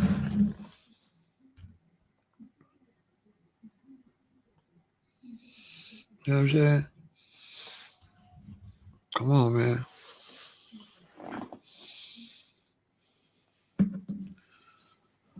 The police couldn't do all this stuff if we raised our community right, because we would be the police. When I go to my white friend's neighborhood, the police is white. The reason the police ain't black in the black community, because black people don't want to be police until they can't find no other job. Then they just become police just for a job. We don't have people that become police. You understand? We don't have people that really become police to help the community. Yeah, Goshen is they all over the place. They all over the place. You got black people, Goshen, that'll protest for this young dude getting shot by the police. But then everywhere these black people live, black people is killing them. Black people is unaliving them. Black people is robbing them. Look how many cars these shorties still stealing. These shorties are stealing thousands of cars a day. Joyriding in cars, doing drive-bys in cars. They stealing everybody's cars. They stealing cars left and right and left and going doing shootings and drive-bys and crashing them in the store doing smash and grab. Then going back doing lean and doing perks. Back to back to back. And who don't think that the police is going to really have to lay them down? Now they mad because Trump want to bring in a police state. They mad because Trump want to bring the FBI into Memphis. Memphis is a hellhole of crime, though. So, yeah, I could talk about Trump bringing in the FBI, but let's talk about Memphis. Well, guess what? They don't want to talk about Memphis. Memphis is one of the most dangerous cities in the United States. The only reason it ain't number one murder is because it's per capita. Memphis is messed up. That's why they bringing in the FBI. Because the police is crooked, everybody crooked, and it's dangerous. Because we in the pharmaceutical usage on the street pharmaceuticals, and Memphis and that area around Memphis in Tennessee is where they where they make all the drugs, all the perks and all that stuff is made right outside of Memphis. And I got people that got people that got people. One of my connects just moved back from Memphis about 4 years ago. And she told me, Ram, they make all that stuff right there. She says nothing but pharmaceutical plants all over the outskirts of Memphis. And cigarettes. She said, man, they make all that stuff right there. All of that promethazine and all that stuff is coming right out of there.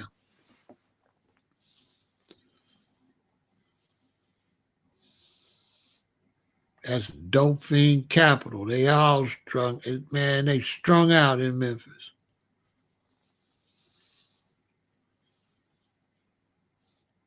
Remember Crunchy? You go watch an interview from Crunchy Black from 3-6 Mafia. He gone. Gone. That's why they couldn't go nowhere. They were strung out. All of them. I think Juicy J might try to get himself together. Heck yeah, Goshen. I had a friend, she lived there. She lived here. She was one of my connects I would get stuff from sometimes. But she was really my middle daughter's friend. She was my middle daughter's best friend, right? Or good friend. And she was like a chick that I used to be looking at, like, yeah, you know what I'm saying? When I came back, she was still hot and everything, but she was my second wife's friend. So I was like, damn. But she always had a little gangster to her.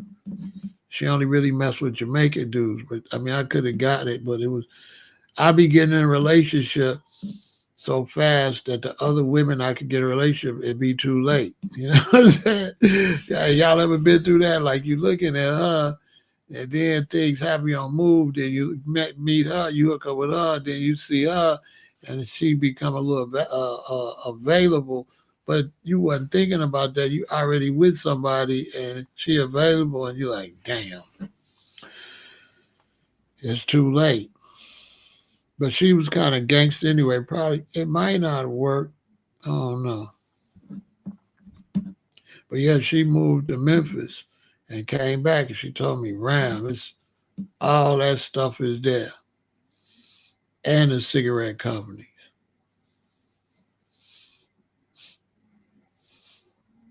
Because I remember asking her about jacking the cigarette trucks. You know what I'm saying?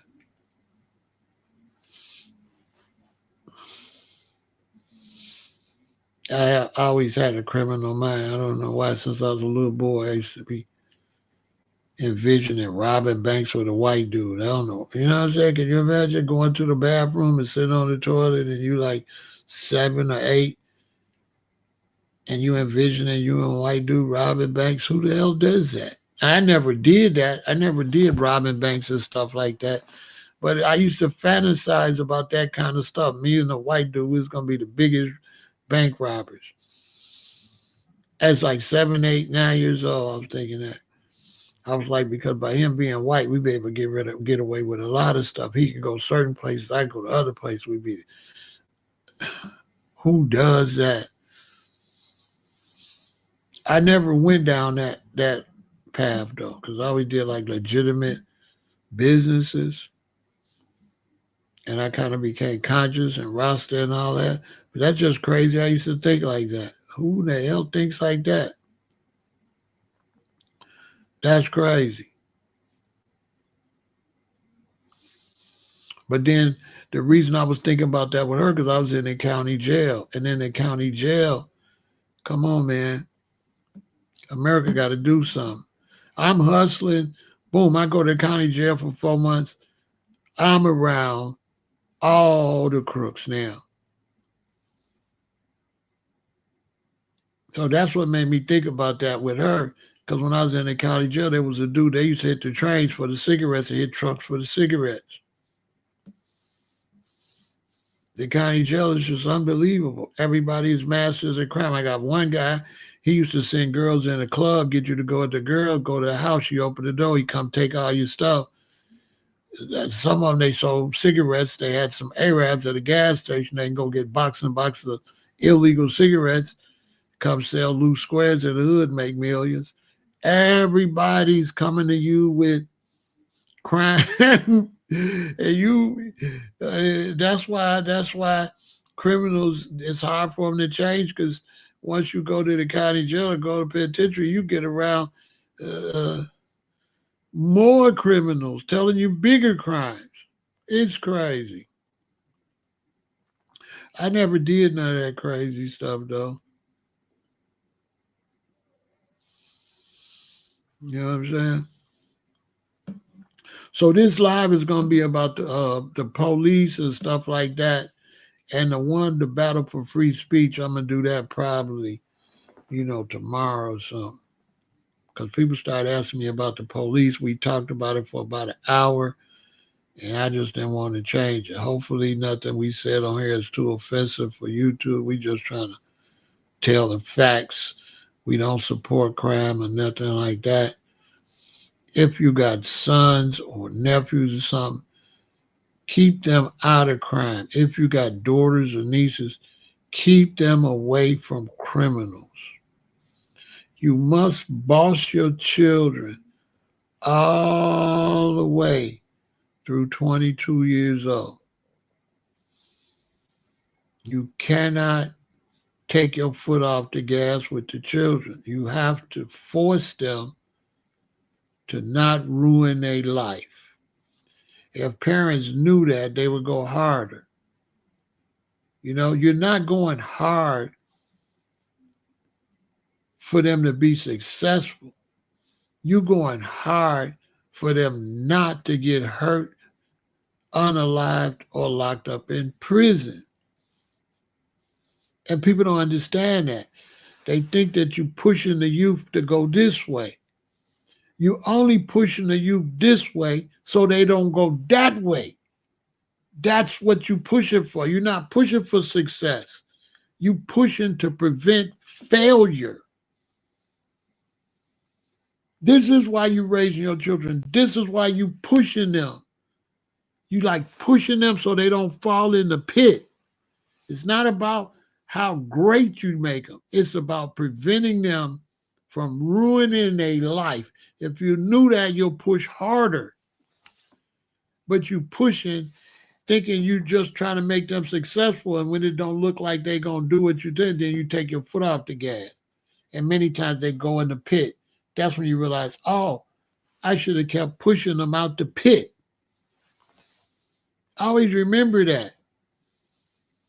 You have to push them away from trouble.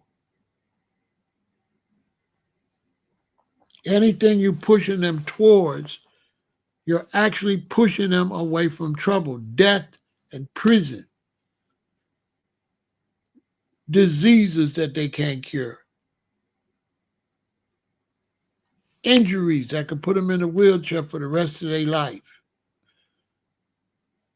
We got young black men now. My ex, she worked at a nursing home a lot. And one day I went to pick her up from work. And I seen a dude in a wheelchair, but he was looking like he was in his 30s. I didn't pay a lot of attention. She worked at a lot of different nursing homes. So then after a year or something, she left out. She went to a different nursing home. Once again, I see another dude, a young dude in a wheelchair. So all that made me ask her, hey, what's up with dude in a wheelchair? She said, oh, it's a lot of them in the nursing homes. She said he got shot in the back. And once they get shot in the back and they hit their spine, they never be able to walk again.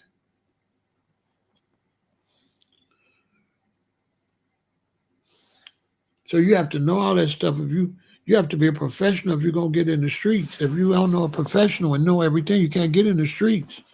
Because if I'm in the streets and I get in a gun battle with you, I got to back out. You got to back out. If you get in a shootout, you got to back out. You can't turn around because if you get hit in the back, that's it. You ain't going to be able to walk. If you get hit in the front, you might survive. If you get hit in your back, it's over with.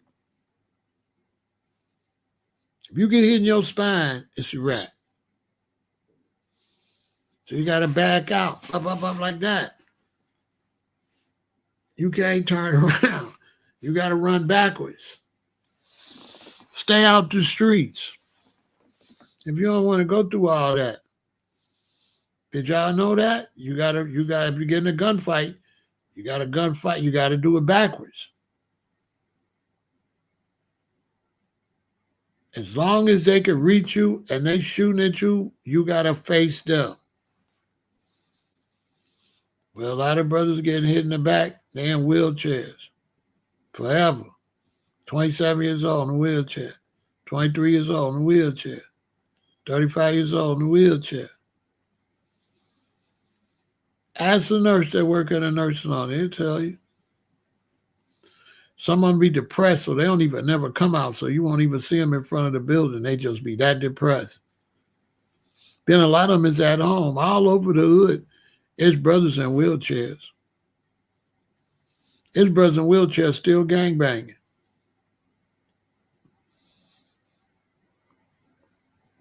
For real. We got to do better, black people. Yes, brothers in wheelchairs. For real.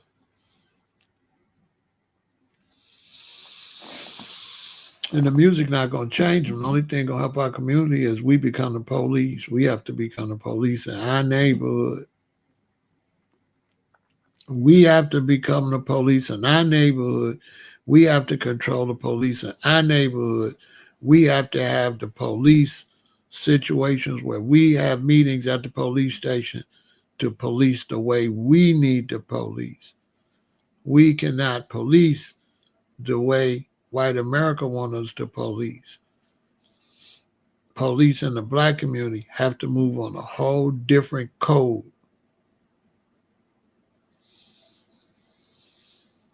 And we ain't to that level yet. Because the way they police just makes more criminals. We have to police in a way that don't make criminals.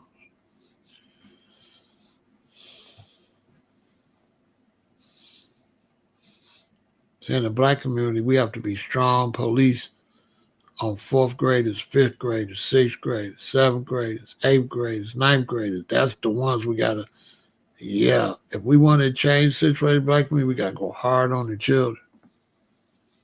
So that's why we need our own policing. Because we got to be able to grab these shorties.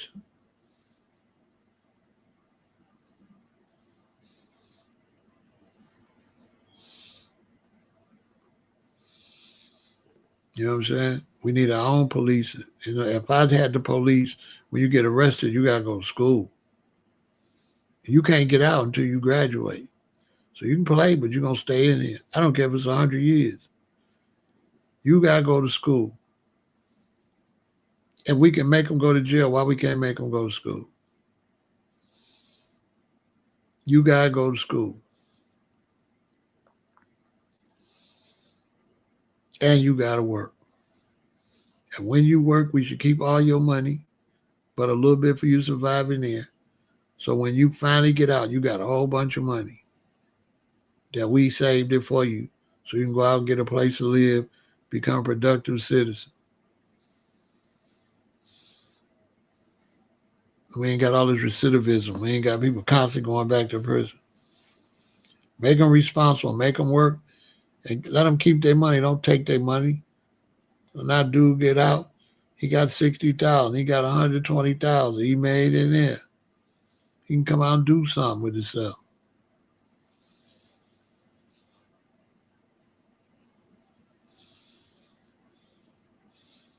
Make him make restitution. If he got $160,000, he might only have $130,000 because he had to pay $130,000 to the business he robbed or somebody he did something to. He got paid. Teach him some responsibility. If a black man got to take over his own stuff, but the black man be want to argue all the time. That's the only reason I be tripping when they want to argue with me. Because we just proven that we ain't got the ability to build nothing. We just want to argue over petty stuff. So that's it for that, y'all. I hope y'all learned something from that. I'm going to do the battle for free speech some other time. But this was just a conversation about dealing with the police. I'm going to repeat that once again. When you driving in a car, don't be having no people in the car that's going to be staring at the police. If you're a black man, don't hang out with nobody that's got a criminal mind state in your car, or you going to jail with them. When you're driving, don't look at the police. Don't look at the police. And if you can't find nobody that's trying to live a better life, stop hanging out with them. Because when you hang around a scumbag, they going to take you down. You're going to get encouraged to do what they doing. And you're going to end up in a penitentiary anyway.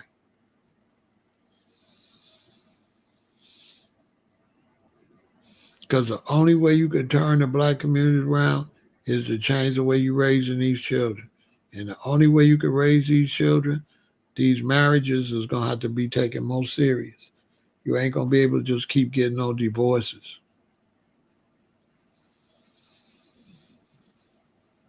To jump around from person to person to person to person to person. Now who's going to raise the babies?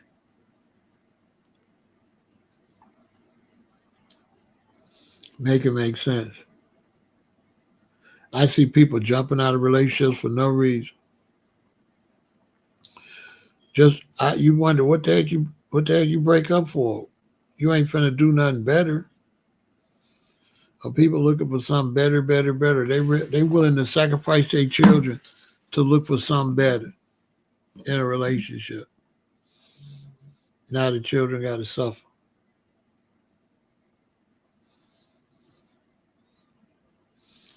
Real talk. So keep these boys out of trouble. And don't be cheering for every black dude that gets shot by the police. If he got any type of criminal history or do any type of scumbag stuff, hey man, don't be out there cheerleading for nobody like that. We still gonna have respect for our family like that. But we can't be making ourselves look like fools where we cheering for people that victimize our own community. Because the same brother that the police might shoot, why wasn't he the police instead of a criminal? Why he wasn't serving and protecting the community? We need police officers. So you don't want to be a police officer, but you want to be a criminal in your own black community. And we keep giving a pass for that. That's got to end. Feel me? That's what it is. All right, I'll check y'all next time. Support the channel, right? Because you ain't going to get this nowhere else. It don't get no rawer than this. But I got to tell y'all the facts, even if YouTube feel like it's a little too harsh. I don't feel like it's too harsh. I just think they just be misinterpreting what we be saying over here. We have to give all type of examples for people to get what we saying. We might have to bring up the streets. We might have to bring up some shootings. We might have to bring up whatever's necessary to make our point, especially if we're trying to make change. And they're going to have to stop saying just because you say something, you're promoting it, and start listening. You can talk about negative things as a way not to promote them. So just because you hear somebody talk about negative elements, that don't mean they promoting it. They might be explaining it because they not with it. So they got to stop taking these sound bites on YouTube and judging content creators on sound bites, and they got to start listening to the overall conversation if they supposed to be intelligent. Because they ain't looking too intelligent, taking little choppy pieces, trying to say what you said out of one one sentence or whatever. They don't be looking at the overall conversation. Trying to hurt content creators and replace us with athletes and famous people just because TV and movies and fell off. Now they letting them come in our lane so they ain't got to pay us. That's foul. But I still support YouTube. They do an all right job. But they need to respect the hardcore underground content creators. Because without them, would nobody be watching nothing over here. You understand? And that's the real deal. Victory.